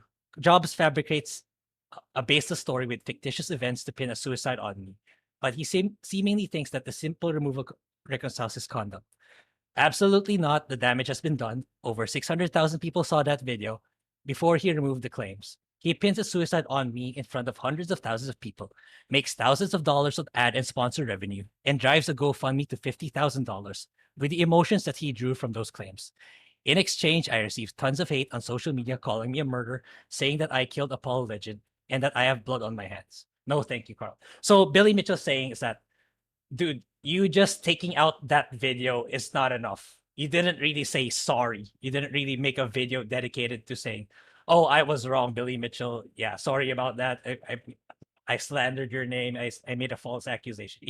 He just pulled out the video. So like he's like Carl's ranting right now that, oh, I pulled the video already. So why is he still not happy? So obviously, man, it's like if you're this much of a big persona like Billy Mitchell and you have all these people after you, no shit, just pulling it out isn't enough. Like, what the hell, man?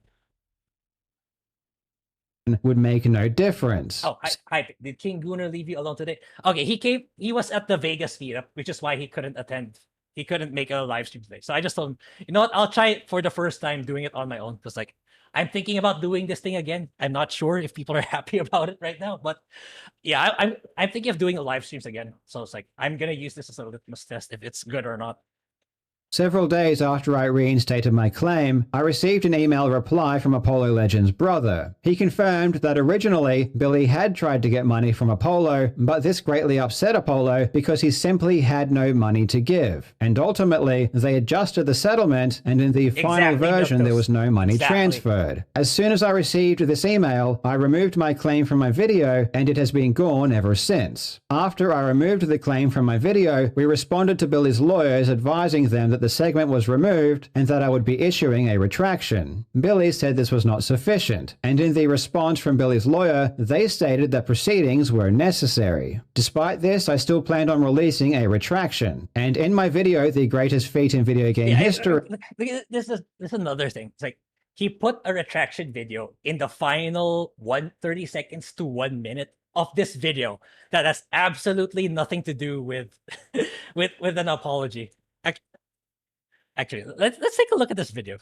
The greatest feat in video game history. Okay, let's take I actually didn't take a look at this. In video game history. Okay, so Carl saying that his retraction video of Billy Mitchell is right here in this video. Like, if you were just like, you know, a casual subscriber not knowing anything, would you think that this is an apology video? Let's check it out. Hello, you absolute legends. How does one prove complete dominance over a game? Since the birth of video games half a century ago. Okay. Nothing to do with it. Okay, let's see the final.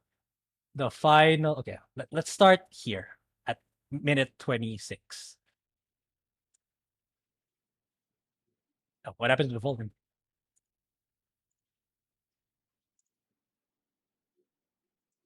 I lost my volume. Tremendously. As we just mentioned. Yeah, this is still not an apology. Will this ever be taken further? And if so, who will be the one to do it? Elden Ring, the next FromSoft game, is set to come out in 2022. Yeah, exactly, and not only will there be a race to be I'm already at minute 27 out of the 30 minute, and it's still not the apology video. first to complete it without being hit, but eyes are also on the grand prize of a 7-game back-to-back hitless run. One thing is for sure, it doesn't look like the madness will end anytime soon. And considering how far Dark Souls players have pushed the games in the last 5 years, I know that whatever happens will probably blow my mind. Still not an apology video. Still about the video.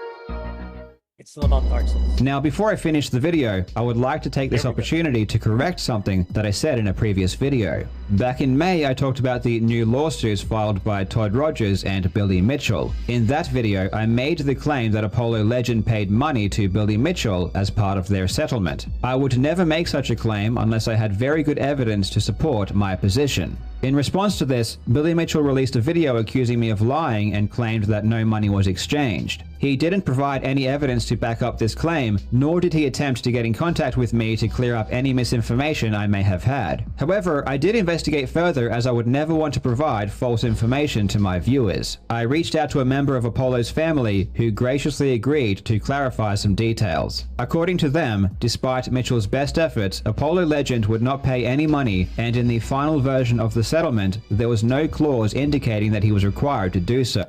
Okay, wait. We're at minute 29, Caviteño, out of the 30-minute video that had nothing to do with there's no thumbnail indicating that he's apologizing to Billy Mitchell or the title of the video. He put it in this final segment of a 30-minute video. The last 1 minute. At least put it at the beginning, man. This is something, don't you think this is something that you should make a dedicated video for? After all the videos you made about Billy Mitchell? Therefore, the statement I made in that video was almost certainly incorrect. I sincerely apologize for providing false information, and no matter what kind of— Yeah, and the judge called him out on this. This is not a legit apology video because he put it so, you know, at the part where the least people watch it. I make YouTube videos, I know, you know, as the video goes on, the less people tune in. Like, by the time you get to the end, it's like only 2% of the total views actually reach the end. So, you know, it comes across as not sincere.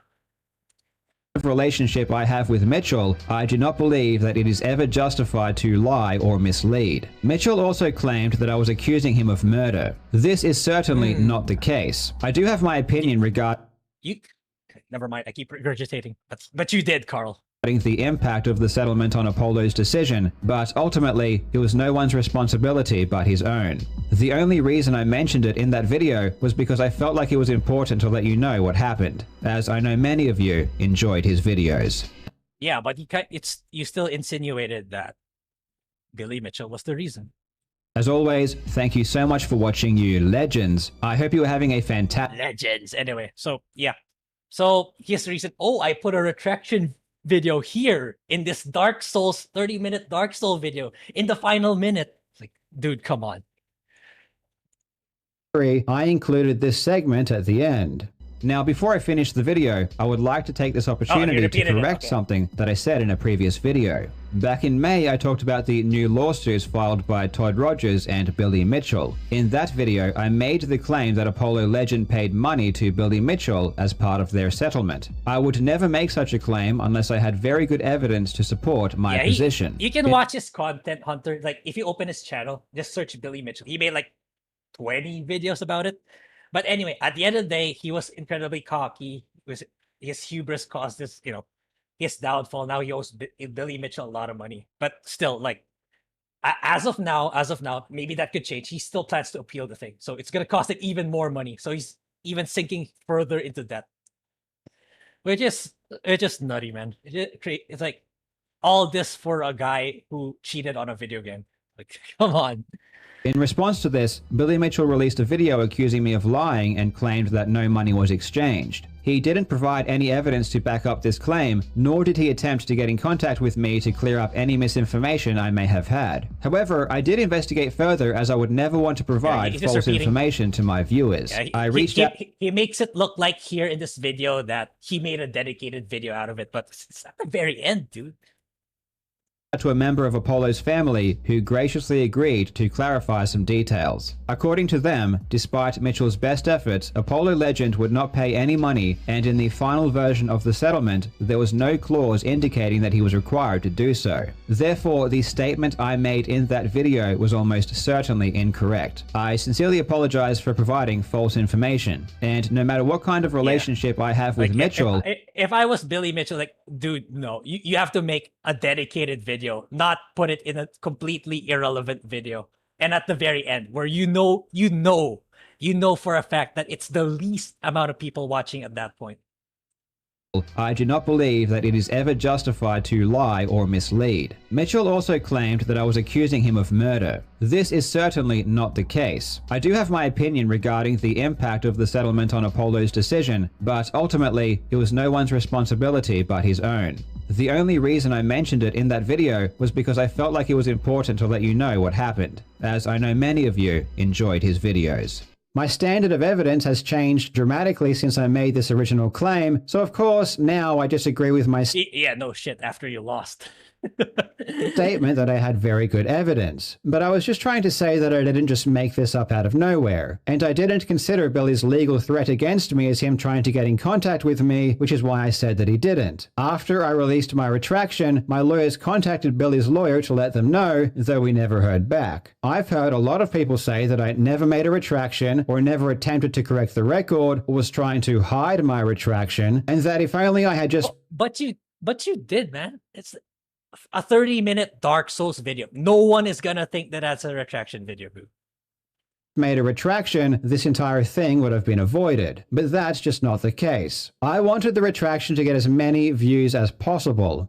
No, you did. Yeah, I watched this already, but it's like I'm reacting to it again now. No, man. It's a 30-minute Dark Souls video. You didn't want people to watch that retraction video, man. Been said as much to my lawyers at the time, and ultimately it did. My retraction got far more views than...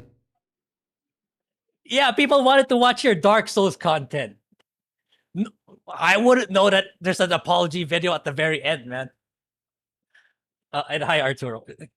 Yeah, it's, it's, when I'm watching this again, my blood kind of boils. The original video, but it was clear from Billy even before I made the retraction that it wasn't going to affect his actions in any way. Then in September 2021, Billy filed his lawsuit against me. Those are the events that led up to the lawsuit. But if the lawsuit was apparently just about my claim about the Apollo Legends settlement, then why did many people believe that it was about allegations of cheating? There are multiple reasons, and yes, I am one of them, but it wasn't just my YouTube audience who thought that. It was even news outlets. In fact, they were playing segments on national news about... That's because they were probably basing it on your videos, Carl. They were getting it from your videos because of the 20 plus. I don't know how many videos you have on your channel about Billy Mitchell. Because back when I caught traction of you, Carl, it's like with the completions. I watched some of them. I watched some of the Billy Mitchell videos. All that time, I never got the idea that it was because of the Apollo Legends situation. I was always under the impression it was because he's suing you because of the cheating. Okay, that's just it. And that's what the newsletter outlets kind of interpreted too. How Billy was suing me for cheating. A bitter war of Donkey Kong has exploded with controversy over a high score, making it all the way to a Queensland courtroom. An American video game champion is suing a Brisbane YouTuber over cheating claims. And they didn't think that because I told them or because they watch my videos. They ran that story because of the arguments that were being made during the lawsuit and the nature of the pleadings. In Australian defamation, you must look at the entire publication. If I publish a video, Billy doesn't get to just extract a single paragraph and ignore everything else. In the video where I made those claims about the Apollo settlement, I also claimed that Billy was exposed for cheating. I claimed that he was banned for cheating. I said that he abuses the legal system to force people to acknowledge his video game scores. And I said that he expressed joy at the imagine putting everything on the line, your family's future, your house, whatever, all your money, just so you can stick it to this guy. thought of Apollo Legends' death, because he did. I mean, I even showed in that same video text messages where Billy said he would try his hardest not to smile and giggle if Apollo Legend was actually dead. So as part of Australian defamation law, there is a concept known as contextual truth. And this was one of... Yeah, okay, so let me read this. In Queensland, the contextual truth defense in defamation law, as outlined in Section 26 of the Defamation Act in 2005. Defamation Act 2005 allows a defendant to argue that even if some defamatory imputations are untrue, the overall publication conveys other substantially true imputations that do not further harm the plaintiff's reputation. Essentially, if true statements overshadow the defamatory ones, the reputational harm is mitigated, making it unfair to pursue legal action solely based on the untrue allegations. I don't know. Like, even if that's true, I'm not a legal expert, but I think this is a really weak defense. Like, if this was me, it's like I would want it to be foolproof. Like, I don't want there to be like one incorrect thing there, because like that alone, like out of your 100 true statements, 99 one is incorrect. That's gonna lead people to question, are the other 99 actually correct, right? And the thing is, yeah, it's like, again, it's like the accusation here is he says Billy Mitchell is the reason why Apollo Legend ended his life. And that, so like, it's irrelevant, right? Chat's like, it's irrelevant where it's like saying, oh, Billy Mitchell's a cheater, Billy Mitchell's not credible and stuff like that. How is that related to this case where you're accusing him of murder? It's like, yeah. Yeah. It's like, it's like he's using this as like his trump card, this particular part of the law, but I would use this like a secondary weapon, not my primary one in the context of an FPS game. I wouldn't use it as my main weapon, just like my pistol or something. I wouldn't use this as my defense. But anyway, yeah, Carl hired some shitty lawyers who overcharged him, so he got what he deserved. One of my defenses. My defense states that because I made those other claims that both hurt Billy's reputation and were true, Billy was harmed anyway, and the words he complained of didn't harm him any more than he otherwise would have been. And in response to these other claims, Billy denied them all. He denied that he was exposed for cheating, he denied that he was banned by Twin Galaxies, he denied that he abuses the legal system, and he denied that he expressed joy at the thought of Apollo Legend's death. And because he denied those extra claims, the breadth of arguments during the lawsuit expanded to include those as well. And the media evidently latched onto the cheating claims, because Billy was denying those, and that was his main reputation. So on one hand, the reason Billy originally sued me was because of Apollo Legend, but on the other hand, because he doesn't get to just isolate that one paragraph and ignore everything else in the video, the cheating allegations, along with other more serious claims, became involved. And ultimately, the judge did agree that those other claims were made and that they were substantially true, though in his opinion, they weren't more serious than the claim Billy was suing over, which I personally don't agree with. Okay, he's saying that he doesn't agree with the judge's consensus that accusing someone of murder is more serious than someone who cheated in a video game. Like, bro, get off the internet, man. This is from someone who stays at home 98% of the time. Dude, get off the internet, man.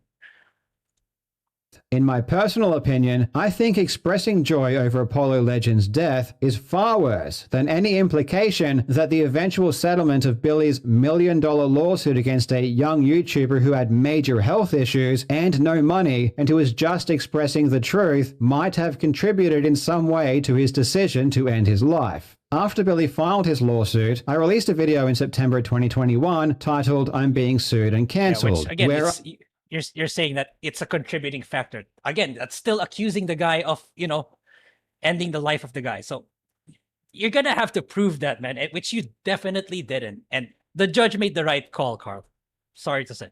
I announced that I was officially being sued. In that video, I specifically state that I'm not going to talk about what the lawsuit was about. Normally, I'd give you a full breakdown of this kind of thing, but because this one involves me, I'm going to keep my cards a lot closer to my chest. What I will tell you is that I am being sued for defamation, and the amount of damages being sought is $450,000. I will definitely be giving you updates as we go, but I don't want to give out too many details or strategies before I use them in court. After this, I didn't talk about my lawsuit at all for over a year. And during this time, news outlets were posting articles about how Billy was suing me for cheating. Again, this wasn't because I said this. I wasn't even talking about my lawsuit at all. These articles were being written— But you kept making videos about the guy, Carl. That's the thing. You kept making— How many videos do you have? Let's count. Hello, you absolute legends. Billy Mitchell. 1, 2, 3, 4, 5, 6, 7. These are not even that old. 2 months ago, 2 years ago, 3 months ago. It's because you kept talking about it, Carl. What's the general public was supposed to think if you didn't explicitly say it's about Apollo Legend? Like, okay. 1, 2, 3, 4, 5, 6, 7, 8, 9, 10, 11, 12.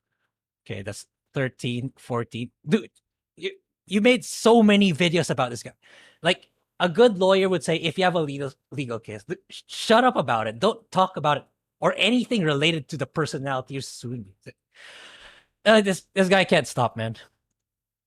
Because reporters were reading the court documents where these issues were being argued. And I wasn't going to go out of my way to draw attention away from the cheating allegations either. Part of my defense was that Billy, more than anything else, has a reputation as a cheater. And when you think about Billy Mitchell, people don't think about that one brief claim I made in a video in 2021 and then retracted. They just associate him with cheating and abusing the legal system. Yeah. The fact that so many people didn't even know about the Apollo Legend settlement claim is evidence of that. Then in 2022, Billy sent me a third concerns notice because of a video I released in April regarding one of Billy's witnesses accusing him of extortion. And he followed that up with another lawsuit, of which he sent to my lawyers and told them he was going to file it again. Yeah, maybe Carl just stopped talking about it. Like, even let's put it in the scenario where Carl was gonna 99.8% chance he was gonna beat Billy Mitchell. Like, if I were Carl, I was like, I wouldn't talk about it on YouTube. I wouldn't make videos about it. It's like, okay, it's like, I wouldn't let it get over my head. Oh, I'm gonna beat Billy Mitchell. Absolutely. You know, I would wait until it's actually true. Just wait. Just shut up. Talk about other things. Talk about other speedrunning content. And wait for the case to happen. It's like, this guy kept making video after video, more ammunition for Billy Mitchell to file more cases. And that's what's happened. Against me. And then he sent me a fourth concerns notice saying he intended to sue me because I put a 10-second AVGN meme in a video completely unrelated to Billy. Billy was now threatening me with 3 simultaneous lawsuits. The first one had already cost $200,000 in the first year alone. So if Billy filed the second and third lawsuits, there was no way I could afford to defend myself. I had Billy Mitchell, the guy who had already sued multiple people for exposing his cheating and who had already sued me once before, telling me he was going to sue me 2 more times. And the reasons were insane. They were obvious abuses of the legal system. I felt I had no choice but to create a GoFundMe, and I advertised it in a video called— It's this one. Like, you know, whenever you ask people for money, it's like if it ever comes to the point I'm asking money for people online, it's like, you gotta be transparent about it as possible, man. It's like, you gotta break it down. Like, what am I gonna use the money for? How much it's gonna cost? And here it's like, look, any casual viewer would definitely think I did, because like I didn't watch every single Billy Mitchell video. I watched maybe 2 or 3. Like, in what circumstance would I think that it's about the Apollo Legend case? Like, it doesn't say anything here. Look, I'm a YouTuber who often reports on video game cheaters. So already you're setting the premise that it's because of the cheating, man. Anyway, okay, let's continue.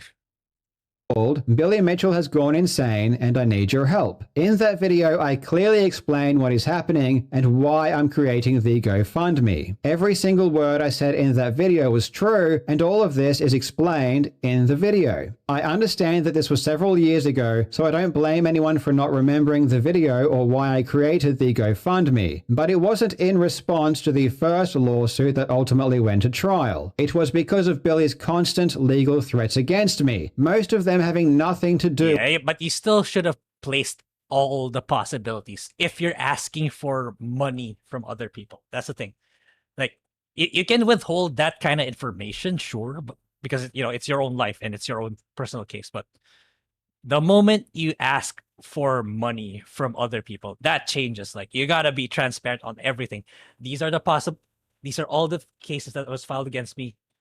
You know, you can just summarize the reason. You don't have to copy paste the entire thing, but still, like, you gotta tell people that that was also part of it, and that was ultimately the one that went to trial. And no, people, we didn't get that. People did get that.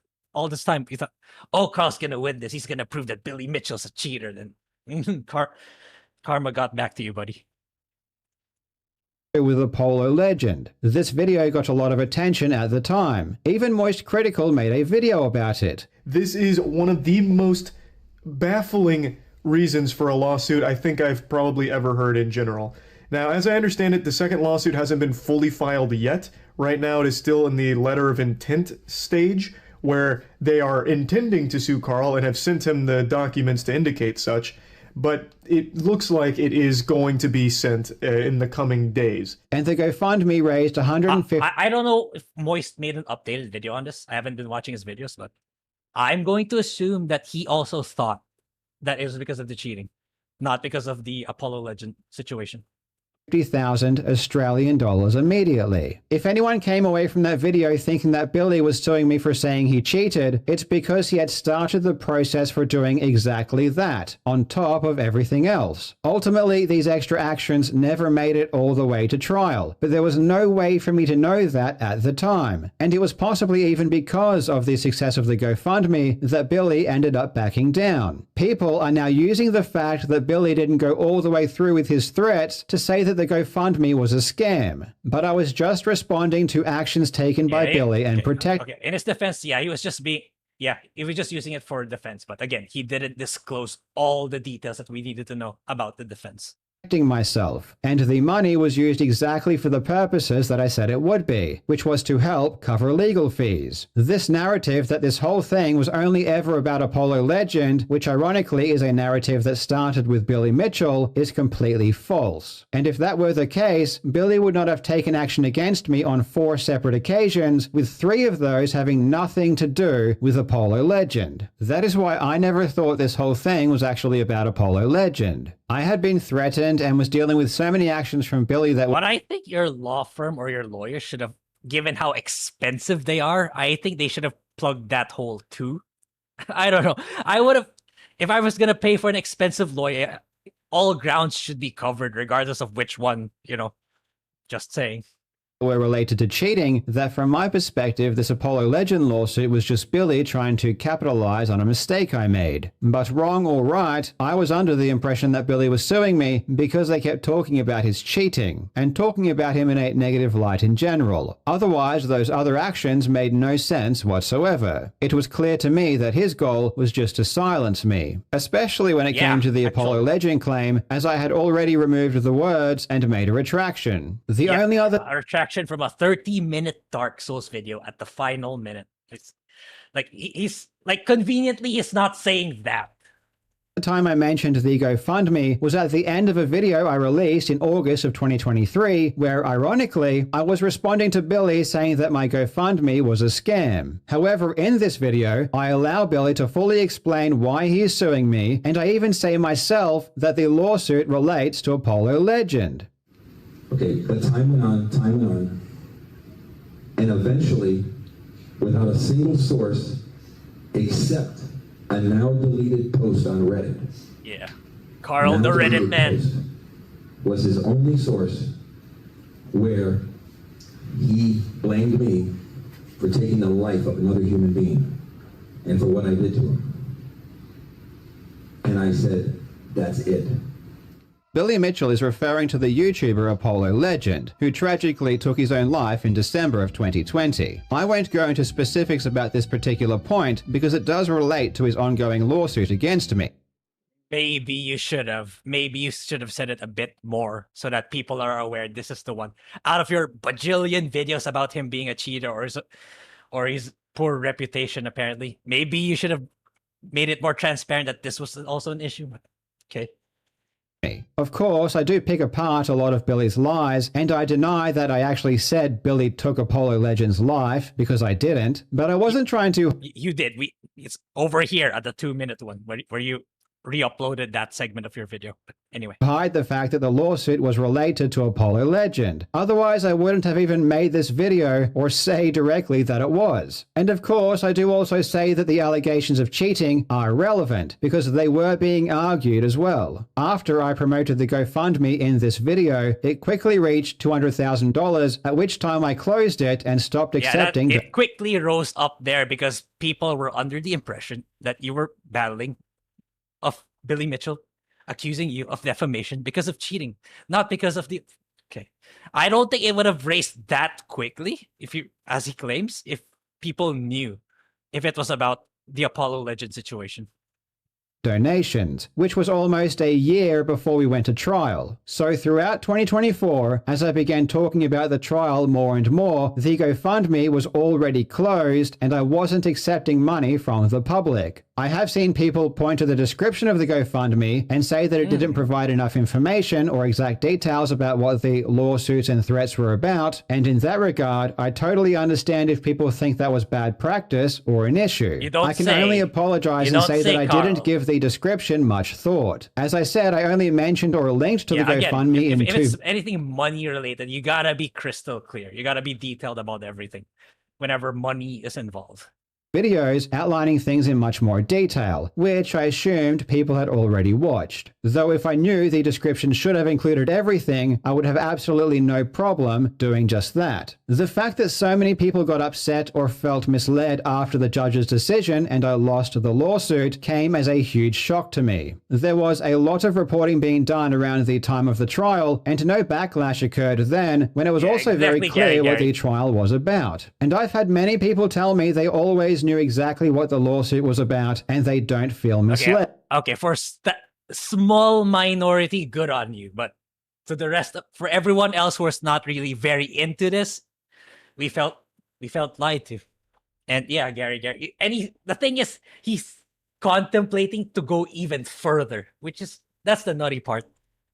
So it would be very easy for me just to claim that people are only upset because I lost and Billy won, which is not the outcome everyone wanted. But I don't think that's entirely true either. I never said that Billy Mitchell sued me for cheating, but I also did not repeat or draw attention to the original claim that got me in trouble. Nor did I constantly remind people that the lawsuit related to Apollo Legend. Not because I was trying to scam anybody or mislead people, but because I believed it would have been detrimental to my case. I was very happy to talk publicly about Billy threatening to sue me for calling him a cheater, and to go into detail about how much of a cheater he is, because all of that is true. Again, if you're in the case, just don't talk about it anymore. Like, someone coming in late would definitely think this is the reason. If, like, that person's not going to go all the way back to 2021 thing, oh, it's about the Apollo Legends. Like, no, Carl. Despite the fact that he had threatened me multiple times for calling him a cheater, I was not afraid to continue making that claim. And I was happy to discuss his cheating even when it related to my currently ongoing lawsuit, because it was one of my defenses. When it came to Apollo Legend, this was a different story. I made a claim that included information that was not true. I didn't accuse Billy of murdering Apollo or causing his death, so I don't think I should have... He keeps repeating that I didn't make the accusation when we saw it, in his 2 minutes that he did. Lost the lawsuit, but at the end of the day, I said something that was not accurate, which I admitted to and corrected years ago. And I was never going to repeat it because the internet doesn't work like we want it to work. If I drew more attention to Billy's claims about what I said, more people would have repeated it, and it would have been used against me in court. For example, Billy's... That's the thing. People would repeat it. But he kept regurgitating Billy Mitchell. You could have talked about so many other things, so many other speedrun cheaters, even that's not Billy Mitchell. But you kept making topics about Billy Mitchell for years, dude. Team crawled through thousands and thousands of comments on Too Moist critical videos about Billy Mitchell, which were released years after my video. They found a handful of comments that related to Apollo Legend, and then without any causal link, claimed that they were a direct result of my video. Even though there was no mention of me or my channel, and we don't know who these people are or why they are making these comments, the judge ruled that I'm responsible. Essentially, it didn't seem to matter if people may have come to this conclusion independently, and it didn't seem to matter if there was no evidence linking their conclusion to my original video. The blame for every single comment was entirely placed upon me. The judge even flat out stated that no comments of this nature were ever made before my video. And not only is this one of the reasons the damages might have been so... I agree. It originated from your video. You're the one who accused it. And yeah, he keeps repeating that he never said it, but we know he did.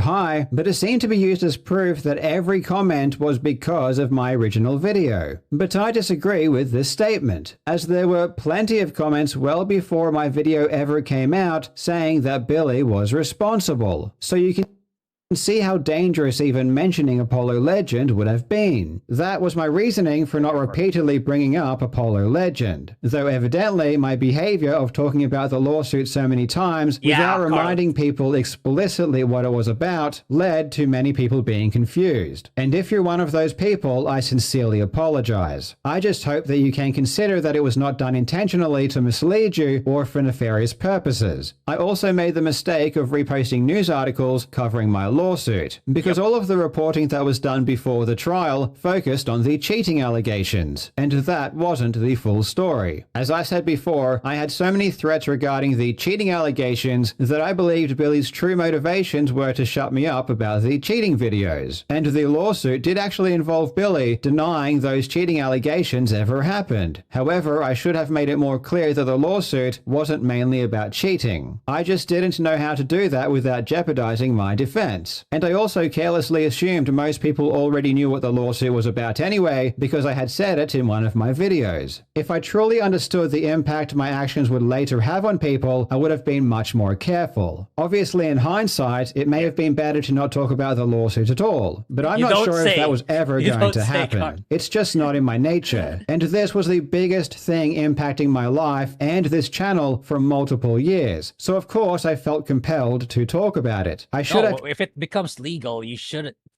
Don't display all your cards out there. Like, even somehow it has no repercussions. I wouldn't want the other side to know what I'm planning to do. It's like, point being, you never should have mentioned it at all, or stop talking about it. Just found a way to be more transparent if I were to discuss it. And I can understand fully if you are disappointed in my actions, especially if you donated to the GoFundMe. If you weren't really following the trial closely and don't have much... To the people who donated to stick it to Billy Mitchell, your money went to him, man. You paid Billy Mitchell information about what happened during it, and all you're currently reading is news about the judgment or drama videos saying that I lied about everything. Yeah, shout out to Smash JT. But dude, you really did, man. You really came across... Like, I found Carl Jobs long before this case started, okay? Like I said, I found Carl Jobs through The Completionist. So definitely it was ongoing with... I never knew who Apollo Legend was, stuff like that. So I was really under the impression that it was about the court case, about the cheating. And yeah, like Smash, like I believe Craig from Side Scrollers also believed that's the case. So... It's not an isolated case, Carl. A lot of people really thought, because, you know, you wouldn't shut up about it. I'd suggest remaining skeptical for the time being. I will wait until the dust settles before discussing what happened during trial in more detail, but at some point I definitely will. And hopefully at that point, you will have a better understanding about why I was so confident I would win. And it's also... Yeah. I'm not gonna go look for videos, but some other content creators have. They consolidate how insanely cocky he was when it comes to in his videos. Like, oh, I'm gonna beat Billy Mitchell. It's so absurd that I'm gonna sweep the floor. It's a surefire win. You guys go ahead and look for it. But yeah, Carl, like, even let's say if that is true, let's pretend that Carl's 100% gonna. How is that gonna look to the judge? Like, it's like if I were just like, man, this guy is really, this Carl's really, on the nose when it comes to how confident he is. Like, I wouldn't want to set that impression on the judge just so that it wouldn't hurt my chances. I wouldn't be like the cocky guy who's like, oh, this is an absolute win, man. It's like I wouldn't want to give that impression to a judge. Just because it may hurt my chances of winning. Also possible that you might even agree that this judgment is simply crazy once you have all of the details. I will say one thing though. The judge found Billy Mitchell to be a credible witness, and essentially accepted his full oral testimony as fact, despite our many attempts to show that Billy is a liar. For example, we have Billy on video in 2023 during his Twin Galaxies deposition saying that the effect I've had on him is minimal. Did the actions that Carl Jobst, David Race, and Jeremy Young and Jeff Harris take also cause you emotional distress? That is minimal compared to this. Why? Because this is where it all began. However, during my trial, he claimed that's because he was saying you accusing him of cheating, not because of you accusing him of murder. Because the guy didn't just mention Carl Jobst, right? He mentioned several other people. So all those people put together are accusing Billy Mitchell of cheating, not because of the murder. Okay, yeah, whatever, Carl. The exact opposite, and said that I basically ruined his life. And the judge completely disregarded his previous statements and accepted what he said at my trial at face value. And this is just one example of many times that this happened. And if you've watched any of my videos on Billy Mitchell in the past, especially those in regards to his deposition, you will start to realize that this judgment might not be based on truthful evidence. But again, I won't go into much detail until the very end. There are so many lies being spread right now that it's insane. I can totally understand people making fun of me because I lost and because of how cocky I was. Deservedly so, because okay, I don't have the videos right now. Oh, hi Smash JT. Yeah, I was just kind of talking because you were mentioned in Carl's video. But hi, yeah, and Phil's not here today because he was at the Vegas meetup. But yeah, thank you for the raid. Hope you had a good stream. But yeah, I'm reacting to this Carl Jobs video since. Man, you got a shout out from Carl. Man, this guy, he better not appeal, man. He better not appeal. Like it's a lost cause. He better cut his losses and go back to making speedrunning content and not talk about Billy Mitchell and try to make his settlement lighter with Billy Mitchell. But no, he wants to double down apparently.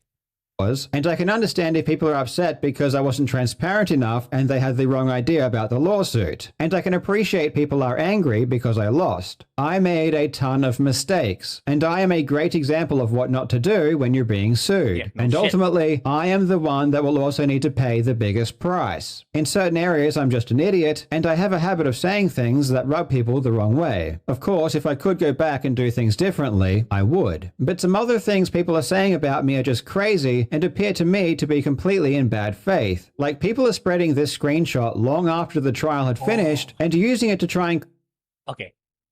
Okay, so this one is about... Okay, I'll let him finish. Claim that I used AI in my defense or as part of my strategy, when all this is me and some friends having some fun and seeing what AI would say. Okay, let's go back to that. Exactly. Okay, yeah. I would also, at face value, think that you consulted with AI, but of course, I know you have lawyers, man. But the thing is, this text right here, it just shows how arrogant you've become in this whole ordeal. Like it shows, oh look, man, I'm gonna beat Billy Mitchell so hard. That's what it also says. That's why we're also making fun of you for this. Yeah. Okay. So here's what is interesting. We fed all the court transcripts in AI. It said that there's no scenario where I lose, lol. So, dude, like, you were so sure. That's the funny part. That's why people are making fun of you with this, because you were so sure that you were gonna destroy, annihilate Billy Mitchell. That's why people are making fun of you for this, not because you were using AI instead of a lawyer. All this is me and some friends having some fun and seeing what AI would say. Many people are taking advantage of the worst experience of my life to go after me for Yeah. Hi everyone. Yeah. Thank you, Smash, for the raid. So, yeah. You guys came at a time where I'm actually about to end the stream. So, but anyway, yeah, I'm talking about this Carl Jobs case. So I'm doing a react video on his I lost video, and it's not a good look. It's a terrible video. So yeah, he shouldn't have posted this, in my opinion. People were looking for a legitimate apology, not a sorry, I'm not sorry video. It's like he's gaslighting people. Oh, I didn't really say that. I didn't say this, but yeah, that's not a good look. And I really hope for his sake that he does not appeal this anymore. But I know it's at the back of his mind that he wants to appeal, but he really shouldn't. He's gotta put the fries in the bag, man. Things that are just outrageous. And it sucks because on one hand I want to defend myself, but on the other hand I totally agree that I made a lot of mistakes. I said things publicly I shouldn't have said that made me look bad. So I do deserve to be called out for those things. But other things are just flat out wrong or just complete lies. And if I spend too much time debunking lies, it will come across as if I think I bear no responsibility for what happened, which is not the case. So I won't. I'll just say that I hope reasonable people can understand that out of context screenshots may not be indicative of what is really going on or how I really feel. This experience has been extremely painful. However, I don't think that's necessarily a bad thing. It's been a huge wake-up call, and there are many lessons for me to learn. So assuming I do adequate self-reflection and I grow from this, I think it will ultimately be good for this channel. I'm more motivated than ever to move on and focus on producing good content and keeping myself out of trouble. So if you never really cared about this Billy Mitchell stuff and just want to watch some entertaining YouTube videos on cheating and speedrunning,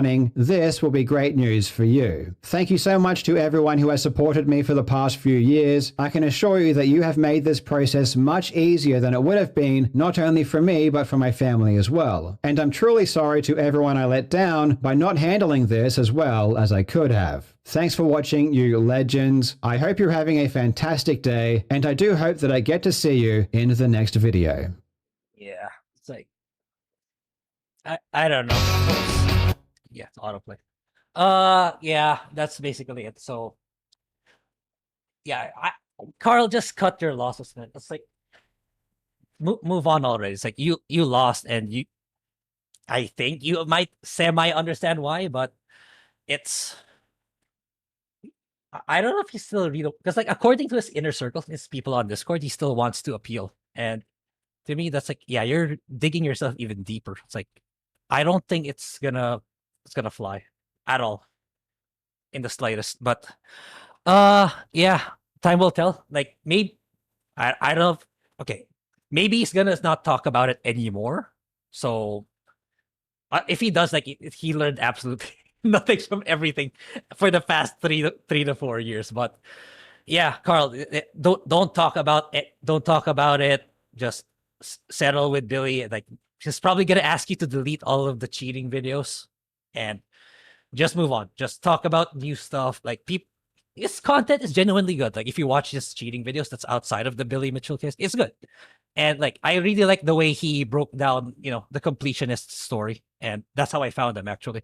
And yeah, and I pretty much kind of commented along the way, along with chat. So I think, yeah. So you guys said the same thing. So you kind of agree. So I didn't really see where I saw things incorrectly, or I didn't see things in the correct light. So yeah, okay, so I've been streaming for, oh god, I've been streaming for 5 hours. Okay. Yeah, okay, yeah, that's all I got for you guys for today. So yeah, I hope you guys enjoyed. Like, I know this is not as as engaging as with Phil around. I know I'm the more timid one among the two of us, and I tried something different this time around while Phil was not around. But we will be back with Phil next week. And what do you call this? Okay, let me take off my. Yeah, Phil will be back next week. He just was with the meetup with GNG and the rest of FNT, and yeah, we'll be back next week, and I will be gone. The reason why I chose to do things on my own is like, I will be gone on May 3rd and the 10th of May. That's why I feel like, yeah, it's pretty. I feel like I should do something before, so that it's not always just Phil when I'm gone. So it's time I kind of reciprocated. Like, if Phil's gone, I should be the one doing this thing. So yeah, that's about it. I hope you guys enjoyed, and yeah, I'll try.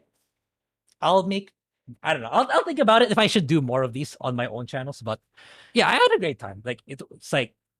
It's been, I used to do these two, but I just kind of, I just ended up just making videos because since I do weekly live streamings with Phil anyway. So yeah, it's been fun. It's like, it's been a long time since I did this solo. So yeah, maybe it's time I go back. Maybe it's time I go back to doing this thing.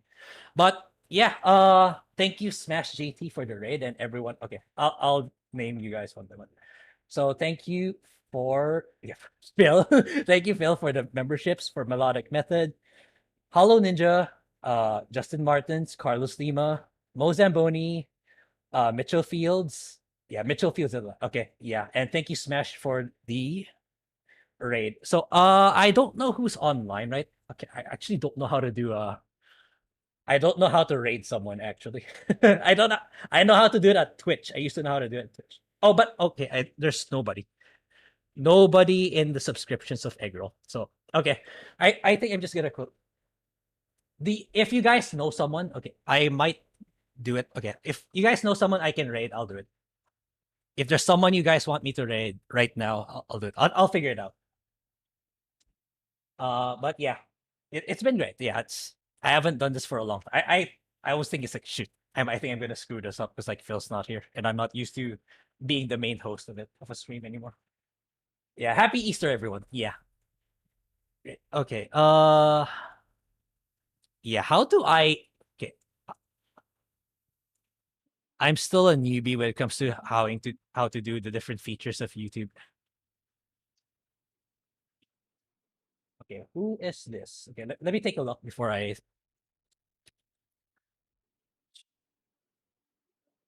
Disgusting. All the animals will be. Okay, I'm okay. Yeah, this guy looks fine. Okay, I'll raid this guy. Discuss. Nice name. Discuss thing. He's playing.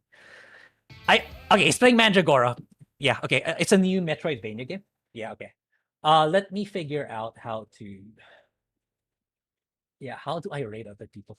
I know how to do it on Twitch, but I don't know how to do it on YouTube.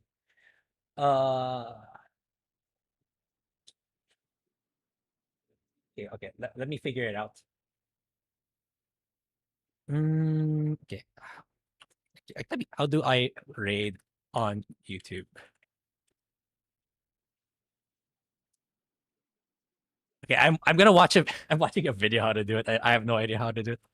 Okay, let me turn off my PC's audio.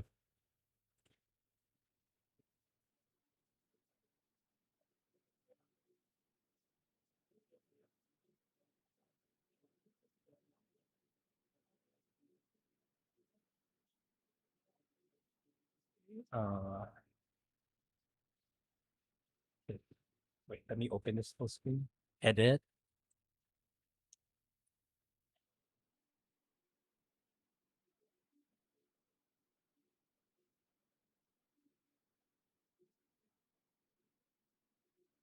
Okay.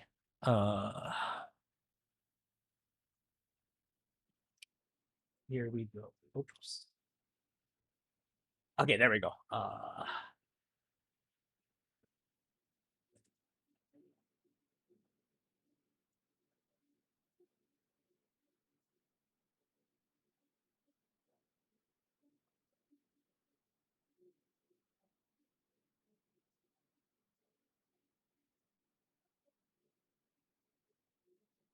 Okay.